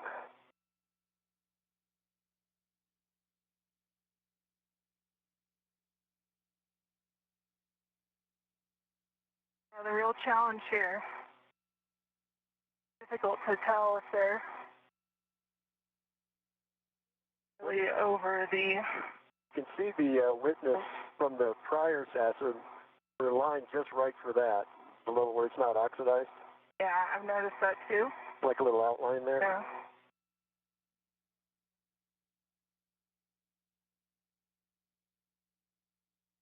You got some engagement there, maybe? No? Popping up. Could try getting out the ratchet wrench.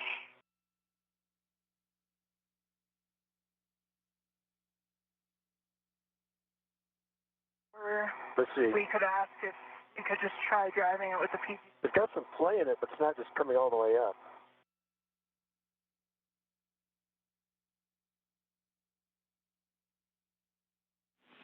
I'm going to lift it out, keep my hand on it. If you want to lift it up just a tad, see if it comes out. Oh, it's I think it's a... retracting back out, so I don't think it's engaged. This other one, oh, I see. Yeah, the other one is, I thought was holding it, but it did move a bit. All right, I can help you a lot more if we do a couple more maneuvers. Can you lift it up like a tiny bit and let's see if I can see the holes?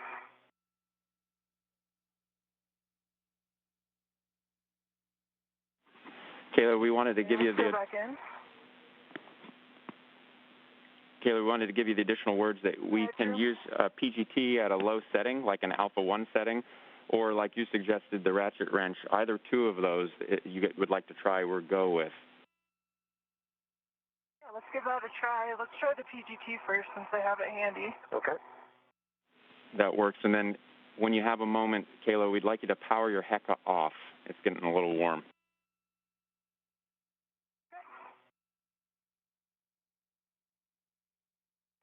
Let's see.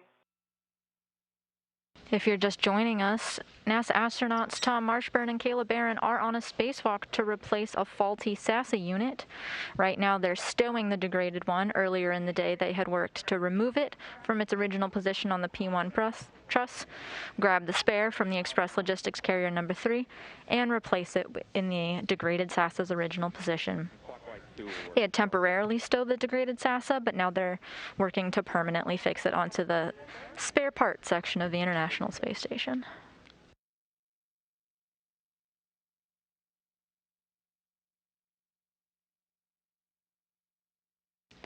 Tom Marshbёrn is actually the oldest human being to conduct an EVA, and he is very proud of that record.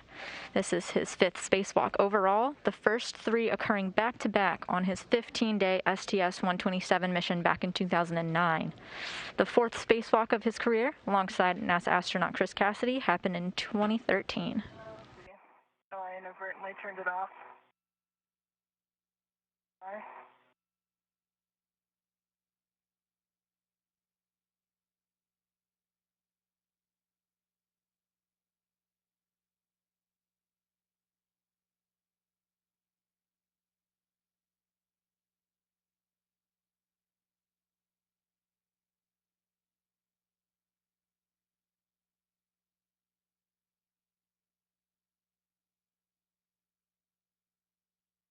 Tom, I'm thinking that it needs to rotate the left side toward you. It looks a little... my left side towards me? Correct. Yeah, that's better right there. All right.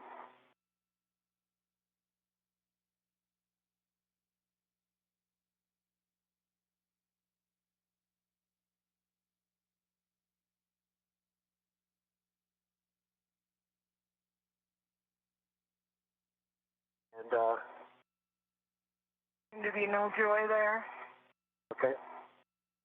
Why don't I go for a better position for myself? I think I can help you out a lot more. Okay.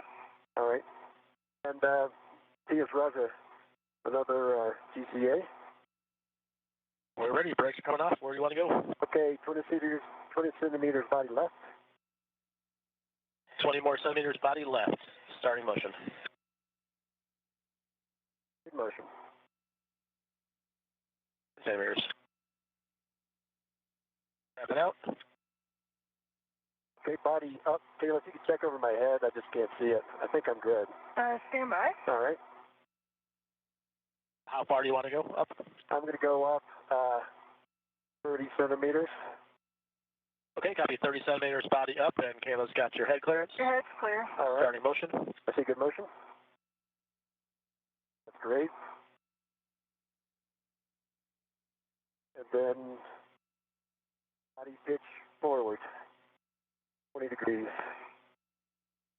Got good clearance. Okay, body pitch forward, 20 degrees. Good copy. Starting motion.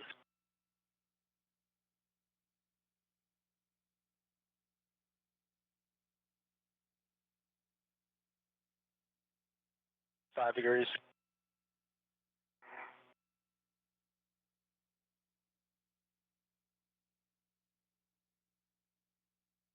Degrees.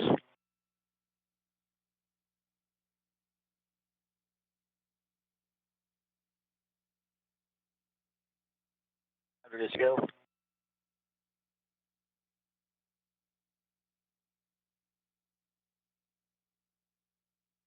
Ramping up. Right, and I'll take body up another 20 centimeters. Copy. Body up 20 centimeters. Copy.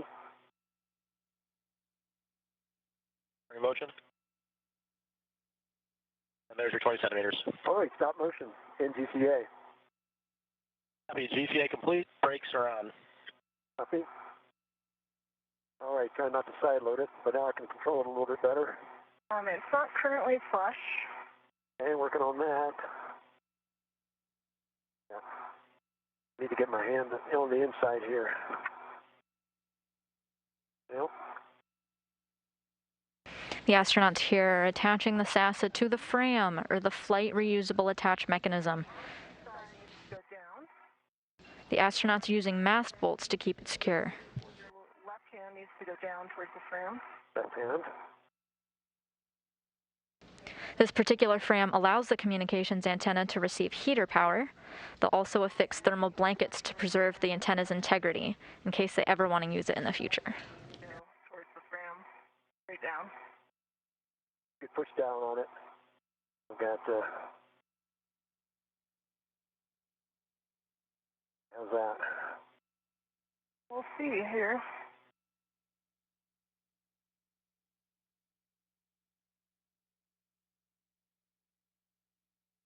Rotate a little bit.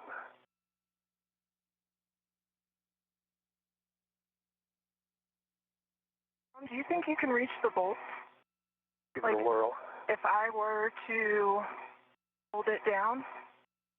You can hold it down? Yeah, I might be able to do that. This one certainly.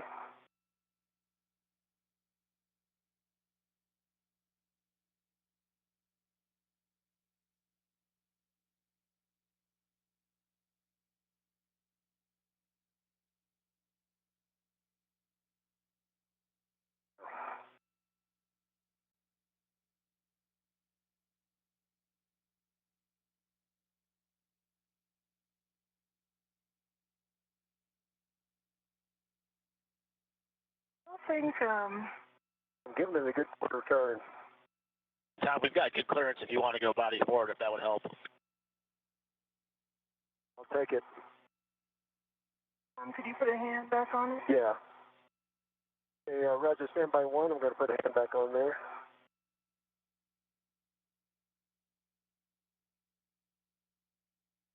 The next thing we could do is this stable, maybe hitting it with the PGT again.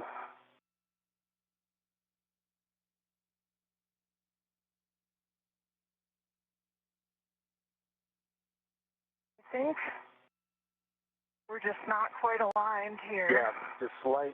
And let's get the PGT out and push down on it. I can wiggle it until you feel it go in.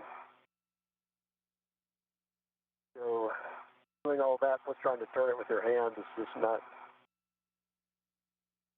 And Roger, I'm going to take you up. Oh wait, I might have gotten it. Oh, okay. Stand by. Roger. Oh man, I think we're this close. Let me just sound up in there.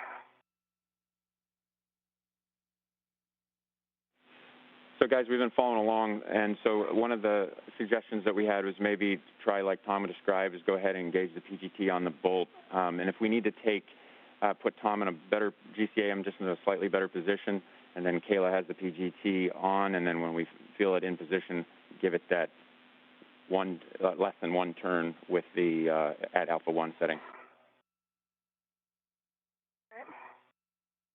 Sounds good. So I'm going to do a quick GCA. And Roger, GCA, body forward, 10 centimeters. Copy. Brakes coming off and giving you body forward 10 centimeters. Starting motion. We just reached the 4-hour mark into the planned 6.5-hour spacewalk with NASA astronauts Tom Marshbёrn and Кейла Bэрrон. They are now working to stow the degraded SASA, this one that failed, or part of it went down back in September. They replaced it with another unit, and now they're just stowing the SASA onto the FRAM. We'll try this. Complete brakes are on. I'll see if I can rotate it a little bit. And Kayla, go ahead and go for 2 turns. They're discussing now the best way to get this done with their ground IV, Drew Morgan, and the EVA team here in Mission Control. That involves getting their PGT, their pistol grip tool, it's like a cordless drill in space, configured, and using astronauts Matthias Maurer and Rajachari to get Tom Marshbёrn in a slightly more advantageous position on the robotic arm.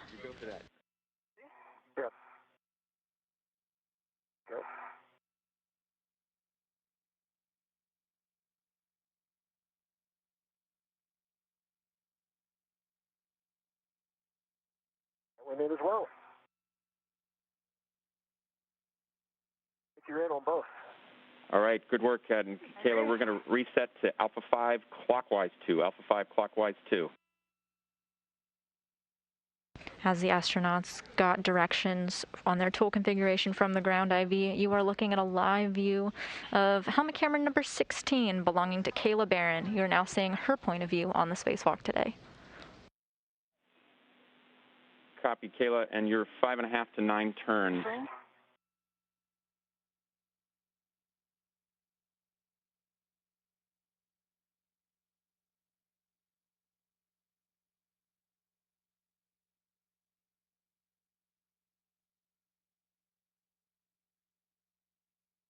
If it'd be easier for me to hit this one, or do you have a good reach for it? That was about 8 turns, and I think it torqued out. You agree, Tom? You trying to say that? I'm just going to put it back on there for you if you want to do it again. I think it's torqued out, Tom. Okay. I got a green light. 8 turns, 4.7 pounds. Okay.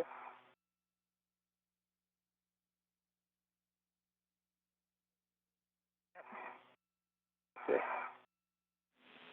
Stand by, Kayla, we're checking. You want to do that one, Tom? Roger. Yeah, how do you feel about your positioning? Well, I think you are probably in a better spot for it. Okay. We'll wait for the go, though. Right. Thank you. Well, guys, stand by on the second bolt. Copy. Standing by.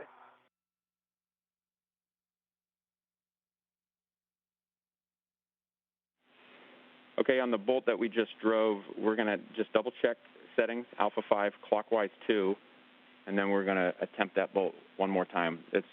We're expecting a little higher torque. Alpha 5, clockwise 2 are set.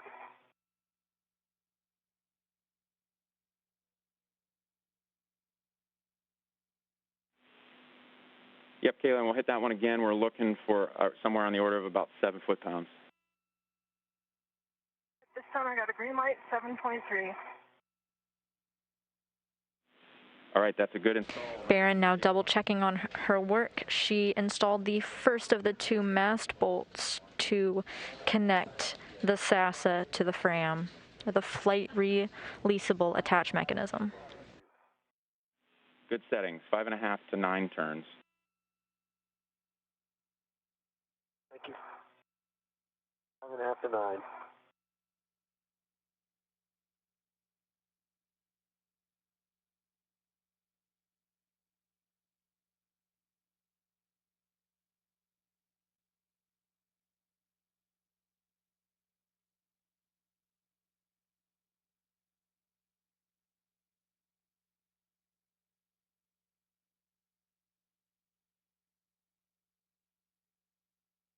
As Кейla Bэрron drives that second mast bolt to secure it, we'll sometimes get some Earth views poking out of her wrist mirror. The International Space Station is about to cross the English Channel. 6.4 in 7 turns.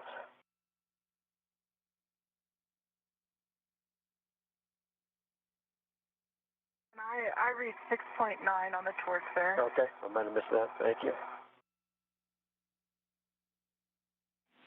All right, that's a good install as well. Oh, great.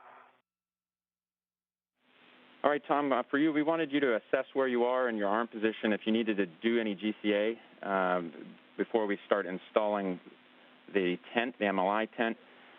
And then we're going to be standing by also for your go, whether we can move ahead with our comm swap, where we'll be swapping over to Space to Ground 3. That'll be seamless to you, but I will do a comm check there with you guys, but we just want to hear that you're in a good position with the arm first. Okay. And I'm going to need to move around a bit. Let me just talk to Кейла for a second. So the shroud, don't need to worry about this side so much. We're going to be putting in portatory fasteners on this side and there. Yep. The folks here in Mission Control confirmed a good installation of the degraded SASE unit. And Matthias, Roger? Copy, we're ready. Do you want us to back out those other inputs you put in, or just go from here? I'd start by doing some of that. That is body back 20 centimeters.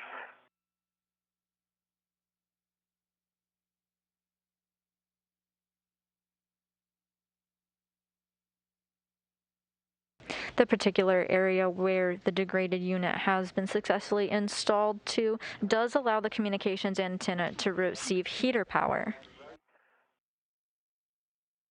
20 centimeters. Pretty soon, Tom Marshbёrn will work to reinstall the multi-layer insulation, the MLI, which is another layer of thermal protection for the unit. More if you want. That's the 20. So that's good. And I will need heat down a half a meter. Good motion. And stop motion. That'll be stopping motion. I think that'll do it. I can reach everything. Guys, I'm going to break in real quick. Кейla, we're going to have you stand by on the MLI tent for just a couple moments. Okay, standing by. Okay, in GCA. That'll be GCA complete. Brakes are on. And just so you know, I will need another one over to the right side. Get the other quarter turn fasteners. So we're good for now.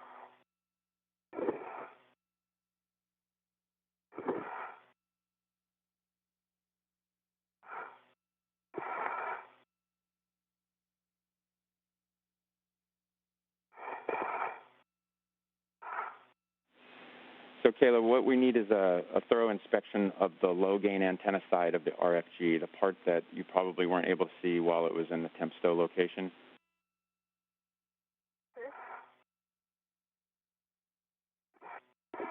And if you can grab some photos for us, that'll be appreciated as well. Stand by.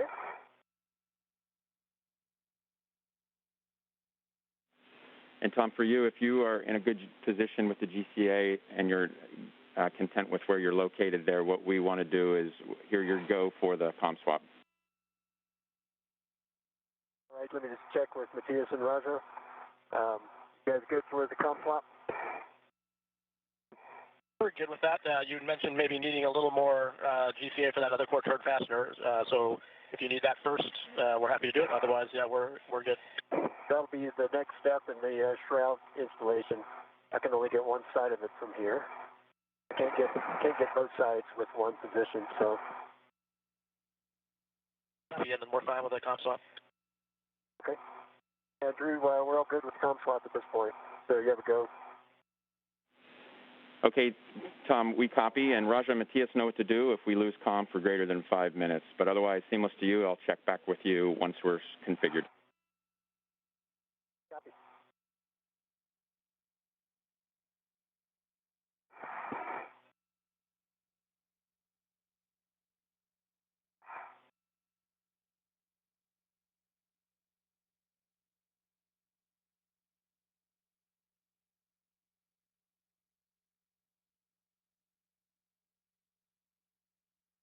You have live views now of NASA astronaut Tom Marshbёrn aboard the robotic arm, working to get that multi-layer insulation layer covered over the antenna.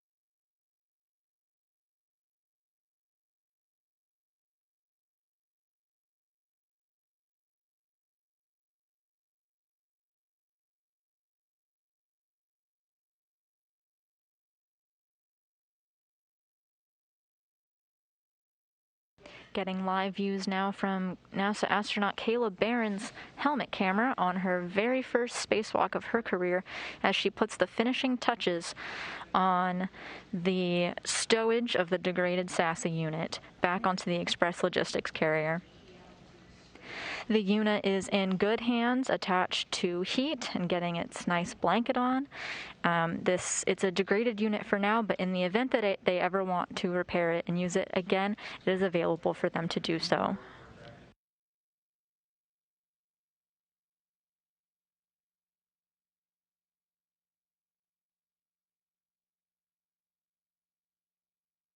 A new unit to replace the spare did not have to be launched to the International Space Station for this operation, as it already lived right here where the degraded unit once was.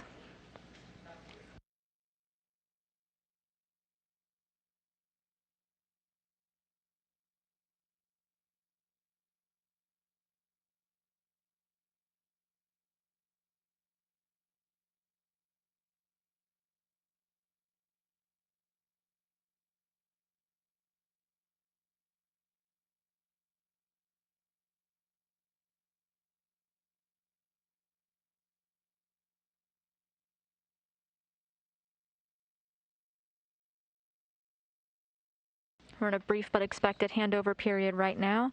Meanwhile, outside of the International Space Station, NASA astronauts Tom Marshbёrn and Кейла Bэрrон are working to install the multi-layer insulation.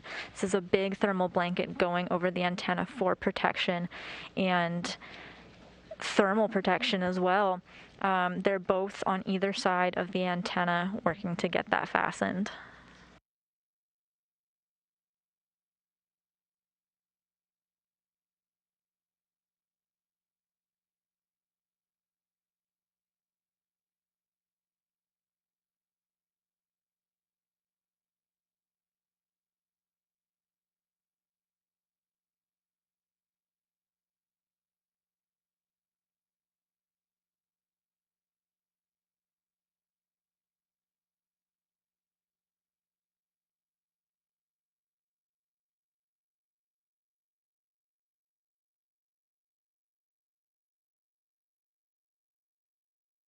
These two spacewalking astronauts launched to the International Space Station as part of the Crew 3 mission just earlier this month, and as you can see, have already hit the ground running. Today, they worked to install a new SASA unit that was already a part of the International Space Station, removing a degraded unit that had gone partially down just this past September.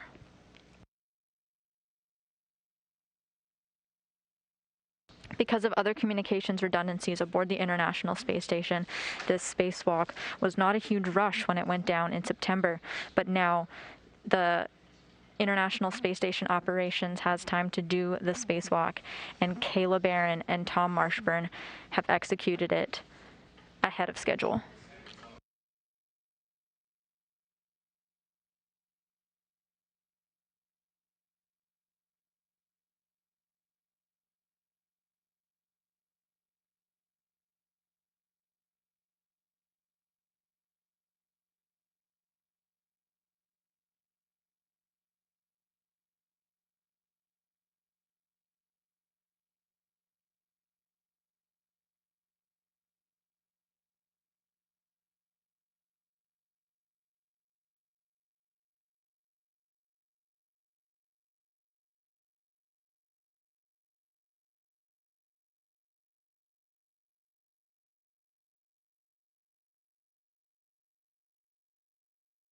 Following these finishing touches, NASA astronaut Кейла Бэррон will work to return the bags of tools and other equipment they would need during the spacewalk that she had originally brought out of the Quest airlock and return them back. Meanwhile, Tom Marshbёrn will set to do the steps of the portable foot restraint in reverse and put them back on the SETA and break free from the robotic arm of the International Space Station and join Кейла Бэррон back in the Quest airlock.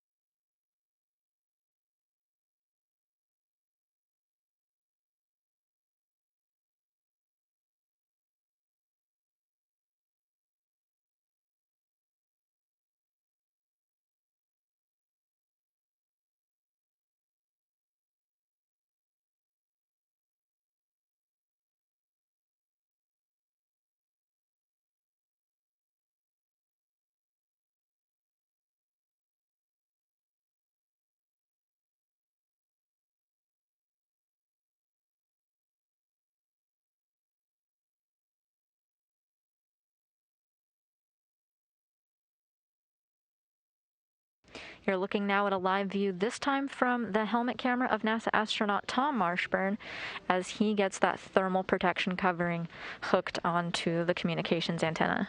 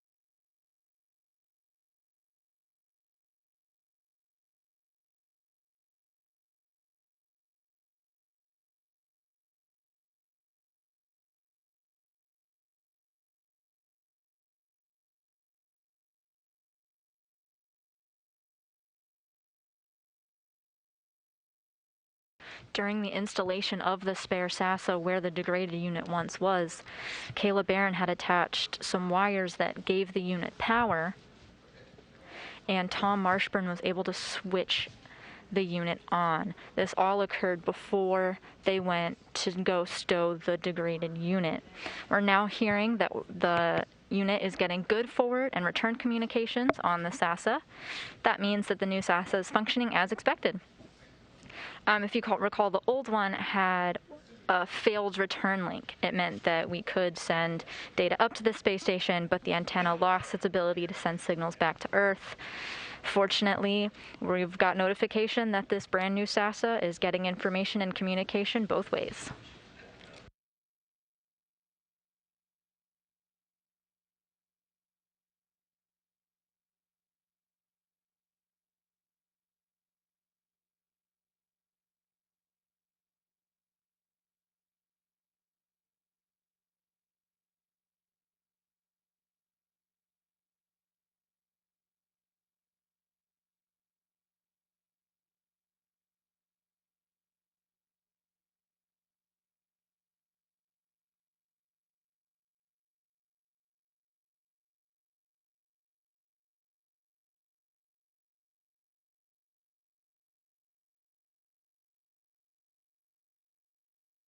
You're getting a live view now of NASA astronaut Кейла Bэрron's helmet camera. Her heck of use, these high-definition cameras. We're watching this through her perspective as she puts the finishing touches, as she puts the thermal protection over the degraded SASA unit for future integrity.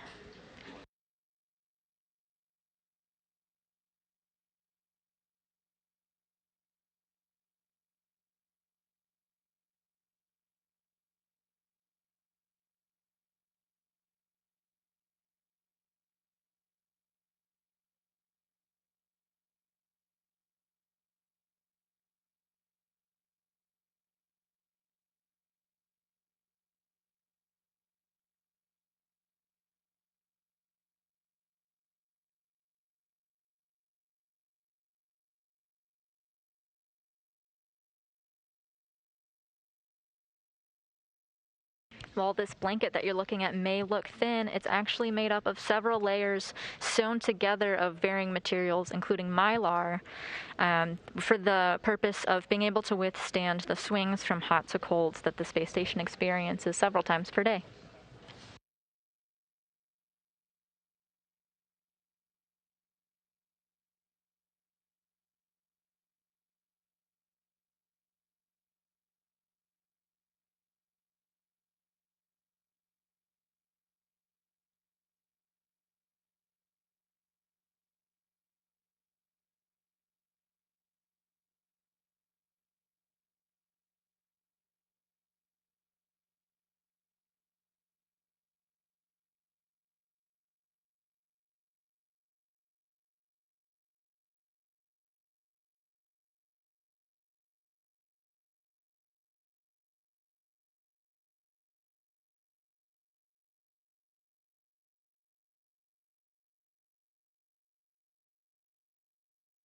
So while we're getting information here on the ground that we're getting good forward and return communications on this newly installed SASA unit, the crew, our spacewalking crew today, is going to do a check of the communications, and we might hear Rajachari and Matthias Maurer confirm whether or not they hear it.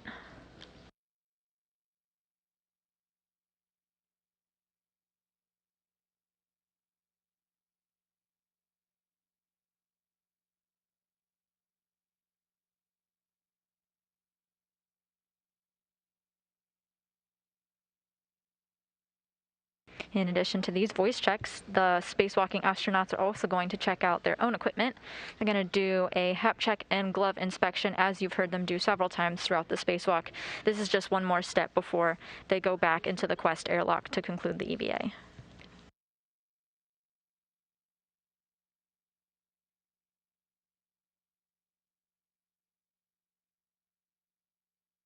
And Houston Station on Space Ground 1, how do you hear?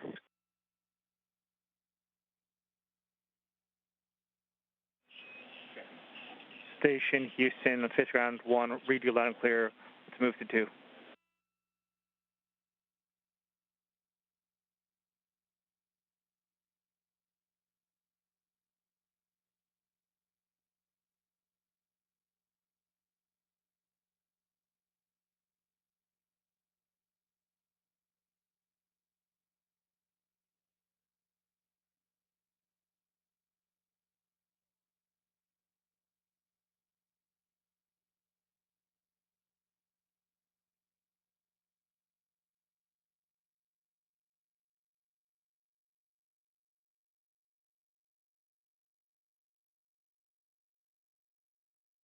You're seeing the camera views of NASA astronaut Кейла Бэррон, and if you look at the top of your screen, you can briefly see some red stripes belonging to Tom Marshbёrn.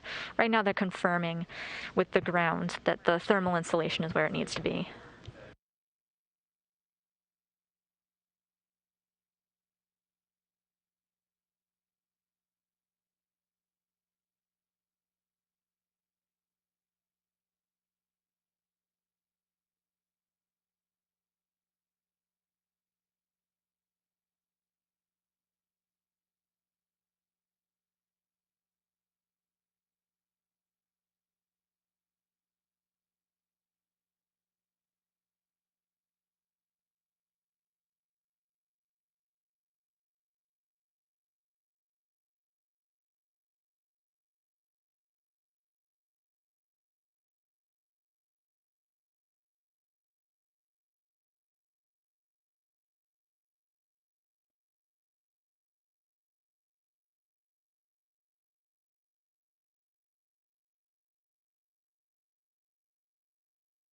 What's going on because of my from this side. side.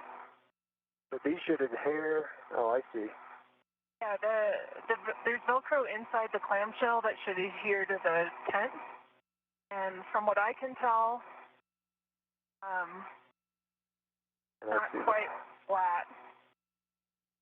Right. Like my end needs to come towards the station aft.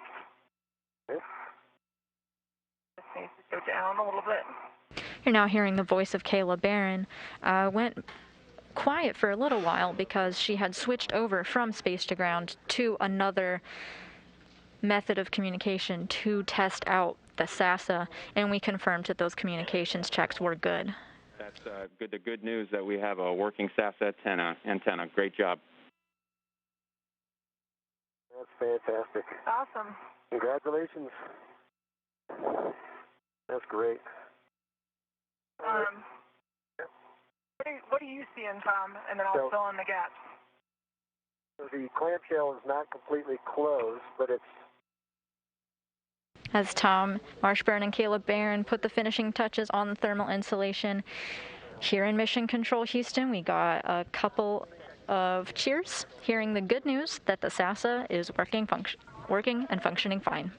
The clamshell's not mating with the Velcro, and it needs to go aft further. So it needs to go aft, but rotation doesn't matter, right? I don't think so. There's a tab on my side. Okay. That's about lined up. And the opening should be facing you exactly, facing Zenith. Yeah. So what I would recommend is opening it back up and releasing it, and then trying to get it further aft before we close it. The top of the clamshell, though, is really flush hard against the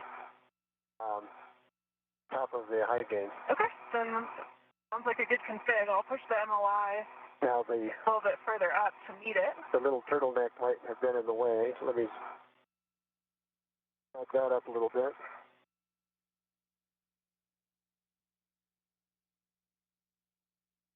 Yeah, that little turtleneck piece is, for lack of a better word. That's looking pretty good right there, Tom, if you close it. Okay. I think there was a little flap was in the way. We're trying to close it now.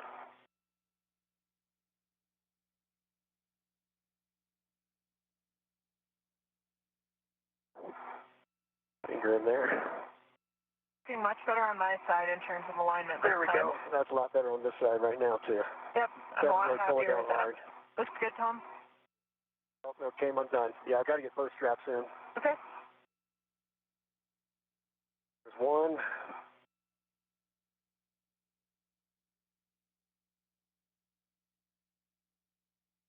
Two.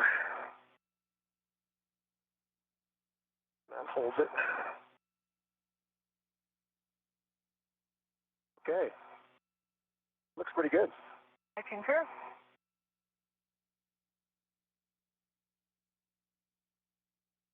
Controls and tethers. I'm all clear. How are you for me taking off from here? I'm go. Okay. Checking out your safety tether. Everything look good? Everything looks good on my end. And if you don't mind yawing just a little bit, double check your safer handles. That one looks good on your, if you yaw to your left. And you can't quite see that one actually. I can see that one on your left hand. I just can't quite see your... It's down. I feel it. Okay. You can feel your right one. And I think I'm good for the trip back. I concur. Great. And so guys, just real quick, I just want to check in with you. Check with you on a couple things. First, we want to get a glove and hap check from you. And we also wanted to give you the big picture that we're still about an hour or so ahead of timeline, and we think that we're going to have the opportunity to get to some of these get-aheads.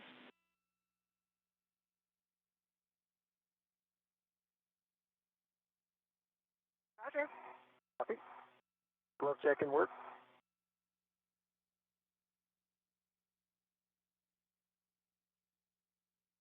All right, Tom, and while you guys are doing the checks, we're ready to get you set up for the next maneuver. We'll have to back you out of some of the GCAs you gave us first, if you're ready. Okay, stand by. Just one quick comment. I've got a dry half through, and the small finger of my right hand has a couple of very small smudges on it, but otherwise the RTV looks really good. And for me, I still have some of those. They started out as kind of black, but now they've rubbed off a bit, the dark smudges on my fingertips. And I've noticed on my very fingertips and kind of the fingernail side, there's some sort of like eraser wear-ish wrinkles, kind of wrinkle ridges. I'm trying to show you guys that in my camera. I don't know if you want me to turn my Hecka back on for you. Checking.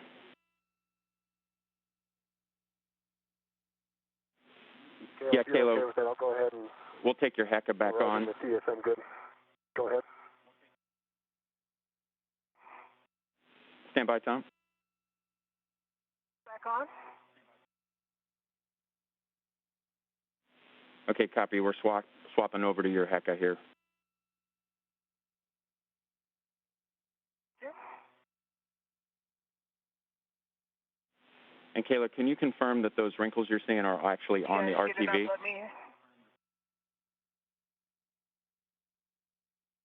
they're on the RTV.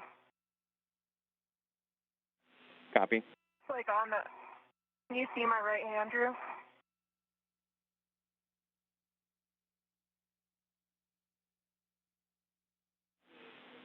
If you could move your right hand to your left.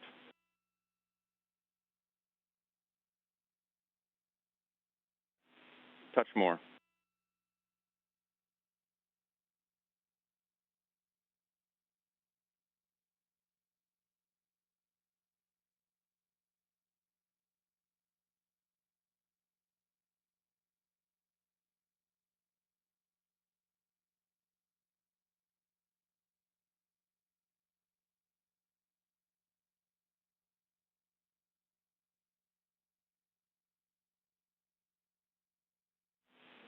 Tom, we're go on your gloves, and so you can go ahead and start working your GCA. You're now getting views through NASA astronaut Кейла Бэррон's helmet camera. She's providing a glove check as she's done periodically throughout the spacewalk. Go ahead. Okay. Matthias and Roger, ready for GCAs to back out. Okay, so first we're going to undo the GCAs we gave you sort of all at once, and then we will reset the command frame and get you to the back-off position. So when you start in GCA shortly, you're going to go body aft first. Body aft first. Copy that. Starting motion. Good motion.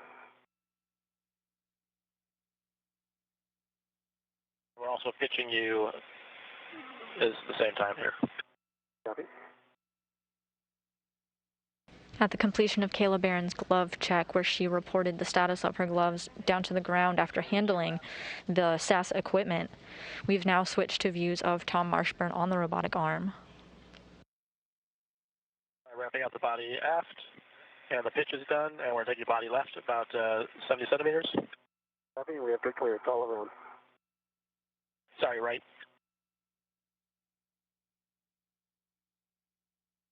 Good motion.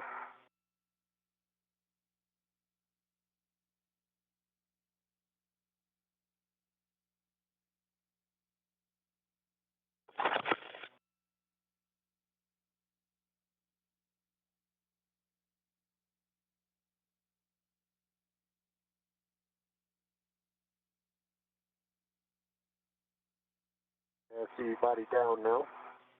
And wrapping out. Okay.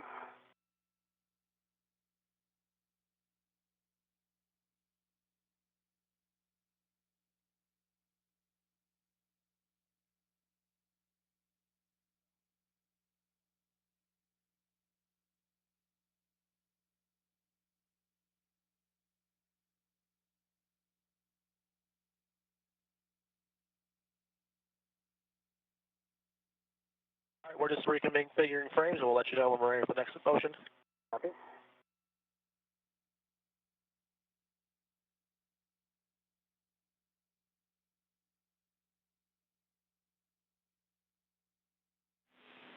All right, Kayla, we can have your HECA view back again, and it looks like you're complete with caps, and so we'll take that view of your glove. Here, Mark.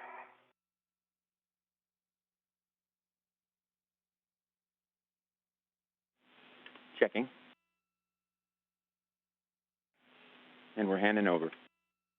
All right, Tom, and the command frame is switched to the ISAC's internal frame, and we are ready to maneuver you to the...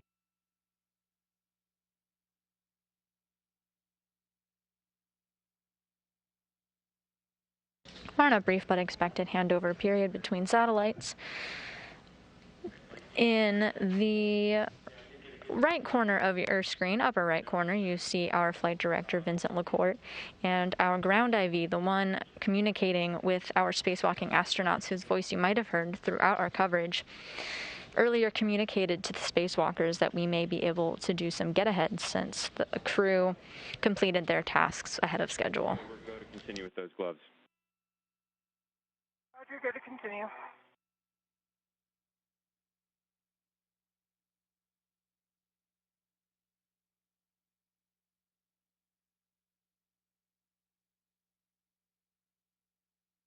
We expect to get our live views back shortly. We know that Кейла Bэрron's helmet cam is on and is looking at her gloves for an inspection at the moment.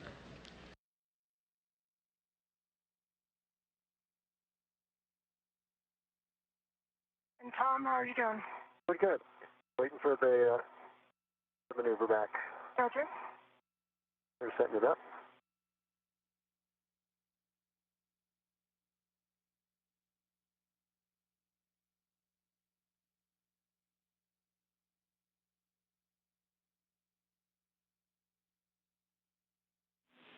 Tom, for you, when you have a break in GCA comm, we'll take your bag inventory. Copy. I'll do that once they start the maneuver. Copy, that works. You're not currently in GCA, correct, Tom? I'm not currently in GCA, that's affirmed.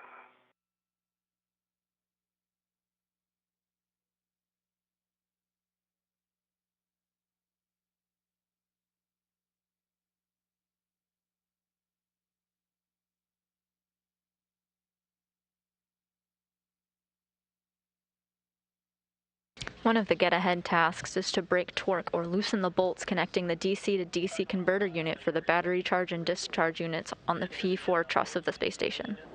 Motion here, and then we'll do a little bit of correction 4F as well. Here comes the motion. Copy. In good motion. And Drew, I'm working on the inventory. And I'm ready to give you a crew lock bag inventory as well. Go ahead and go. Ready to copy, Drew? We're ready to copy. All right, I've got a crew lock bag with an external Ready to go? large, small ret. And then, of course, the integrated tether. I have an adjustable to an internal D-ring to a GoPro. I have a cap keeper to an internal ret, cap on it. I have a large small ret with a small hook to an internal D-ring, and an adjustable with a large hook to an internal D-ring. That's everything on that side. And for the other side.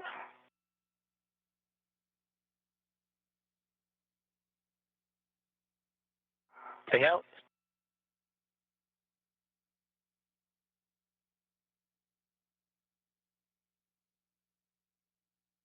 Кейla Bэрrон now completing one of the first tasks in her work site cleanup and including taking inventory of a bag that she brought out there with her. Andrew, the remainder of my inventory, I have a internal ret to a socket caddy. In the socket caddy, I have an E-rad with a 2-inch rigid socket and a 6-inch wobble socket. I have a ratchet with a palm wheel on a small ret to an internal D-ring.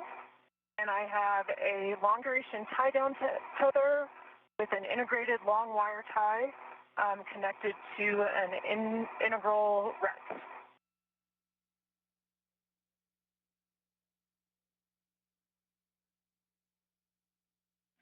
Checking. All right, Tom, are you ready for the joke cast? Ready for the joke cast. It's about 7 minutes long. Copy. 7 minutes. The crew on the ground just confirmed that Кейla Bэрrон brought back with her everything that she brought out. Another step in the worksite cleanup. Starboard and nadir back towards the front of the truss. Copy. One of her first tasks of the day was to bring these 2 bags out of the Quest airlock and over to the Express Logistics carrier, where they worked for a lot of this spacewalk. Stand by. We just wanted to confirm that you were in motion. Copy. I'm in motion. Seek in motion. And Tom, if it's okay with you, once Drew gives me a go, I could finish my ORU bag inventory so I can work on getting things packed. Yeah, go ahead and finish that up. Okay. Кейla, you have a good bag inventory, and we just wanted to remind you that we do need the ratchet with the 6-inch for the get-aheads. Yep, I concur. I was going to ask you if you agree with me putting the wobble socket on the ratchet and taking the ratchet on my mini workstation. Yep, that works for us. Okay, and for the medium ORU bag, I've got a large small ret to the bag, to an adjustable, which is tethered to the MLI, and there's also an adjustable across the bottom of the bag. Externally, I have a large small adjustable and a large small ret.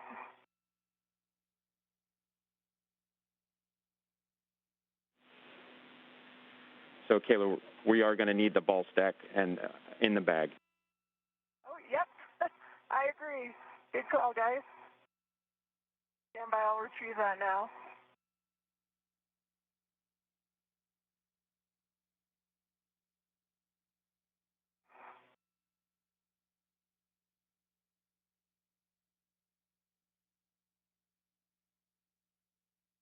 Hey, go ahead, Tom.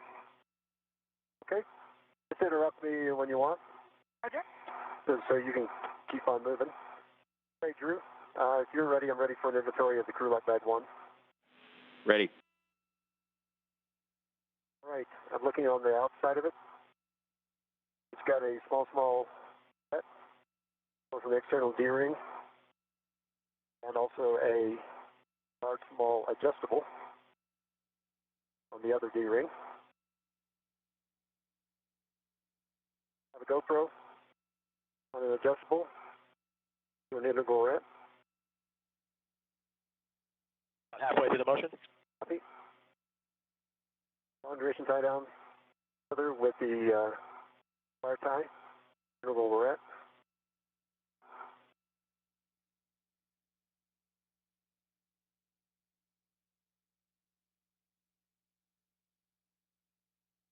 Active wrench. The palm wheel. A small ret. To an internal D-ring.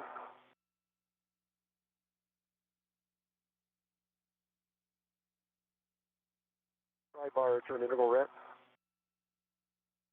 Waist tether internal gearing. And the socket caddy with the ERAD and the 2-inch socket is on the integral ret. Checking.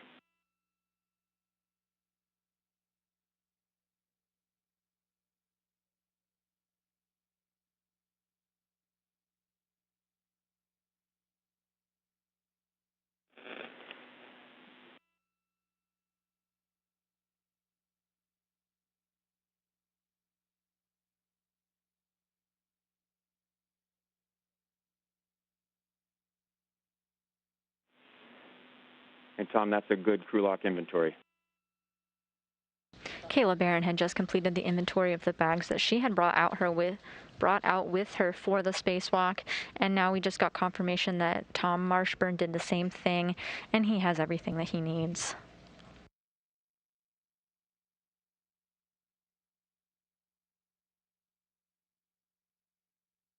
These will be brought back to the Quest airlock with the exception of the tools needed for some of the get-ahead tasks.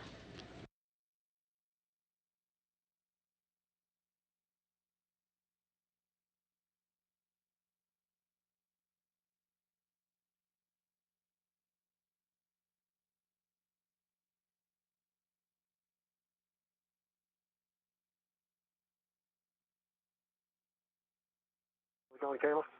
Good. I have the mutt, and I'm working on getting it stowed in the medium lower U-bag. My ret swap now.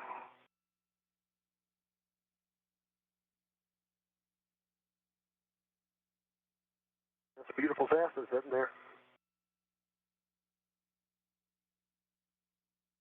Already looking around.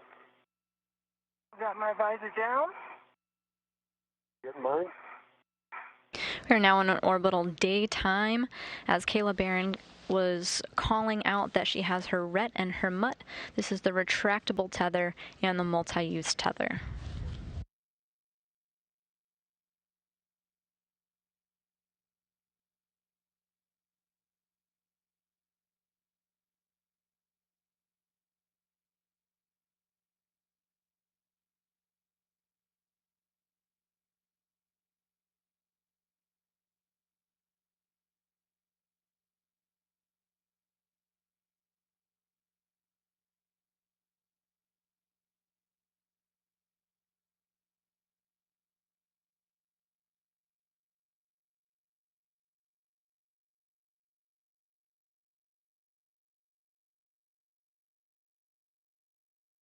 Motion wrapping up. Copy.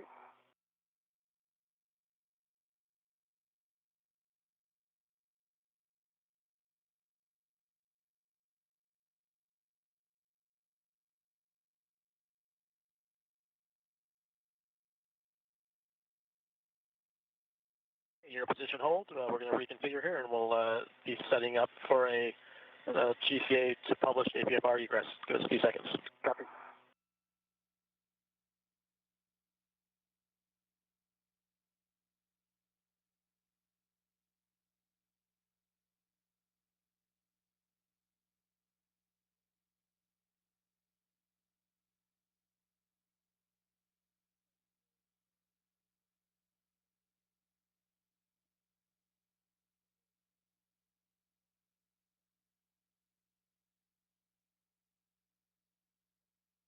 All right, and we're ready if you are, Tom. I'm ready. My good clearance egress 8 is in. Copy. We're ready for maneuver to GCA to published APFR egress and roll position. Ready. Be about 1.5 meters nadir and then 1.5 meters aft. Copy. Ready for the maneuver to GC. Copy. Starting motion. To maneuver.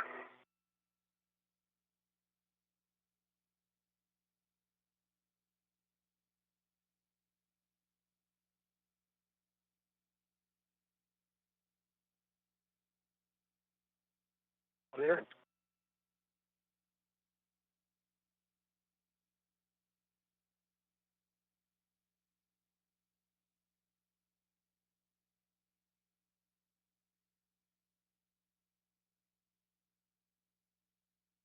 Centimeters. Space walkers Tom Marshbёrn and Кейла Bэрrон are now wrapping up their tasks for the day. Кейla Bэрron's cleaning up the work site while Tom Marshbёrn is working to stow away the robotic arm.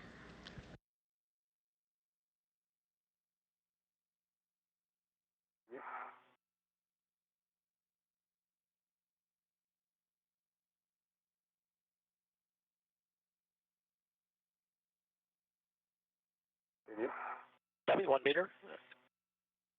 Continue. Embrace meter zoom.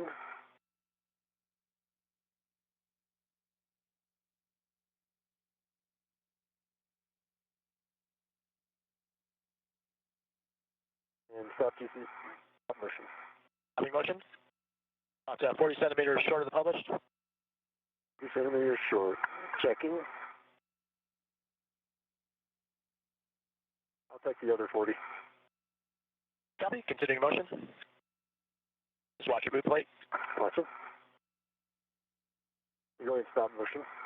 Copy motion. About 20 centimeters short. GCA. GCA complete. Brakes are on. Copy. And Drew, I believe I'm ready for egress.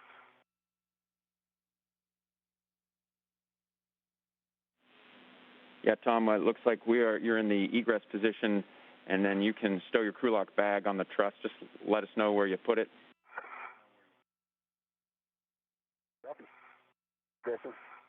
And Drew, I have an update for you on my bag inventory. We're standing by. The mutt ball sack mutt is attached by a large small ret to a D-ring on the adjustable equipment tether that's tethered inside across the bottom of the bag. And my ratchet wrench with palm wheel has the 6-inch wobble socket installed with a PID pull test. That's on my mini workstation now. And if you agree, I will stow the crew lock bag in the medium ORU bag. That sounds like a good configuration, Kayla. We'll go for that. While Bэрron works to stow her bags that she brought out in the Quest airlock, Tom Marshbёrn got the go to egress the robotic arm. He'll then work to remove the portable foot restraint and store it on the SETA, which lives on the outside of the space station. He will not need to bring it back into the Quest airlock with him. And Tom, you can go ahead and retract that ingress aid. Copy and work. Thank you.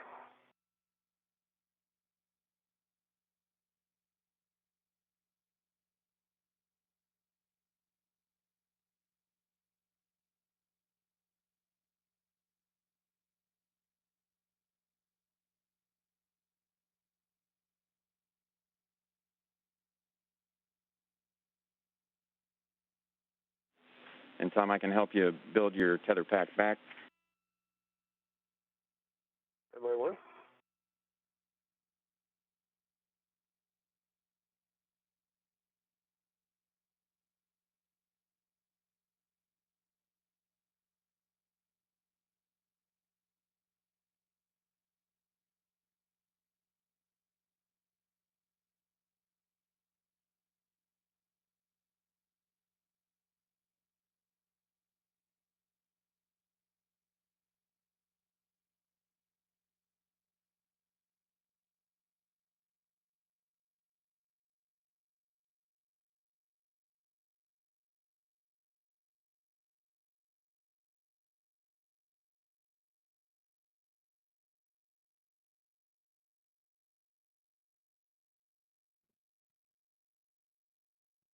Hey, Drew, the crew lock bag is stowed at 8,700.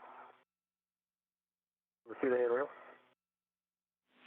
Okay, copy. And then when you find your green hook, then we just want you to tether to that.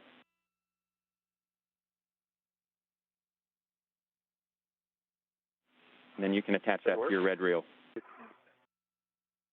There's going to be our key in place here.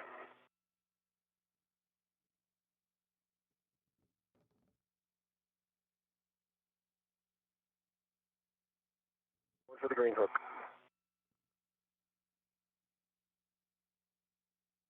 Red to it first.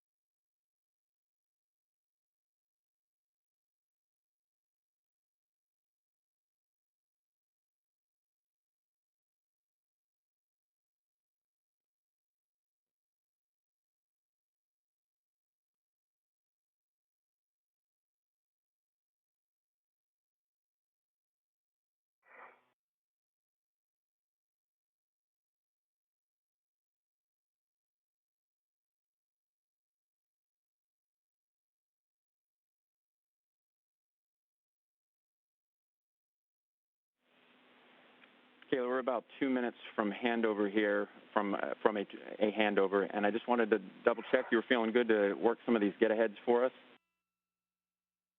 Sir, I'm feeling great. I've got the medium ORU bag packed up and on my BRT, and I was going to head down to P44 Alpha. All right, that sounds good. And then if you could give us a safer handle check as you get down off of the ELC. Okay.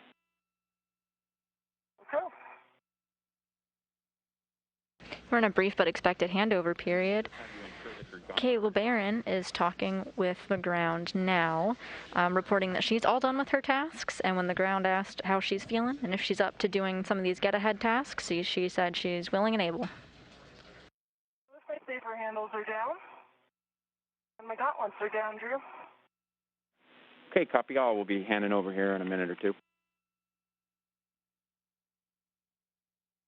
Drew, my green hook is going on to the red reel,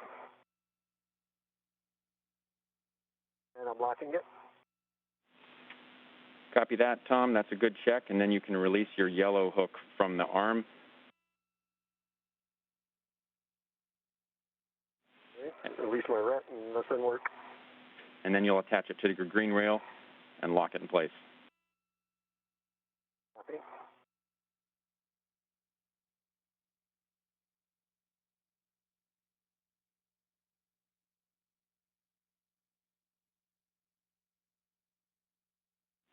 We're stepping into the handover. Roger. We expect to get our live views back shortly, and when we do, we can soon expect to see NASA astronaut Tom Marshbёrn free from the robotic arm for the first time in about 4 hours. We're now at the 5-hour mark of the planned 6.5-hour EVA. They've completed all of their tasks for today, and we've got a good communications check both on the ground and a verbal confirmation that the astronauts can communicate and hear them okay, meaning that the new SASA unit installed is functioning fine.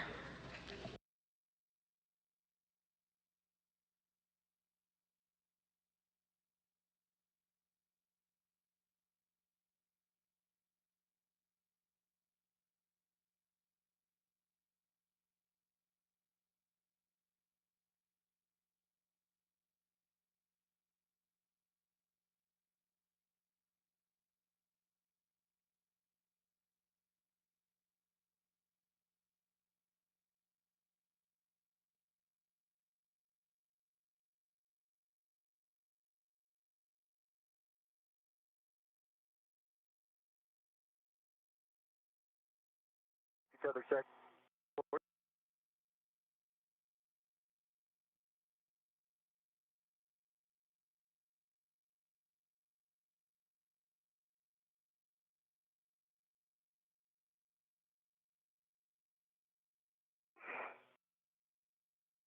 There's still LOS for another few Okay. seconds.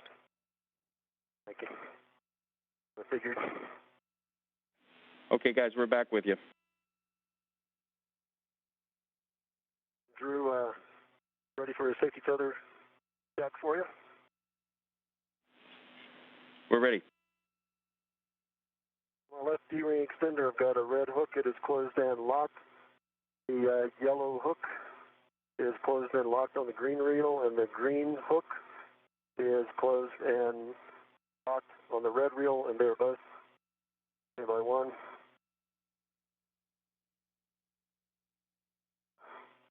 Second, they're both unlocked, and they're both unlocked.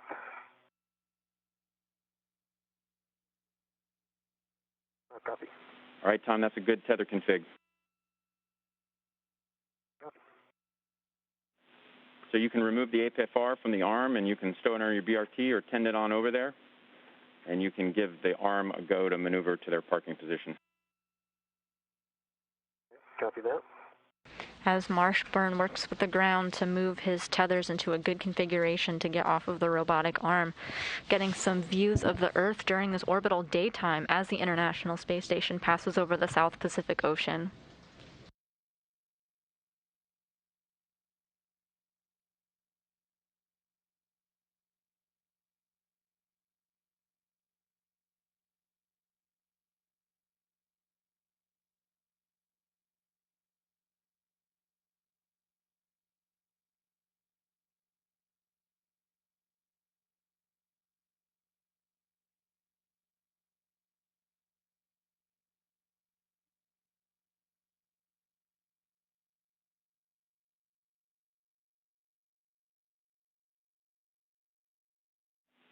And Kayla, we wanted to check in with you. We know you got CUP checklist pages that were probably guiding you over there to the 4A IEA, and we're going for the 4A3 BCDU, which is there in the aft corner on the non-radiator side, on the part of the IEA nearest to you.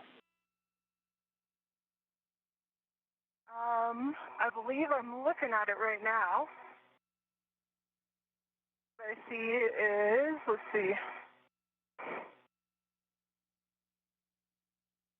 CADDC, well, actually, yep, a battery charge, discharge unit ORU, serial number 0032. We're checking.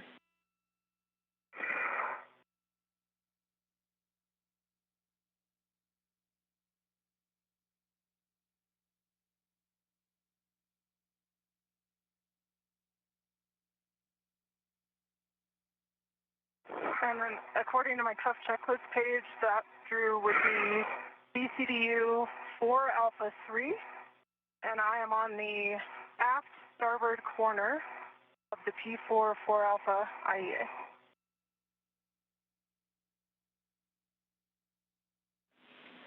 All right, Kayla, you are on the right BCDU. We'll have you take your ratchet wrench, and then we're only going to do a half to a quarter turn on H1, and H1 is the non-doghouse side. Bэрron now working on her get-ahead tasks. You'll note that she only needs to slightly turn the bolts. This is because we're just generally loosening them for possible future use.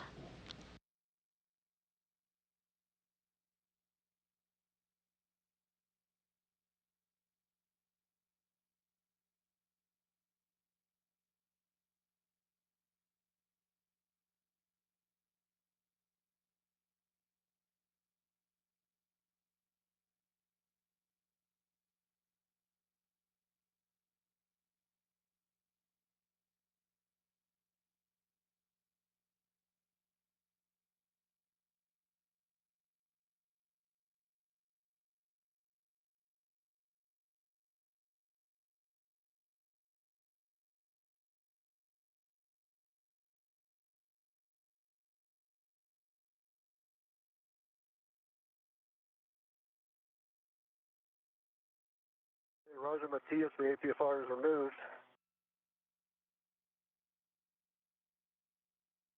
And by for sec. Here's a half turn on H1. Okay, copy that, Kayla. And one thing, a caution that I needed to give you is once we break torque on those, then we won't be able to translate on those micro squares. Roger. Problem?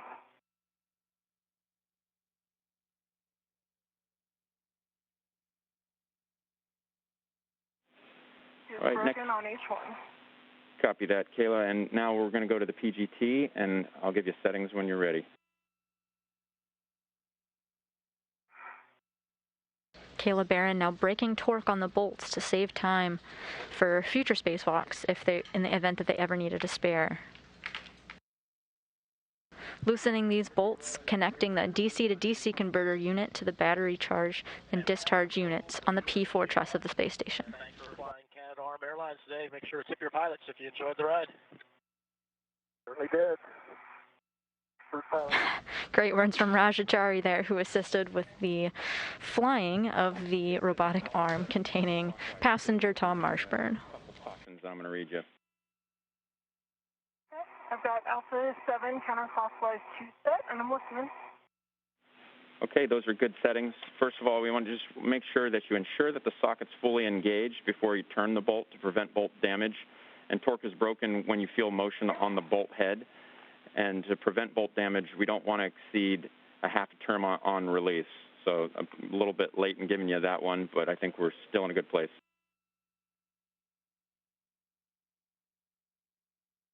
And you got a little broken up there at the end, Drew.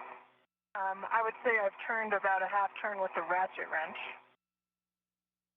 And so you want me to drive this, the PGT? Kayla, you have a good understanding. That's correct. Okay. And only one half turn. correct, Drew. So, sorry, apologize for that, Kayla. So this one's on this H1 with the PGT. You're in the correct settings, alpha 7 counterclockwise 2, and we're going to do 7 turns on this H1. It's going to be a full release of this H1. While Кейла Бэррон gets to work loosening those bolts, we're getting a view of Tom Marshbёrn taking a look at the portable foot restraint in his hands. This was attached to the robotic arm that connected his feet for the majority of the EVA. Now the depressible. Okay, copy, Tom, and if we could just confirm the settings. Work. Actually ended up a little off from what I expected. It's at a setting of 7 right now. Papa and the Fox 6 are the same.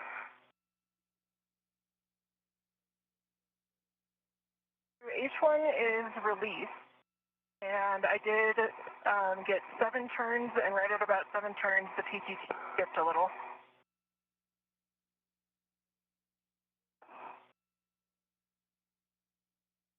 Tom, just for your awareness, we're going to be moving the arm here. It should be behind you, not a factor. Okay, copy, Kayla, and we're going to reset your PGT to alpha 7 clockwise 2. And this will be for bolt 2. H2, correction. Verification.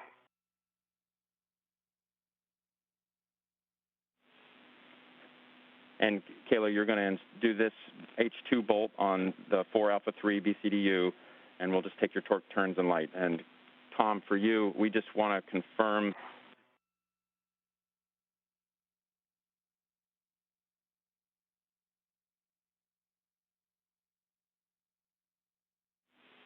And Tom, unfortunately, we would like to get the APFR in a 12 o'clock clocking, if able. 12 o'clock clocking. I'll be that.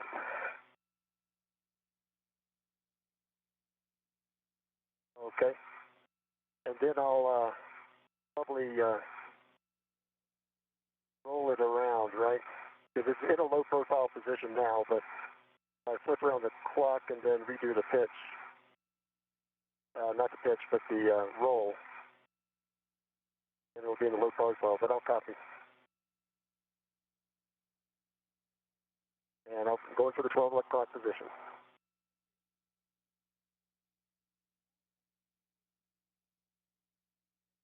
I was looking at the low profile situation rather than the number.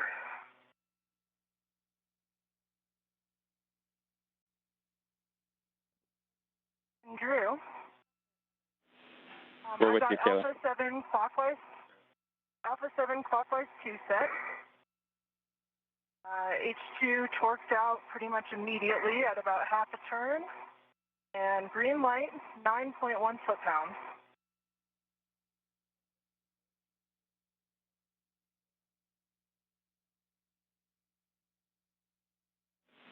Okay, that is a good reinstall on H2. Kayla, next we're going to move down that same side of the IEA, the non-radiator side, and we're going to go to the 4 alpha 2 BCDU in the opposite corner.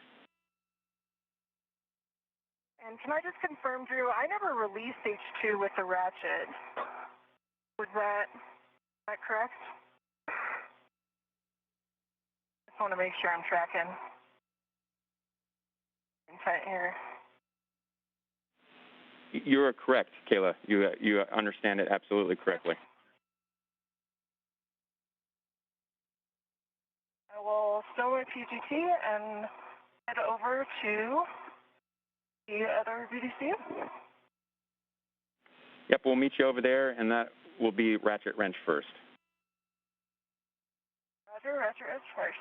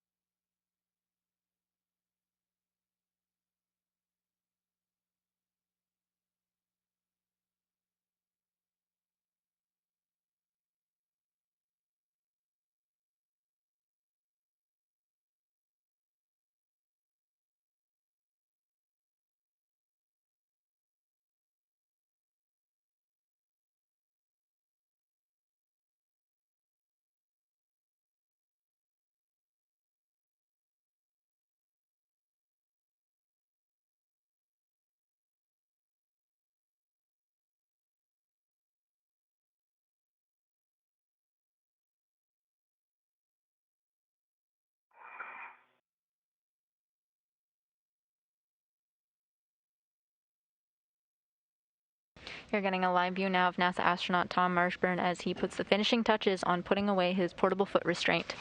This connected him to the robotic arm conducted by Matthias Maurer and Rajachari. This means that cleanup of their work site is pretty much all complete. Now that Tom is out of his robotic arm, Kayla has stowed the bags and did an inventory on her tools. The crew is reporting that they're feeling quite well, and a couple of the get-ahead tasks are well underway. Ready. I'm looking at each one.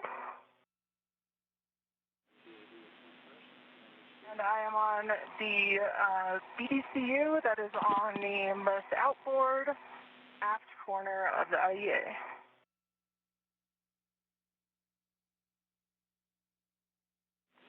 Checking, Caleb.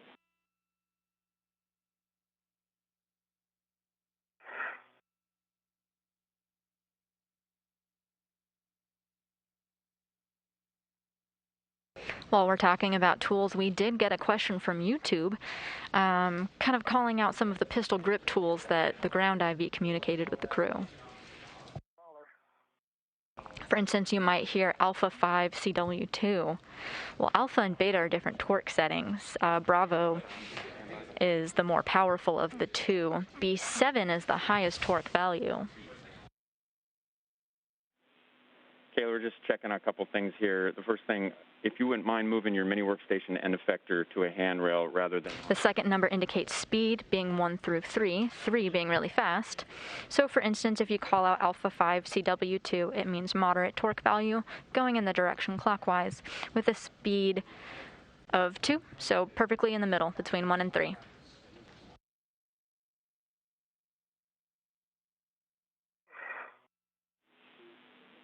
Checking.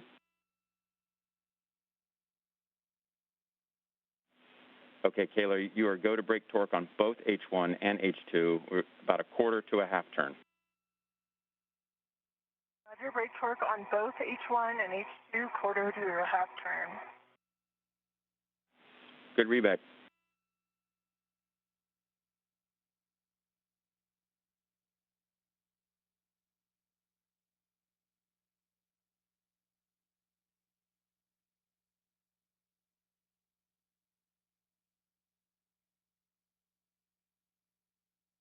Andrew, got it to the 12 o'clock. Back on black, good pull, good twist test. We're in Papa Papa. Still in Fox 6.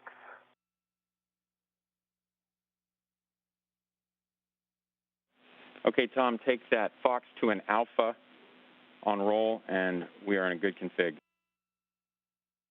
Copy.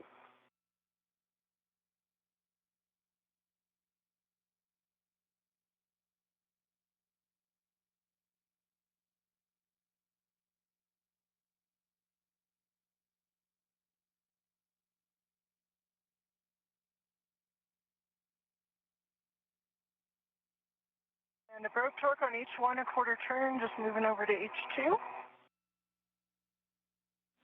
Copy.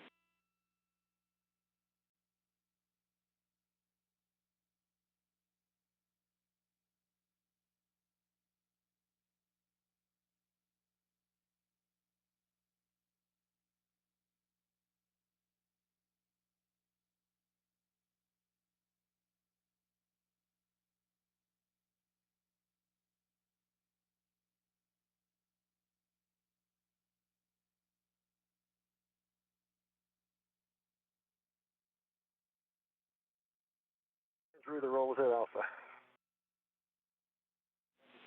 All right, copy that, Tom. Great job. So we're not going to have you do anything additional from here, so this is going to be camera and video time. Where are you in procedure, Kayla? I just broke torque on H2. I'm just finishing up the second BDCU, and then I have the stop restraint tie back. This is out. Could head over that way towards you. Is that up to you? And for Drew, H2 broken, a quarter turn. Going from a PGT. Yep, next we're going to do H1 Alpha 7 counterclockwise 2. Roger, moving back over to H1.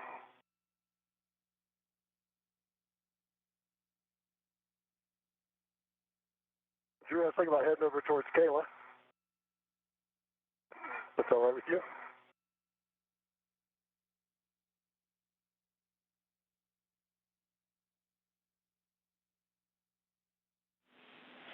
Hey, Tom, it's up to you and Кейla if you're going to head all the way out there, but she's going to be done here pretty quickly. In the end, we want Кейla to translate back in ahead of you.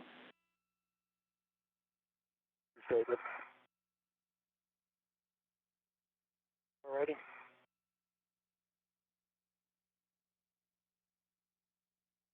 Кейla, I'll get some snaps here. Roger. You And say, for Drew, I've got Alpha 7 clockwise 2 sets, and I'm at H1.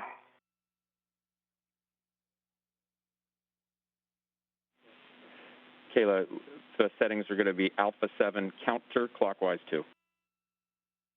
Roger. Alpha 7 counterclockwise 2, and understand I'm fully releasing about a 7 turns. Good, read back about 7 turns to release.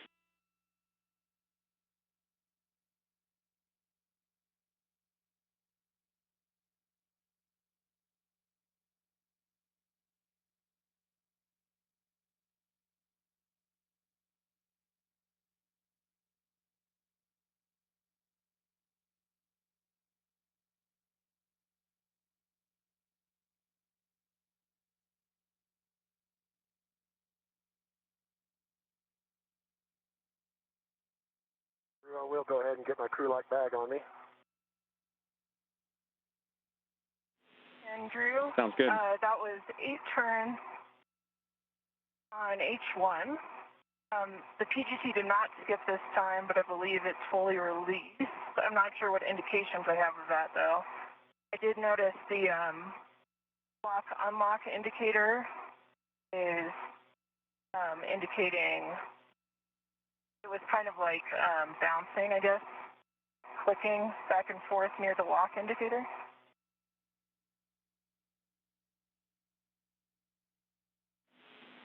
Checking.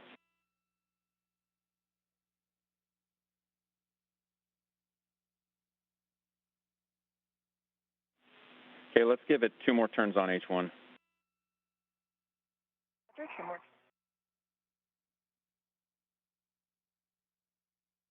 Drew, I'm giving the paddle a couple of pushes on the feeder cart.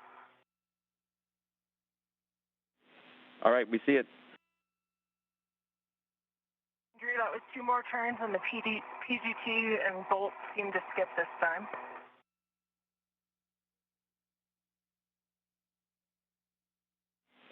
Okay, copy, Кейla. We're ready for you to reset your PGT, Alpha 7, and this one will be clockwise 2 for bolt H2. Right, Alpha 7 clockwise 2 set, and I'll just adjust my body position, and then let you know when I'm going to start turns. Copy.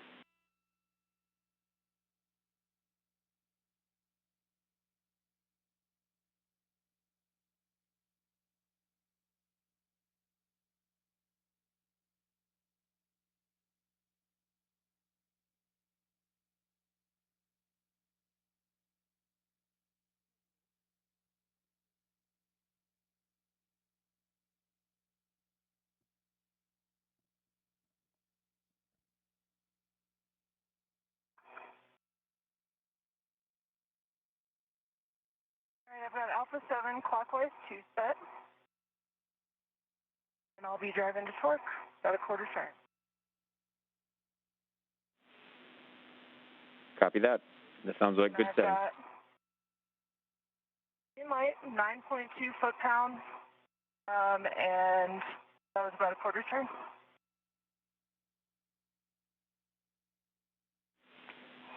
Okay, copy, Кейla. I'll start heading over to the sub bracket. Okay, we'll meet you there. That's in the opposite corner.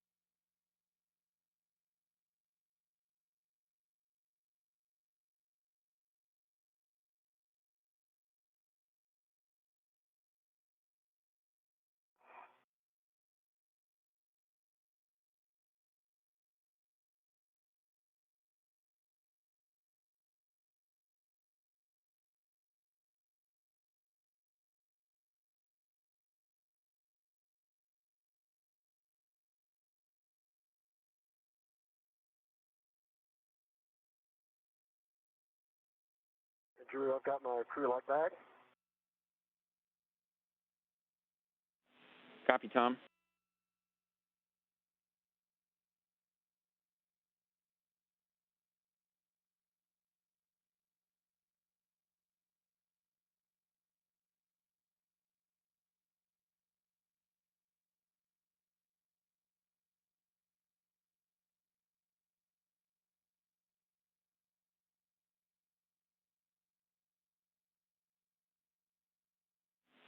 Kayla, while you're making your way over there, we know that you still have that ORU bag on you. If you want to temp stow that out of your way, because we think you might need the BRT in order to do these wire ties. Roger.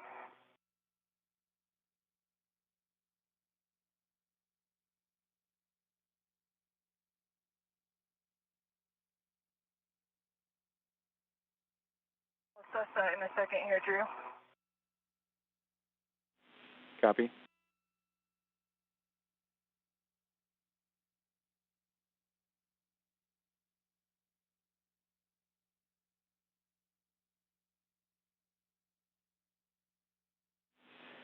And Kayla, a couple more words for you. Those micro fixtures there on that lithium-ion battery by the sob that we're going to restrain, those are, unfortunately, are not able to translate on those.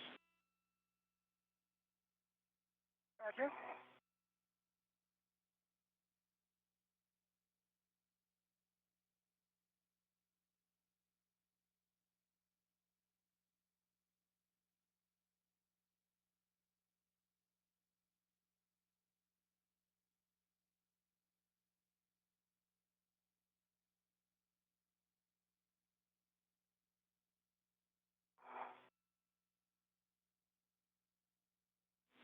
And then one final reminder, Kayla, there's the radiator just there at your feet.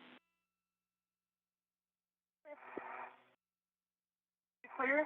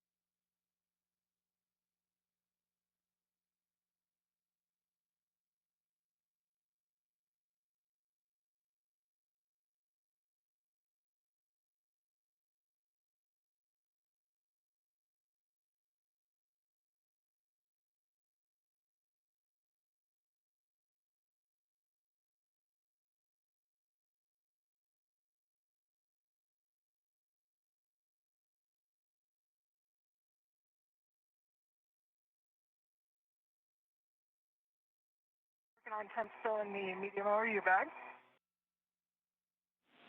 Copy. And I have a recommended handrail for you to BRT when you're actually working the wire ties. Roger, I'm ready for it. It's 5124. Okay, I see that just to my right.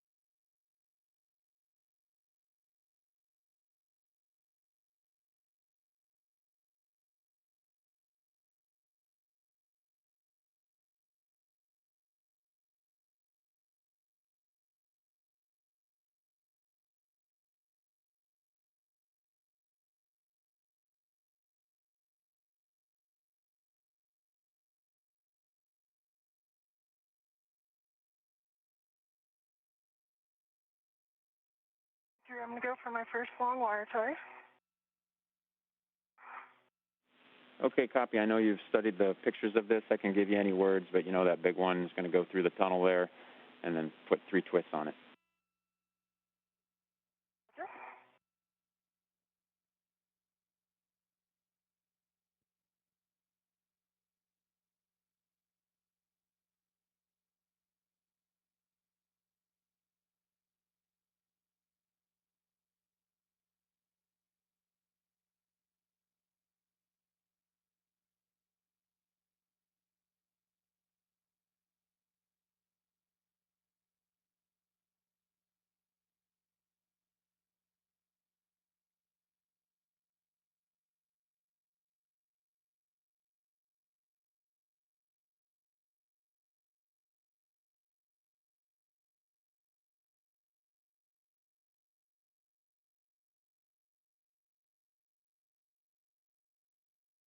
Switching now to live views from NASA astronaut Кейла Бэррон as she works on a couple of get-ahead tasks before the conclusion of this spacewalk. She's breaking torque or loosening a couple of the bolts on a couple of different locations on the space station. Again, not related to this NASA, but could one day be helpful in case we ever need spares.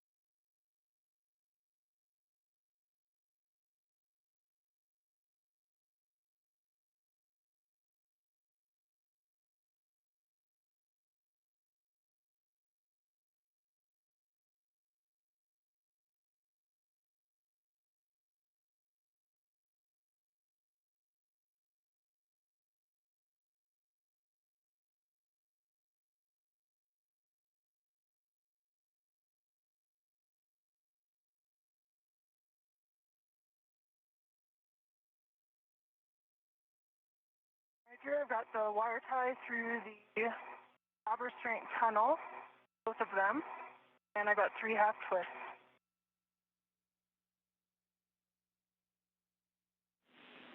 Okay, Kayla, that looks good. And you know the second wire tie goes on that micro fixture. They're adjacent. Okay, that's going to work.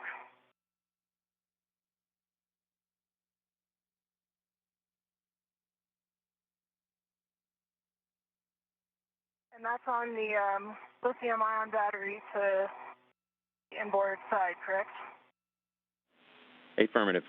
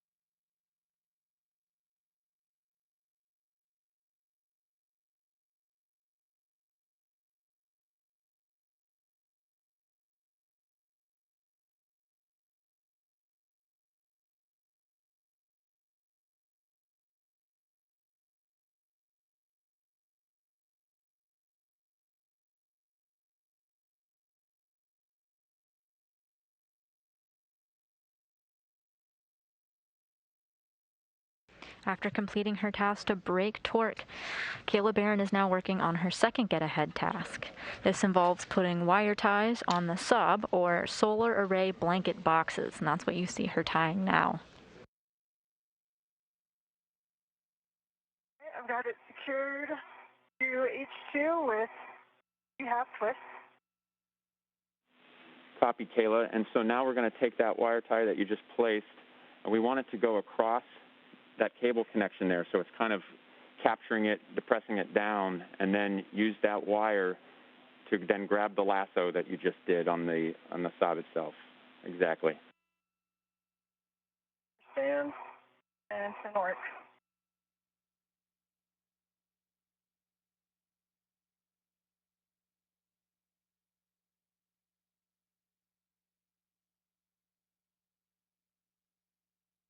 How far do you expect these to rotate back through?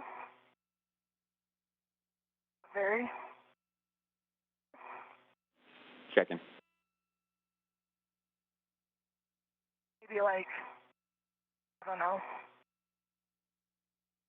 30 degrees away from straight up. Stop. Yeah, Kayla, we want it to. Clear, so I think the meeting there. We want it to rotate all the way against that hard stop like you have it, exactly closest to the micro square. So you are doing it exactly correct. And let me get this cable underneath. So.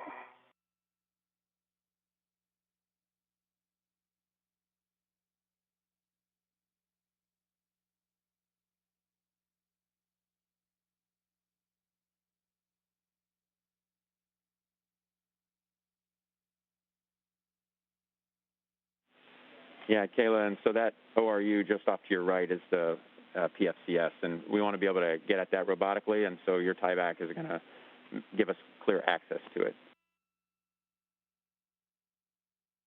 I'm going to reposition where I have the attachment point here, if I can, just because I realize that's not super tight.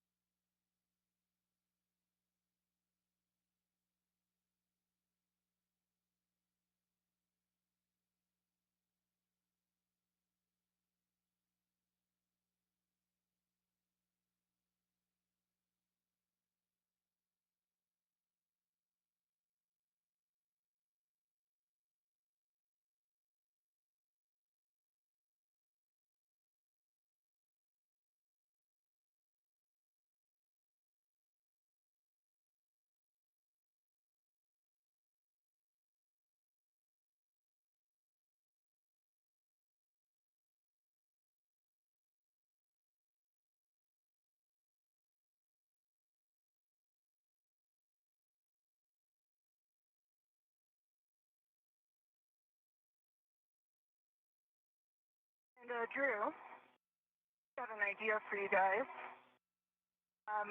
Would it be okay to thread the H2 wire tie under the looped wire tie and then tighten it back that way? Yep, Kayla, that's exactly what we want you to do. Then double it back and then add 3 twists. Roger. Picture, I kind of remembered the ends being connected, but this I think seems better from my standpoint right now.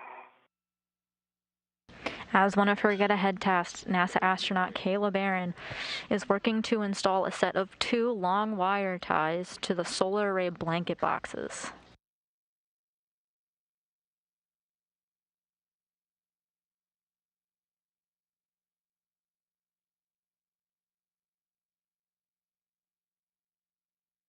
All right, Drew, I've got it restrained back, and I will try to, tell me if you can see it in my WVS. I'll show you how much play remains. Definitely clear the corridor.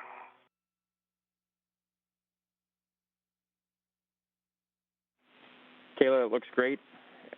We are very satisfied with that. We're going to call that task complete. Okay.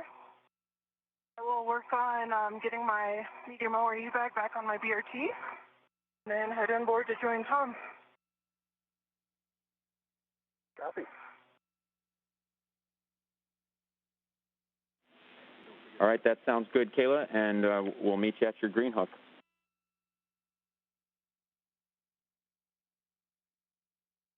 NASA astronaut Кейла Бэррон just confirming that she has finished the final of her 4 get-ahead tasks. After the installation of those wire ties that the ground confirmed looked great and was exactly what they were looking for. She'll now make her way back to Tom Marshbёrn, where they'll begin the procedures to get back into the space station and out of their spacesuits.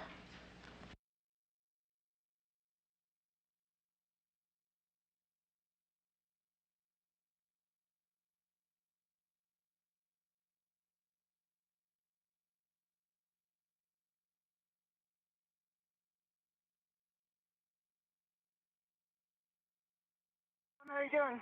Doing good. Taking some pics. Nice. I've got some of you in there. Awesome. A few little cleanup steps here, and then I'll start my translation back to you. Copy.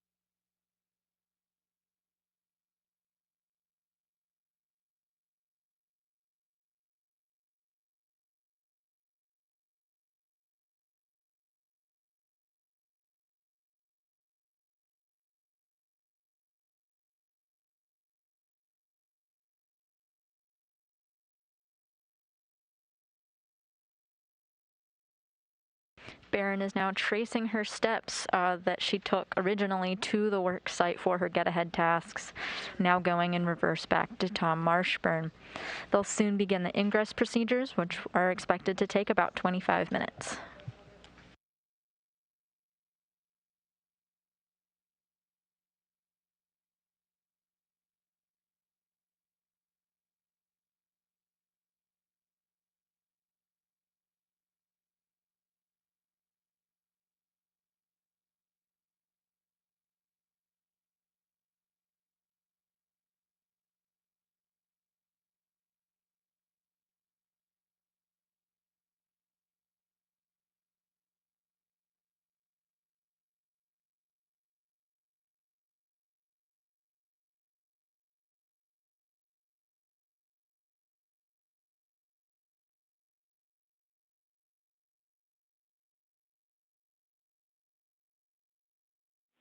And Tom and Kayla, for both of you, if we could get one final glove and hat check from you as Kayla starts to make her way back.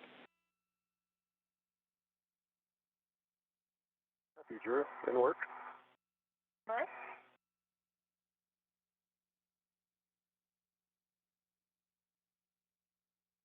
And Drew, I've got some smudging on the middle finger, on my right hand. RTD looks good.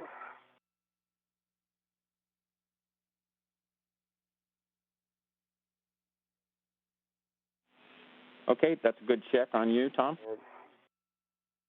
And smudging on the little finger of my left hand, and the half is dry. RTD looks good on both hands. Copy. And Drew, I have some black smudges on my fingertips. New ones, actually. I didn't have before. But other than that, all this looks the same as last report. Actually, I see a little bit of wear on the outside, RTV wear on the outside of my left index finger.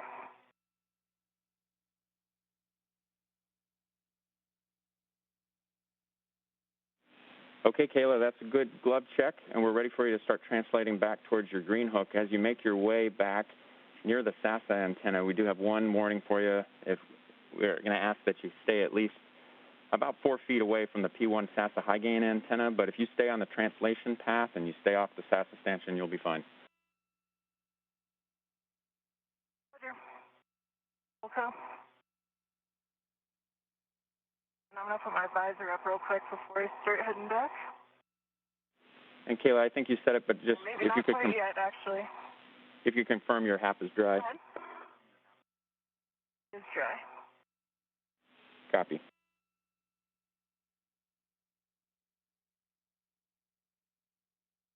I'm going to wait like 30 seconds for the sun to go down. I'm going to put my visor up, and then I will head back to Tom.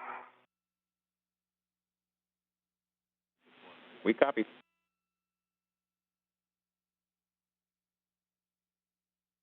Doing okay, Tom? Oh, yeah. Great.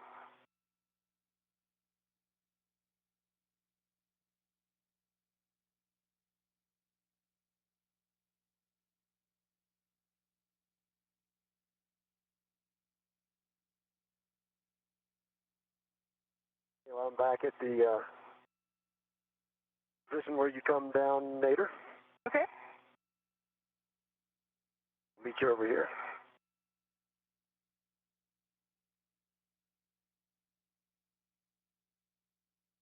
Just came in board of the Sarge. Copy. And the neat handholds there, aren't they? Tom and Kayla, we're about 2 minutes from a handover. I just wanted to let you know we're just shy of a 6-hour EVA, and we're going to meet you back at the airlock here shortly, and Kayla will just listen for words for your green hook. Roger.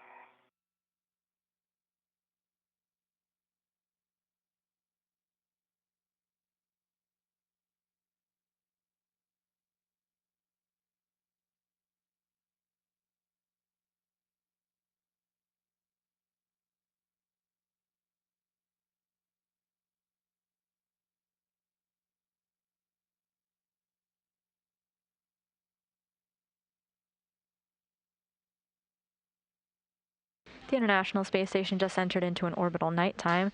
And we have some views of NASA astronaut Кейла Бэррон from her helmet camera as she makes her way back to the Quest airlock. On her journey, she will be passing by the SASA unit and will now keep a distance from it because it is powered on and moving.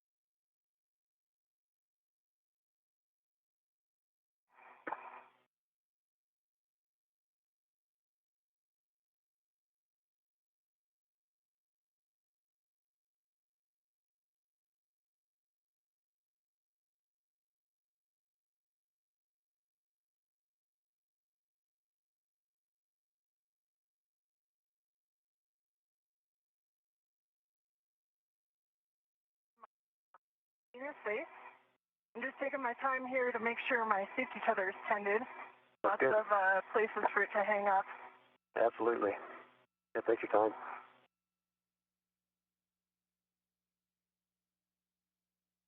And let's try to get eyes on the UHF antenna here in a minute. Got my medium U-bag off to my left, so I just want to make sure I've got good clearance to the base of the UHF antenna.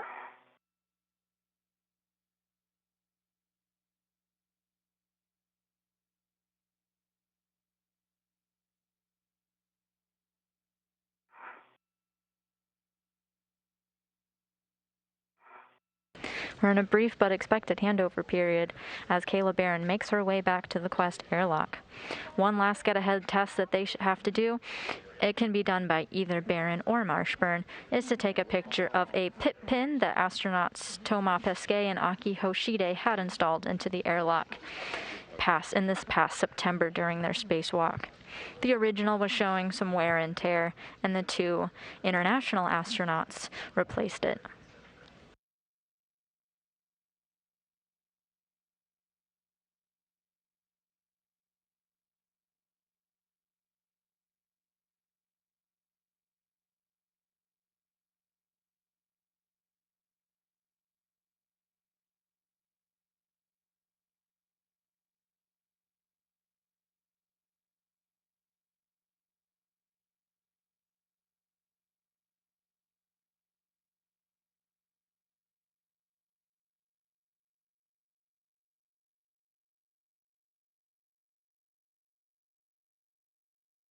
My green hook is on my red reel.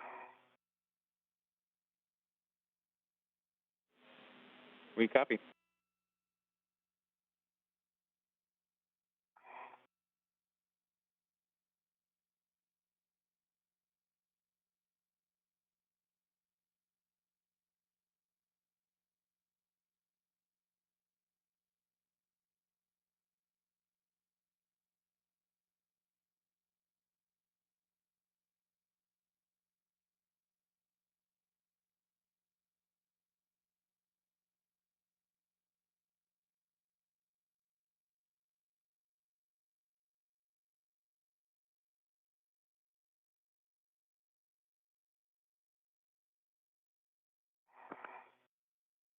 I'm continuing my translation. We're flight following.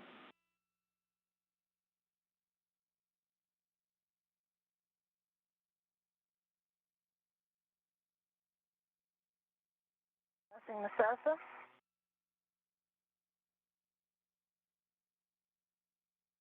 It's beautiful, isn't it?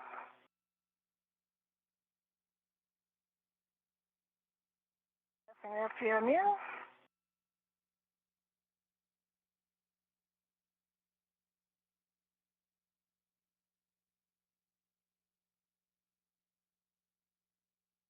I see you coming. I'm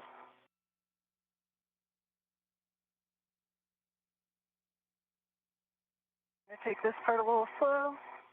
The tricky part of the translation.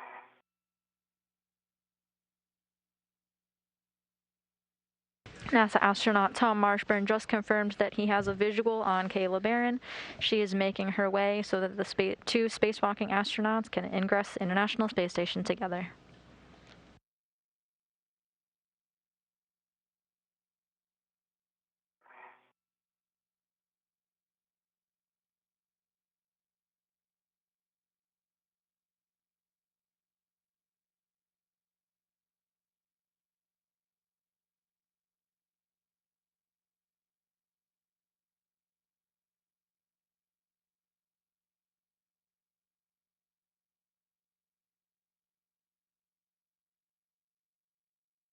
Tom, could you please move further outboard?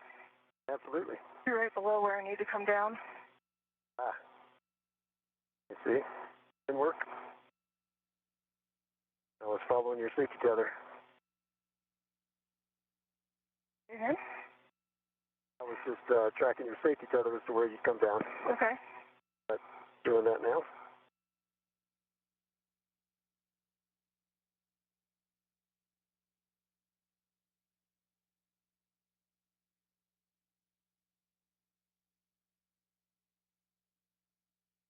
How's that? Much better, thank you. Absolutely. My safety tether is up against the seat of handrail. Roger, I'm coming down.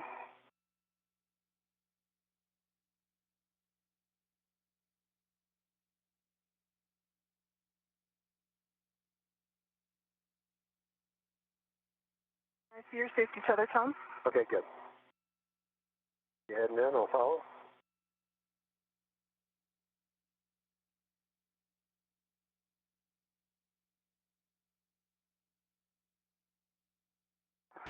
The two astronauts are now headed towards the airlock.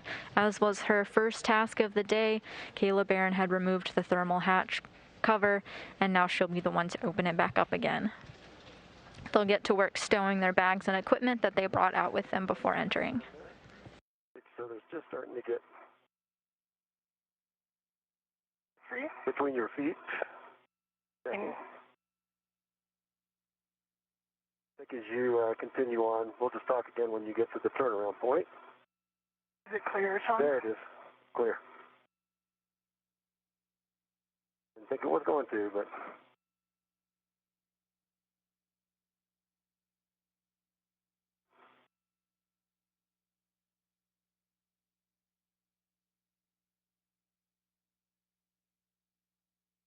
Thanks for the heads up on that. Sure. Just get your feet facing forward a little bit when you turn the corner. Roger. Although it's tightening up now, looking better.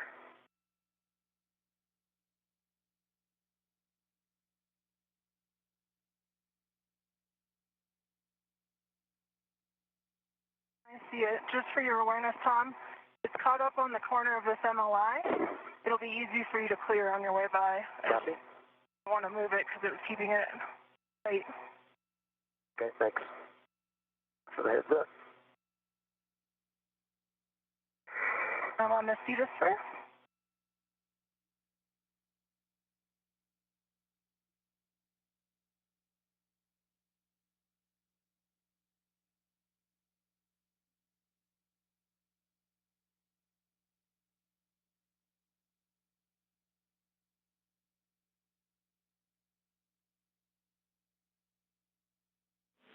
And Kayla, you have a go to open the thermal cover when you arrive at the airlock. Roger. I'm on the Cedarspur as well.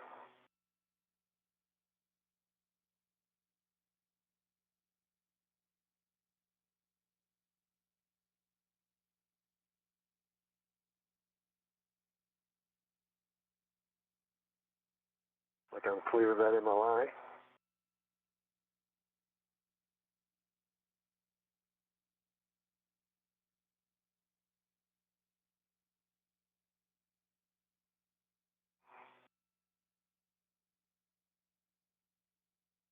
The circular handrail.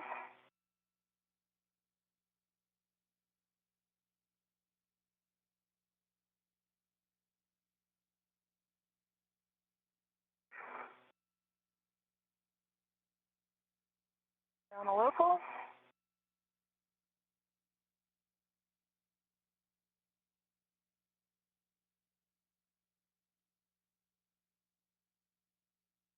Removing my third lead. And the thermal cover is open. Copy, Kayla. Thermal cover's open, and you can stow the bags as you would like. We know that you also have that ratchet wrench still on your mini workstation. If you wanted to take that off and stow it separately, up to you. Roger. Bэрron just gave verbal confirmation that the hatch thermal cover is open, one of the early steps into getting back into the Quest airlock. She's now going to work on stowing some of the bags that contain the tools that they needed to replace the degraded SASA.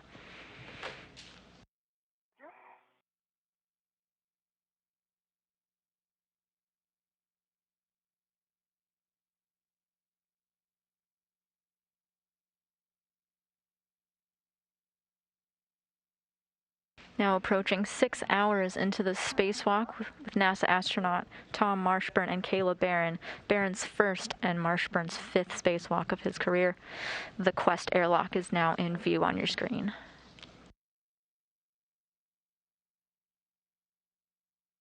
By one, Tom. If you don't mind. Oh yeah, no, Before you. started drifted a little bit.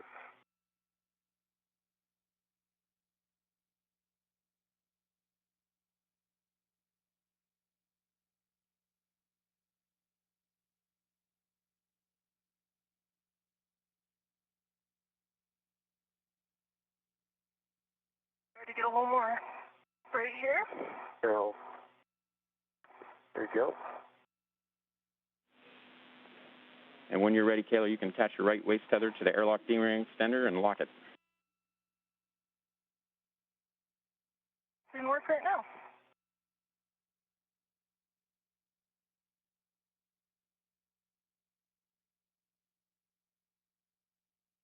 My waist tether is attached to the airlock gear. Try to get a little more right here. Now, there you go. And when you're ready, Kayla, you can attach your right waist tether to the airlock D-ring extender and lock it. It's in work right now.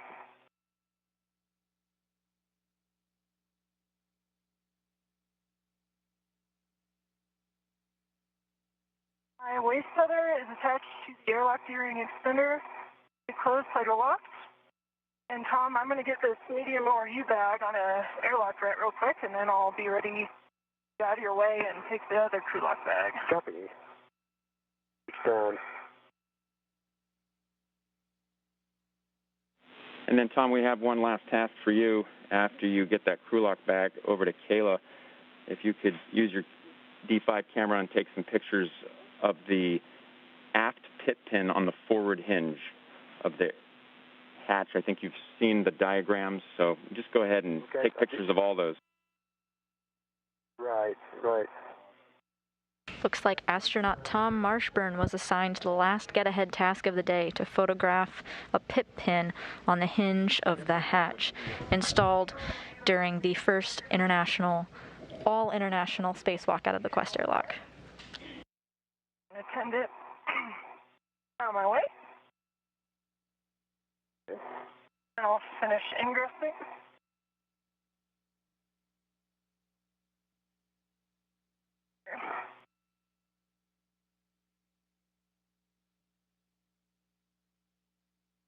While Marshbёrn grabs that photo, Bэрrón is disappearing from view as she enters into the Quest airlock, her feet now visible as she's almost completely inside.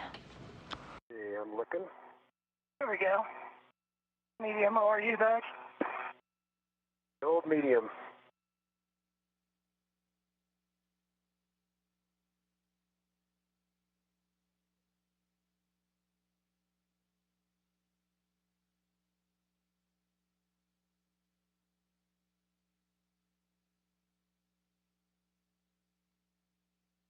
All right, Tom. Okay. Fully ingress. Copy. Got a crew lock bag here for you.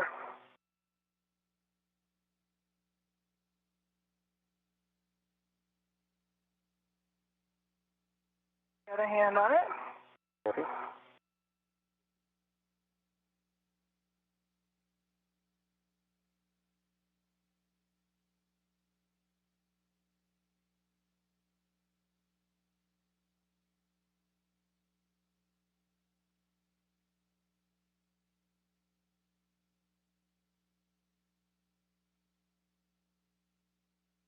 Got the airlock thread on it, and I'm going to release yours.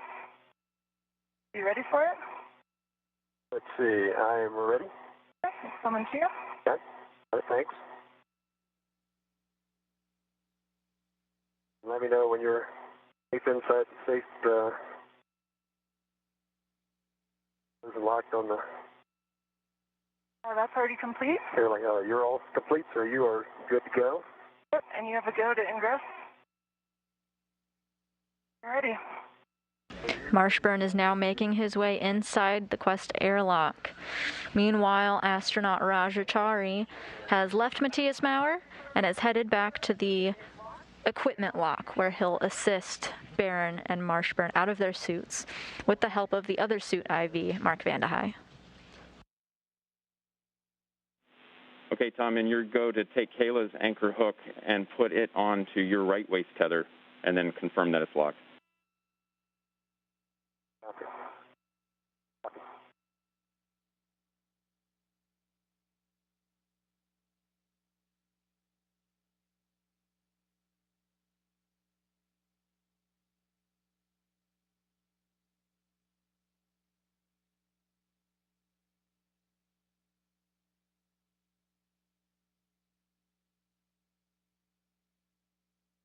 Vande Hei and Chari now snapping a couple of photos as Marshbёrn makes his way back towards the crew lock. Once he gets in and the doors closed, repressurization can begin, bringing the PSI down from vacuum back to a PSI of about 14.7, at which point the hatch can be opened and Rajachari and Mark Vande Hei will move the astronauts back into the equipment lock to help get their suits off.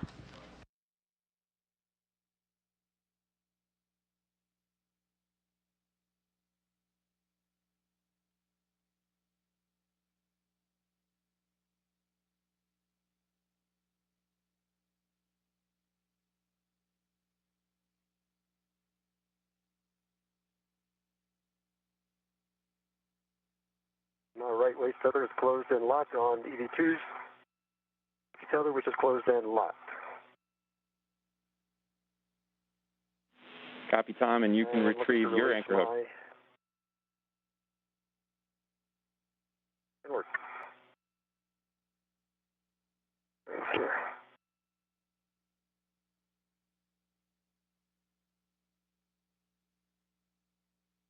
And that's retrieved. And that's it. I'm heading in, and I'll get those fixed. And Tom, if you could just turn your heck off for us and your go to ingress. Okay, copy that and work. And punch the button. How's that?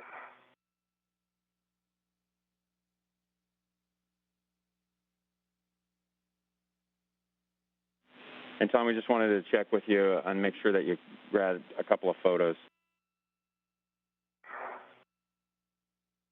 Yeah. I remember I'm just sitting up here.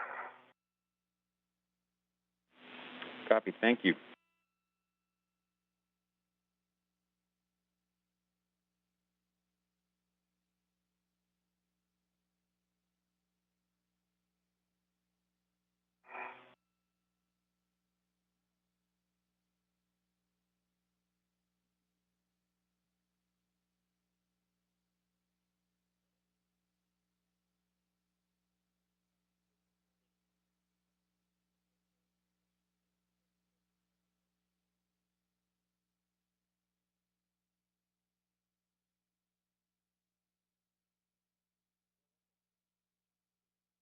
I'm going to get up into position here, Kayla, and get that.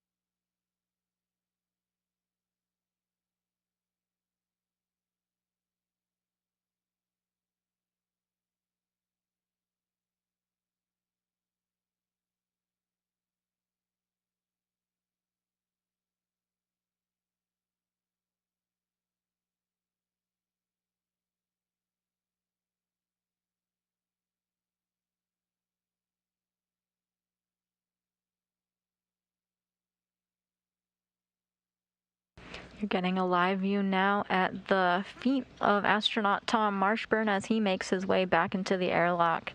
NASA astronaut Кейла Бэррон, his spacewalking colleague for the day, is already inside, is working to stow some of the bags that she brought in full of the tools.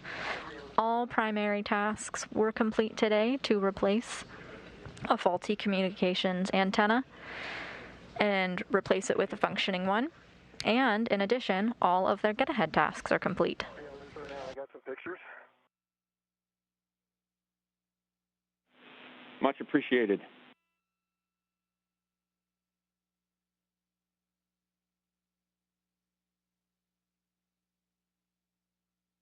Coming in? And Tom, that's all we needed. You can head on in. Okay, good work. Yeah, I'm up against something there. That might be you, Kayla. Oh? Nelson, there we go. That's your SC. Stop for a second, Tom. Your SCU was caught on your foot. You? And no, you're good. Yeah. Yeah. I got the bags right here, so if they're in your way, please let me know. Okay. Gonna slap that thermal cover, bring it back. If it bounces back to me.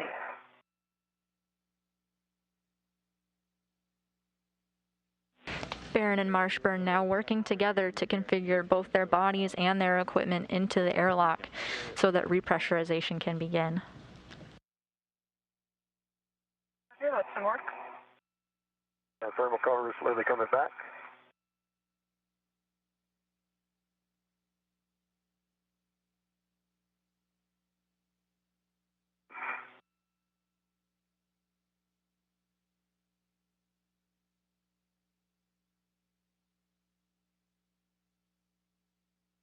There we go. Thermal cover is closed. The person you see on screen now is NASA astronaut Mark Vande Hei, and sometimes we'll see astronaut Rajachari floating into view as well. They're the suit IVs for today's operation, helping Bэрron and Marshbёrn get in and out of their spacesuits. And if you can verify for us that the magnet actually engaged. Okay. Will do.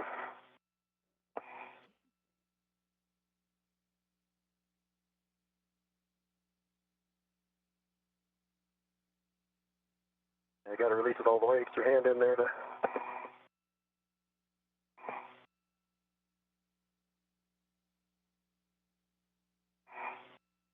Release the hook.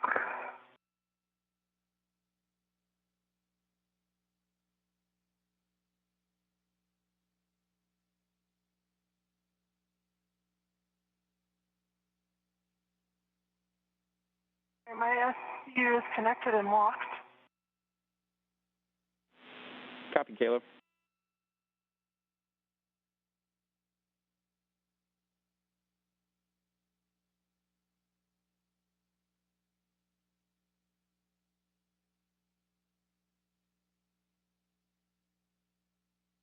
Then I've got a weird angle. But still working it.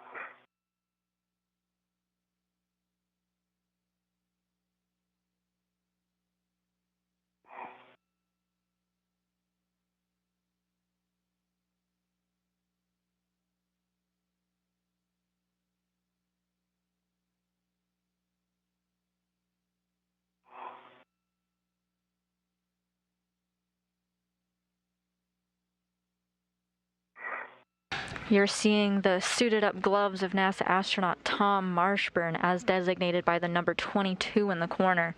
We're getting his perspective as he tries to get the door closed.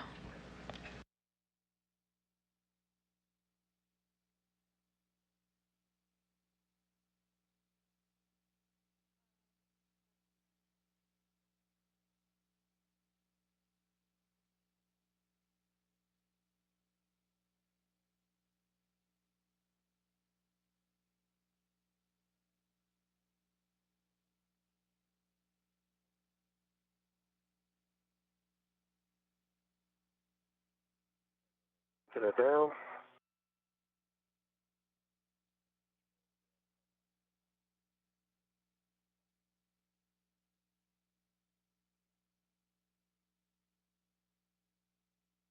One, 2, 3. 6. The view you're looking at is the thermal cover of the Quest airlock. Once Tom Marshbёrn gets that closed, then they could work to close the hatch. That thermal cover, just an extra layer of protection for the hatch door from the elements of space.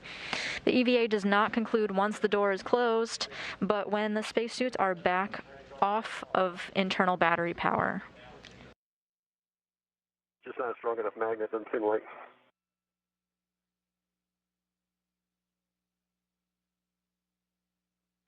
Copy. Copy, Tom. And we'll just ask that you make sure, give your best effort in getting the magnet engaged and then cinch it up to 6 black lines on that tail. I've got 6. There's still a bit of a gap. About at the limit of the adjustable.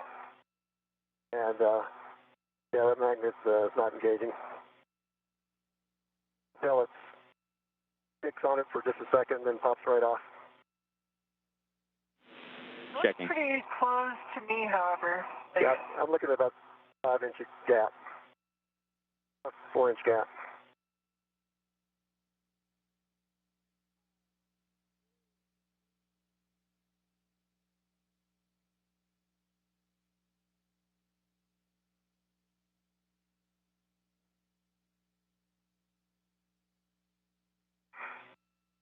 Is the medium lower U-bag behind me, Kendall?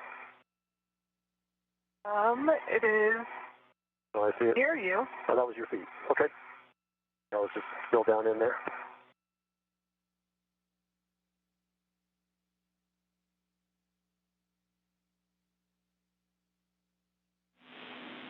Tom, we were wondering if you could try to manipulate it a little bit because we think that it's flexing away so the magnet doesn't quite engage.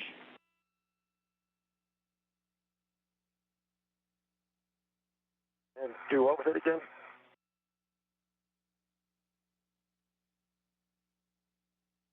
The Because it's sort of pulled almost all the way tight.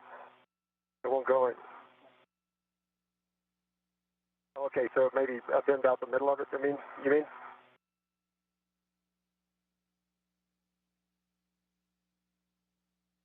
So the adjustable is as tight as it'll go, and I'm pulling pulling it all the way up, the thermal cover up. Tom, if you hold with your left hand as you are and then push on the middle with your right hand. Yeah, I did that.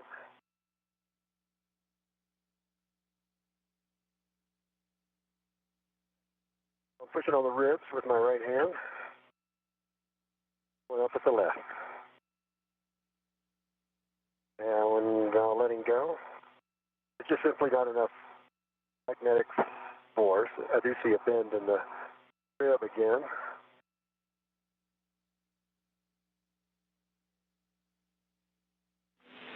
Checking. I've got all the ribs bent out. At least I bend them out.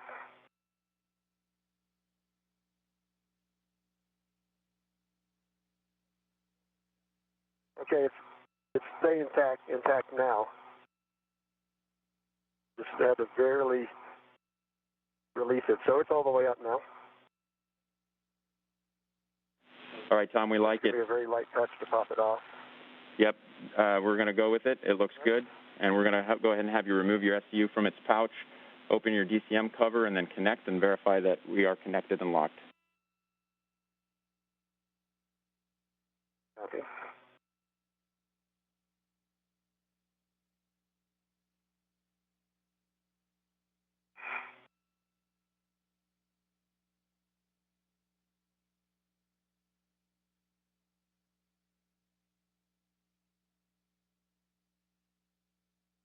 Marshbёrn confirmed that the hatch thermal cover is closed. He worked with the ground to make sure that it laid flush and stayed closed. See the pouch. I think my list is a little bit against yours. Look, turn it around the other way.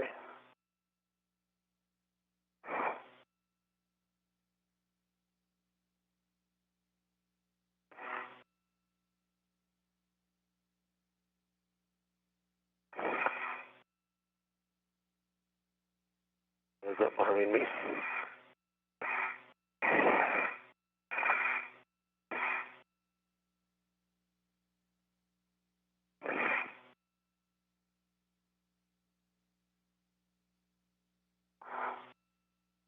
I got it.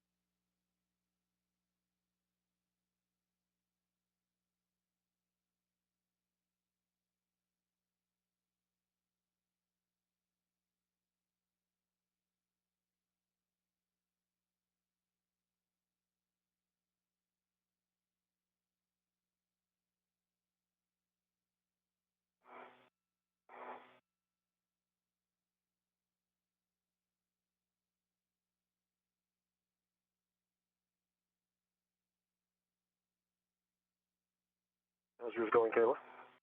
I'm connected. I'm connected as well. Drew, both SCUs are connected. Okay, copy. You're both connected to your SCUs, and they're locked in place. I have a note for you here. We'd recommend a TCV setting between 8 and max cold. This is dialed toward your feet when we go to our next couple of steps. Copy. Roger, I am in 8. Copy, Kayla. Working it. Okay, guys, it's time to go. Water switch is off. You can expect an H2 off message. I'm at 8 and going for my water switch. My water switch is off. I have the H2O is off message. Mine is off, and I got the water is off message. Okay, that starts our 2-minute timer.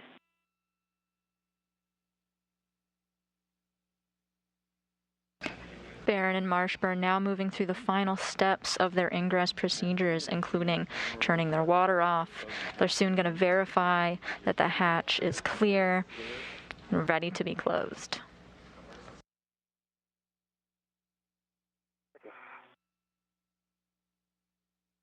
And the hatchway is clear. Okay, and then you can verify also that the handle position is per decal.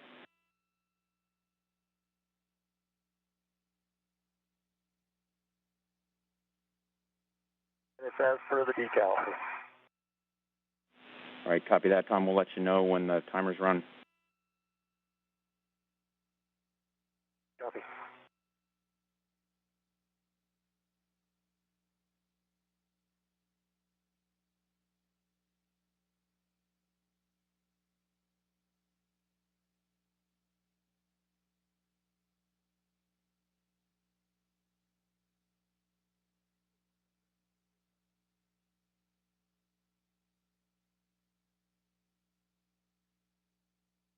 Turning off the water in their extravehicular mobility units, also known as their spacesuits, is a process that's expected to take about 2 minutes.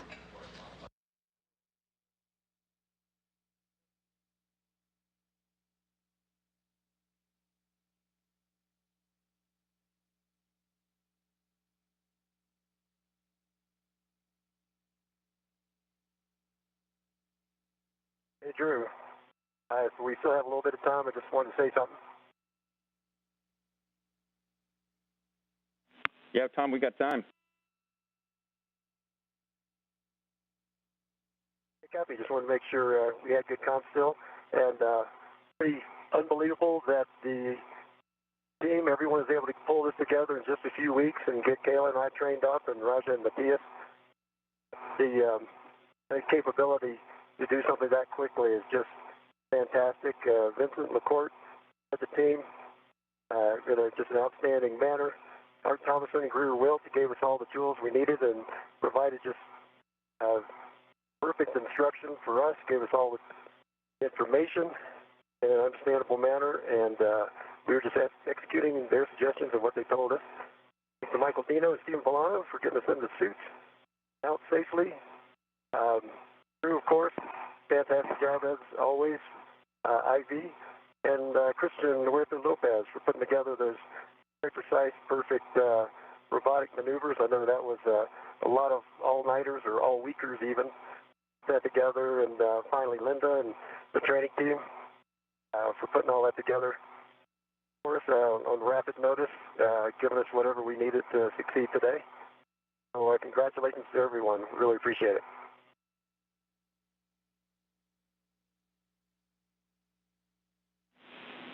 Hey, guys, we really appreciate the kind words, and on behalf of the entire EVA 78 EVA team, it was a real pleasure to develop this and execute it with you guys. Did a fantastic job. Thank you for restoring S-band to the ISS. This was just a great morning. Tom, Kayla, a couple of pros out there, and Mark, Raja, Matthias, thank you very much for getting us through this. Great job. We're about 1.5 minutes from handover, and you are go for hatch closure. Happy go for hatch closure. One final shot.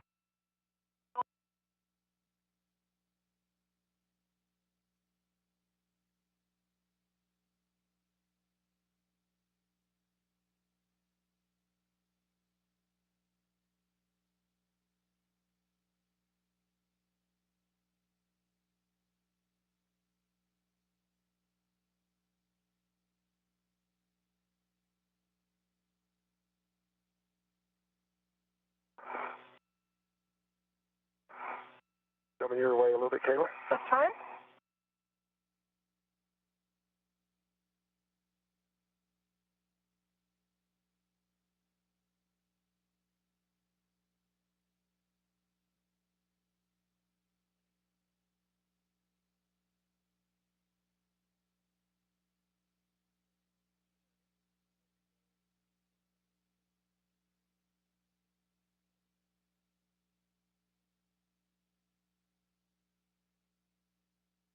The hatch is closed and latched.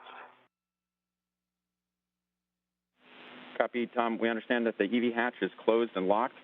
Kayla, for you, on the UIA, check that oxygen for EMU 1 and 2 valves are open. Oxygen, EMU 1 and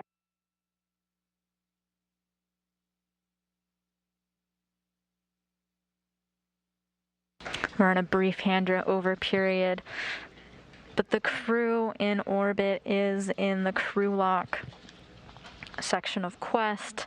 They're undergoing some checks right now before repressurization can begin. Great job today, Kayla. yeah, you too. You had the bulk of the work. You have to play with everything that's out there just about. All the tools. Yeah. And Kayla, I think we clipped there in a handover. We just wanted to verify that the oxygen for EMU 1 and 2 valves are both open. Oxygen, EMU 1 and 2 are both open. All right, copy. And then also on the UIA, switch power for EV1 and 2. Switch power to on and verify that all 4 LEDs are on. Let's see. So power EV1 and 2 are on, and the EMU LEDs are on. The Orlon LEDs are off.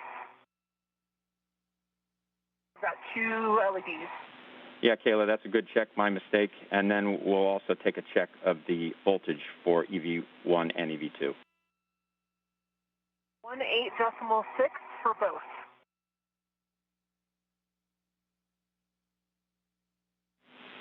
All right, that's a good check for both of you. And now on your DCMs, you can switch power to SCU. Okay. And you can expect a warning tone. Power is in SCU for EV2.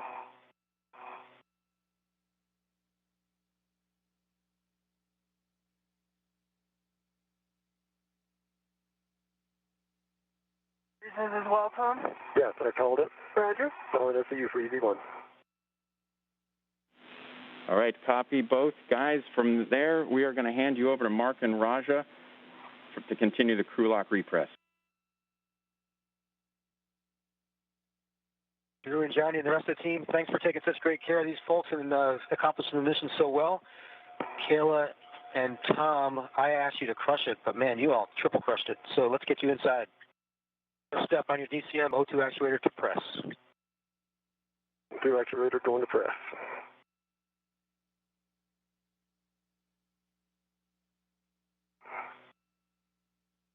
My O2 actuator is in press. EV2's O2 actuator is press. Yeah. It's be sticky. 6 hours and 30 minutes into the EVA, NASA astronaut Mark Vande Hei on the right of the screen is walking the 2 spacewalking astronauts through the repressurization procedures.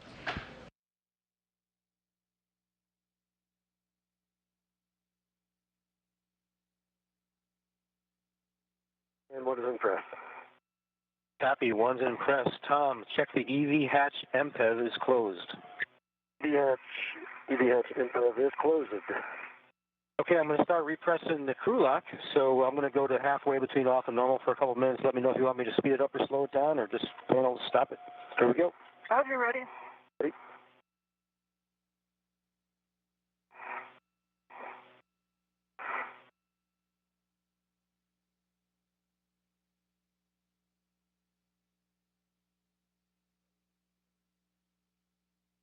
It's a good rate so far for me. As well. Copy.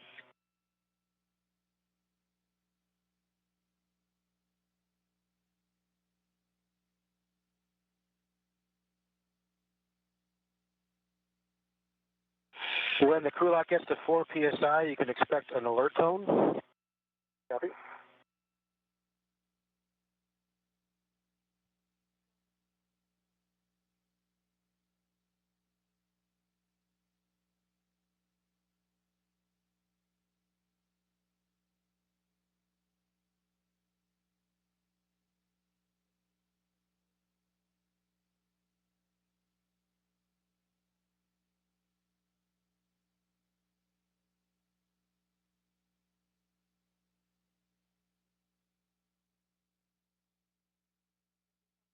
Like I've got my feet in your face. They're all good. Okay. Got plenty of room.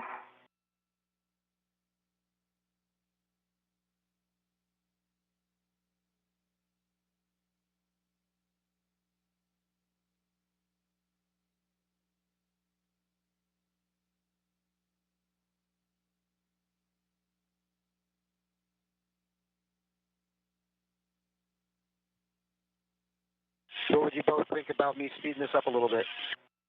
The EVA concluded at 11:47 a.m. Central, 12:47 Eastern Time, marking the end of a U.S. EVA is marked when repressurization has begun, and the pressure in the crew lock is climbing. It's at about 1.1 psi. The total time of the spacewalk today was 6 hours and 32 minutes.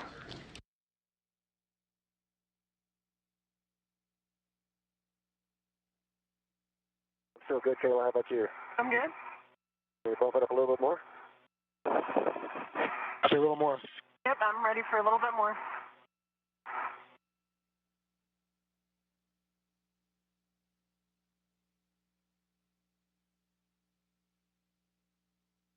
And it is getting hard for us to hear you in here, so you're going to have to give me some hand signals. I did copy a little bit more. That's steady right now.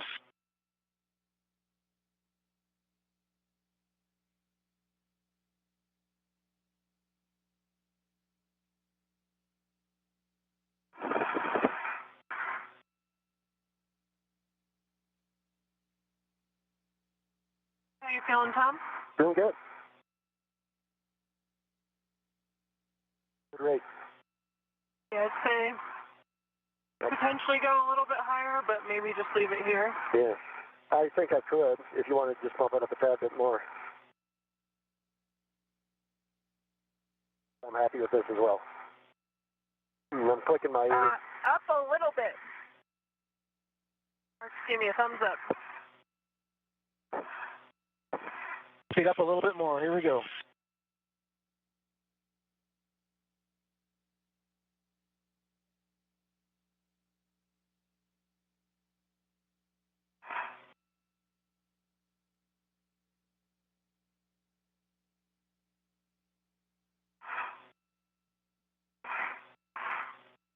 Mark, if you could slow down a little bit. Copy. Slow down a little bit.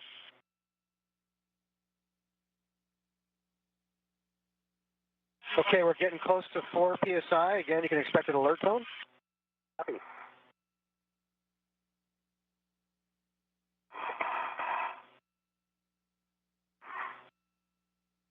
Okay, our next step when we get to 5 psi, I'm going to move the IV hatch equalization valve to off. We're waiting for that. You can expect another alert tone for that. Roger.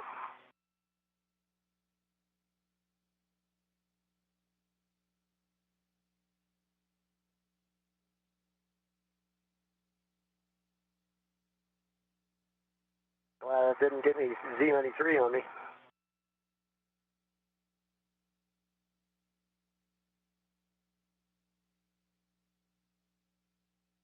Copy, no Z93. My knowledge, I did not either. Copy, Kayla as well.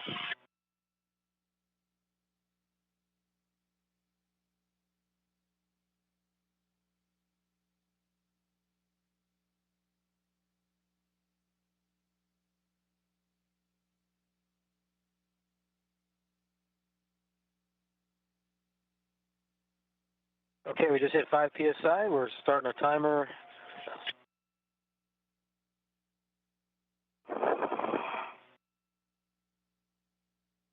What's going on now is we're waiting 2 minutes for the crew lock pressure to stabilize, and then we'll see what difference we get over the next minute after that.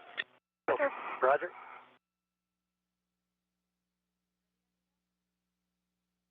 What'd you think? It was awesome. Is that something? Yeah. And you just heard NASA astronaut remarking on her very first spacewalk that it was awesome. This was the 245th EVA for station assembly, maintenance, and upgrades. It was the 13th spacewalk for the year for the ISS. This was Marshburn's 5th spacewalk, giving him a total of 31 hours, 1 minute spacewalking time outside of the space station. This is Bärron's first ever spacewalk, so the total of today's spacewalk, 6 hours and 32 minutes, is her record. Since this is the 245th spacewalk, that totals 1,548 hours and 26 minutes, or the equivalent of 64 days, 12 hours, and 26 minutes. This is the very first EVA of Expedition 66. Right.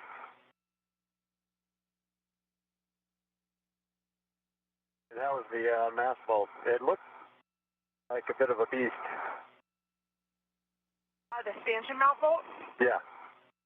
Yeah, it was. I think it was just, the bolt goes so deep into that fitting. It's really hard to get good visibility on if you're like really seated and if it's really driving. We got there. Yeah. Bärron now recapping with Tom how her first spacewalk went. Not like near the place the threads would engage, but didn't quite engage. And so it was hard to tell until I really saw it move. When I had it fully engaged, you could actually see that big bolt move down. It was hard to know that's what it was going to look like until it happened. That was huge. I think the hardest part of the day for me was getting the, those gimbal bolts were tough, but the APFR was the hardest thing I had to do today. If you ever use that collar is just, I think for sure you're at a hard stop, and then it grinds past that and pops into the full. Locking collar? Yeah, the locking collar. Yeah.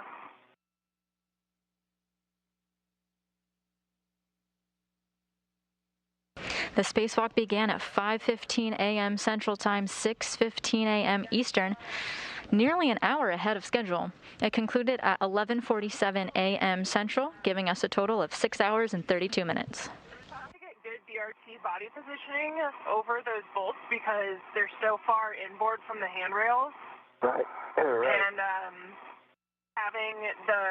you have to get pretty high too because it's up on the fram. Кейла and Tom, we had a good leak check, so we're going to continue on with the crew lock repress. Copy. Can you switch your glove heaters to off, OFF? My glove heaters are off. Glove heaters going to off. All right, Tom, let me know when your glove heaters are off, and then we'll press. They're off. Okay, got them. They're off. Now check your gloves for contamination. Let us know if we've got any. Negative for 1. Negative. I have the dark smudges I reported earlier, but given that they're black in color, I think we can confidently say that's not D93 paint. I would say no contamination.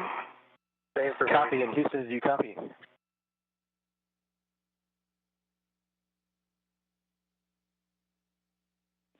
Houston copies, no issues. All right, Houston's good with that, and we're going to continue on. So on both of your DCMs, take your O2 actuators to IV. Didn't work? Didn't work.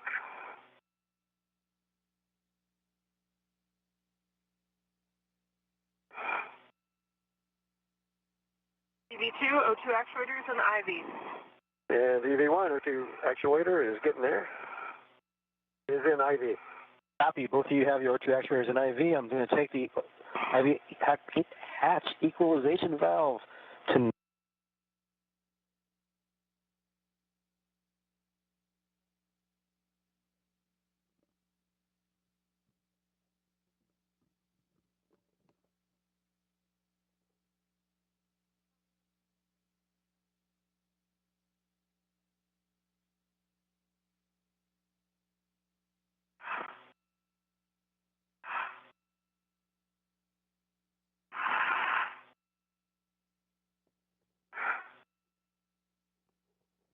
I think one of the reasons why it was hard to get the degraded facet down is I tried to push it down to get it flush. The arm would bounce back a little bit.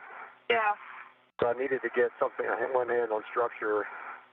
Stabilize a little better. Yeah, or both hands on around the mass bolts.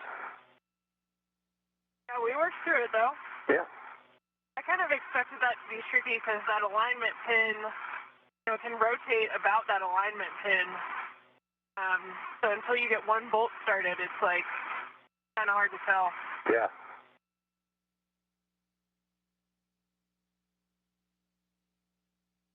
The PSI in the crew lock is steadily rising, now reaching about 9 PSI. Your directions for the remove and the install, the top of the truss were perfect. Yeah, that worked out surprisingly well, I think. Yeah. I was surprised it was like popping off that soft dock, but we got there. Yeah.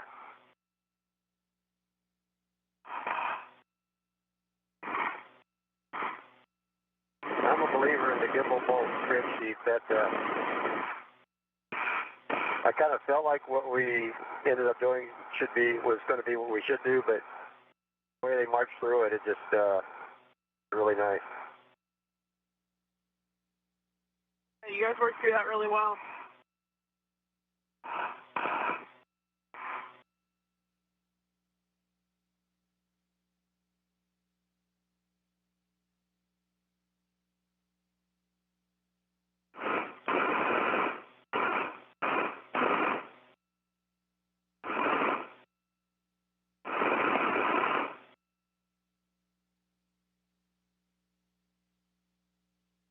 NASA astronauts Кейла Bэрrон and Tom Marshbёrn began their day by removing the degraded S-band subassembly. It's facing nadir. Oh, wow. So it kind of felt like, belly towards the Earth was an interesting perspective to have. There's not a lot to hold on to, I know. Yeah, with your, you have your hand on those handrails along the edge, and then your feet kind of dangling out over the edge of the Earth. It was cool, though. Yeah.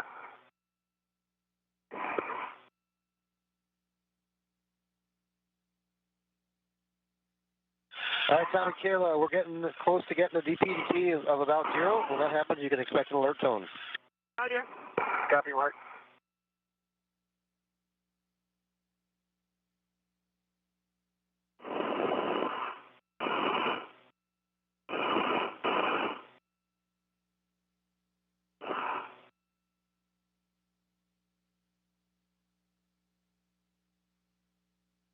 With that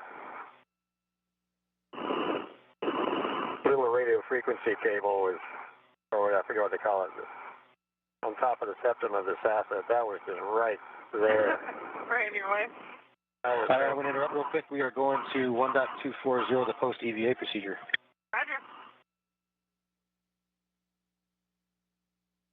The pressure in the crew lock now 14.7 PSI.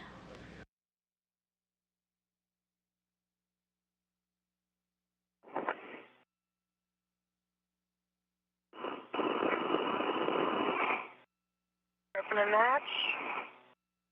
Okay, our buddy. NASA astronaut Mark Vande Hei working to open the hatch so that Bэрron and Marshbёrn can come through. You take care of steps 4 and 5 for the com reconfig. Houston copies.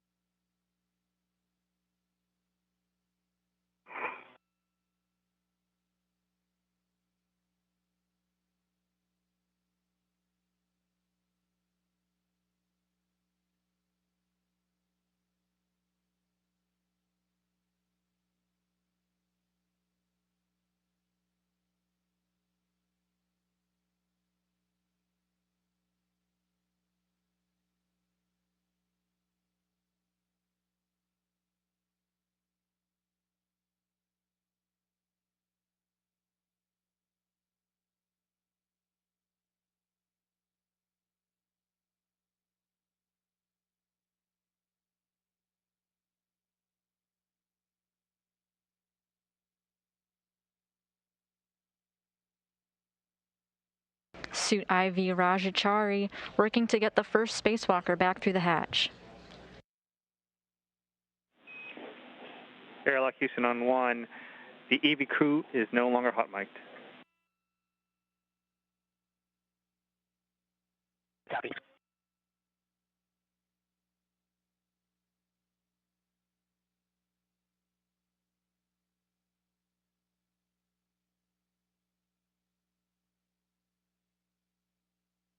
And it looks like Кейла Бэррон, having just completed her very first spacewalk, is the first one back.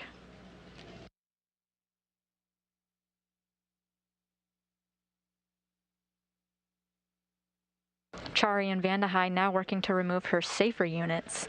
The jetpack type backpack that would have been used in case of an emergency was not needed today.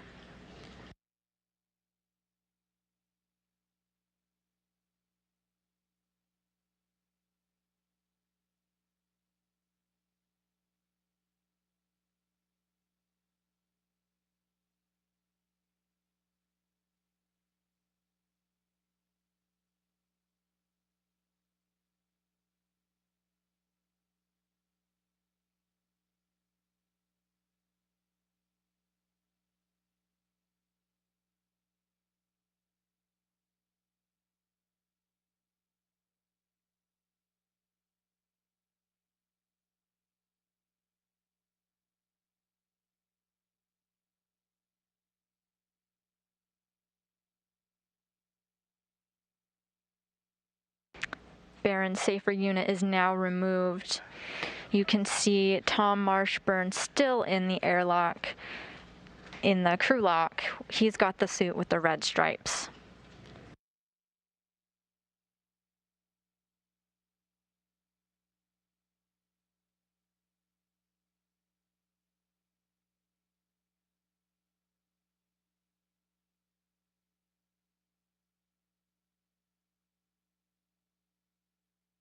Astronauts Кейла Бэррон and Tom Marshbёrn began their day by removing a degraded S-band subassembly, just one of many communications antennae aboard the space station.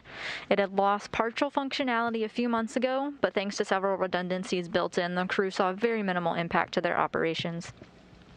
They brought a spare SASA already on board, connected to the Express Logistics Carrier number 3, and put it in the degraded SASA's place on the P-1 truss of the International Space Station. They got the spare installed, hooked up, turned on, and they did a communications check to verify that it worked. The team here in Mission Control confirmed that they saw the communications antenna online and that they heard the voice check. The spacewalkers restored S-band capability to the International Space Station this morning. They wrapped up the day by stowing the degraded antenna, hooking it up to a heat source, and tucking it in for the night with a thermal blanket covering. Кейла Бэррон was able to complete some get-ahead tasks, including braking torque on some of the bolts on the battery charge and discharge units, and connecting some wire ties. Both are now in the equipment lock.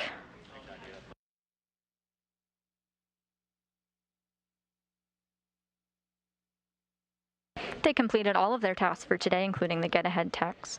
And in the words of astronaut Mark Vandahai in the farther part of your screen, they triple crushed it.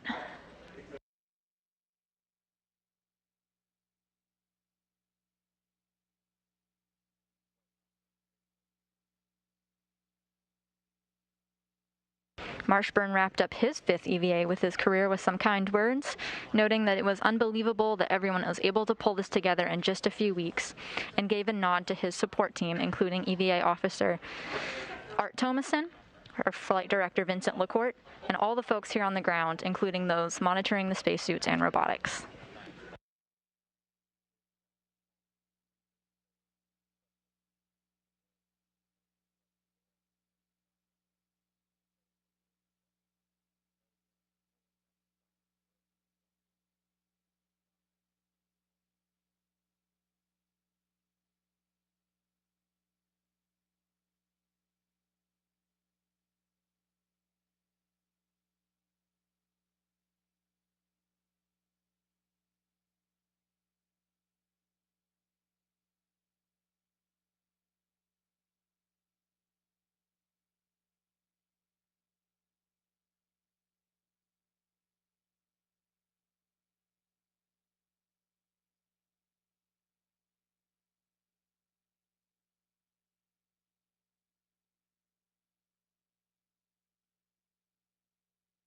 we can.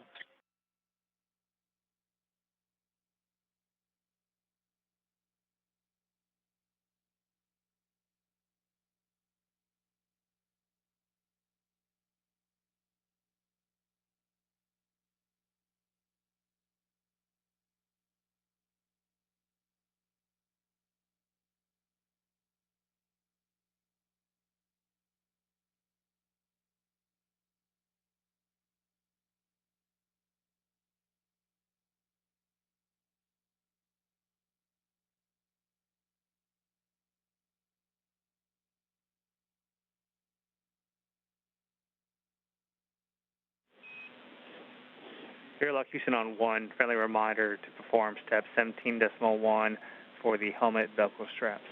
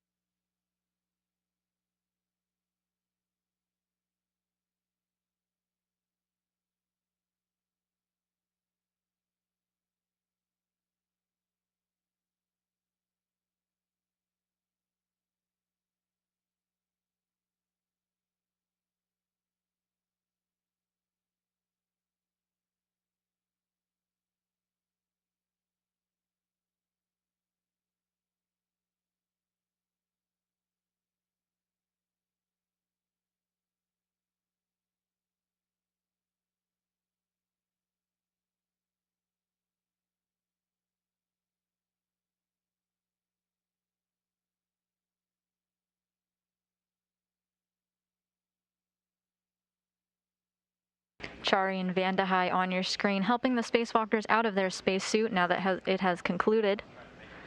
Following this, they'll take their gloves and helmet off, get the rest of their spacesuits off, and head to a well-deserved rest.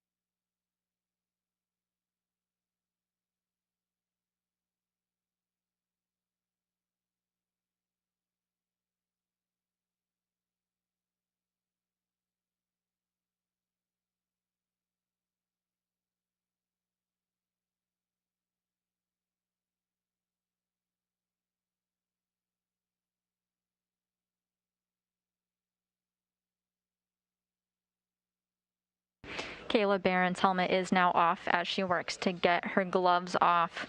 Next up, we're about to see Rajachari as he helps Tom Marshbёrn take his helmet off.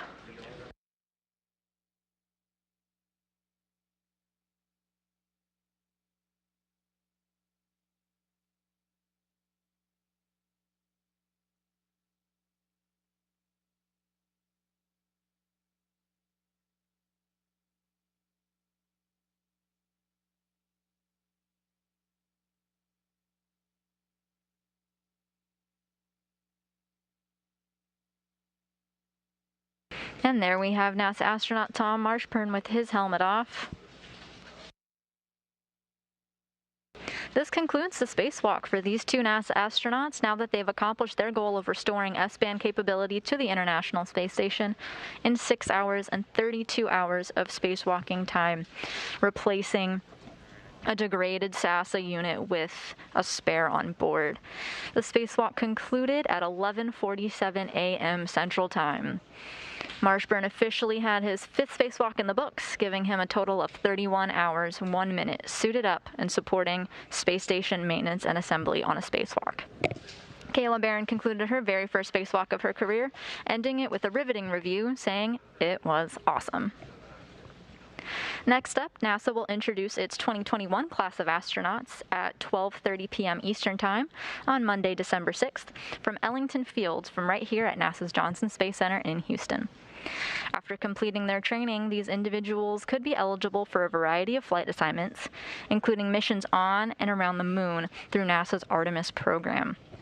One of our spacewalkers today, Кейla Bэрrон, on the left of your screen, along with Rajachari there in the middle, who helped operate the robotic arm, were selected back in 2017, which was the last time NASA brought new additions to the astronaut corps. Now in 2021, we're ready to do it again, so tune in to find out who these individuals might be. Thanks everyone for following along, and we'll see you then.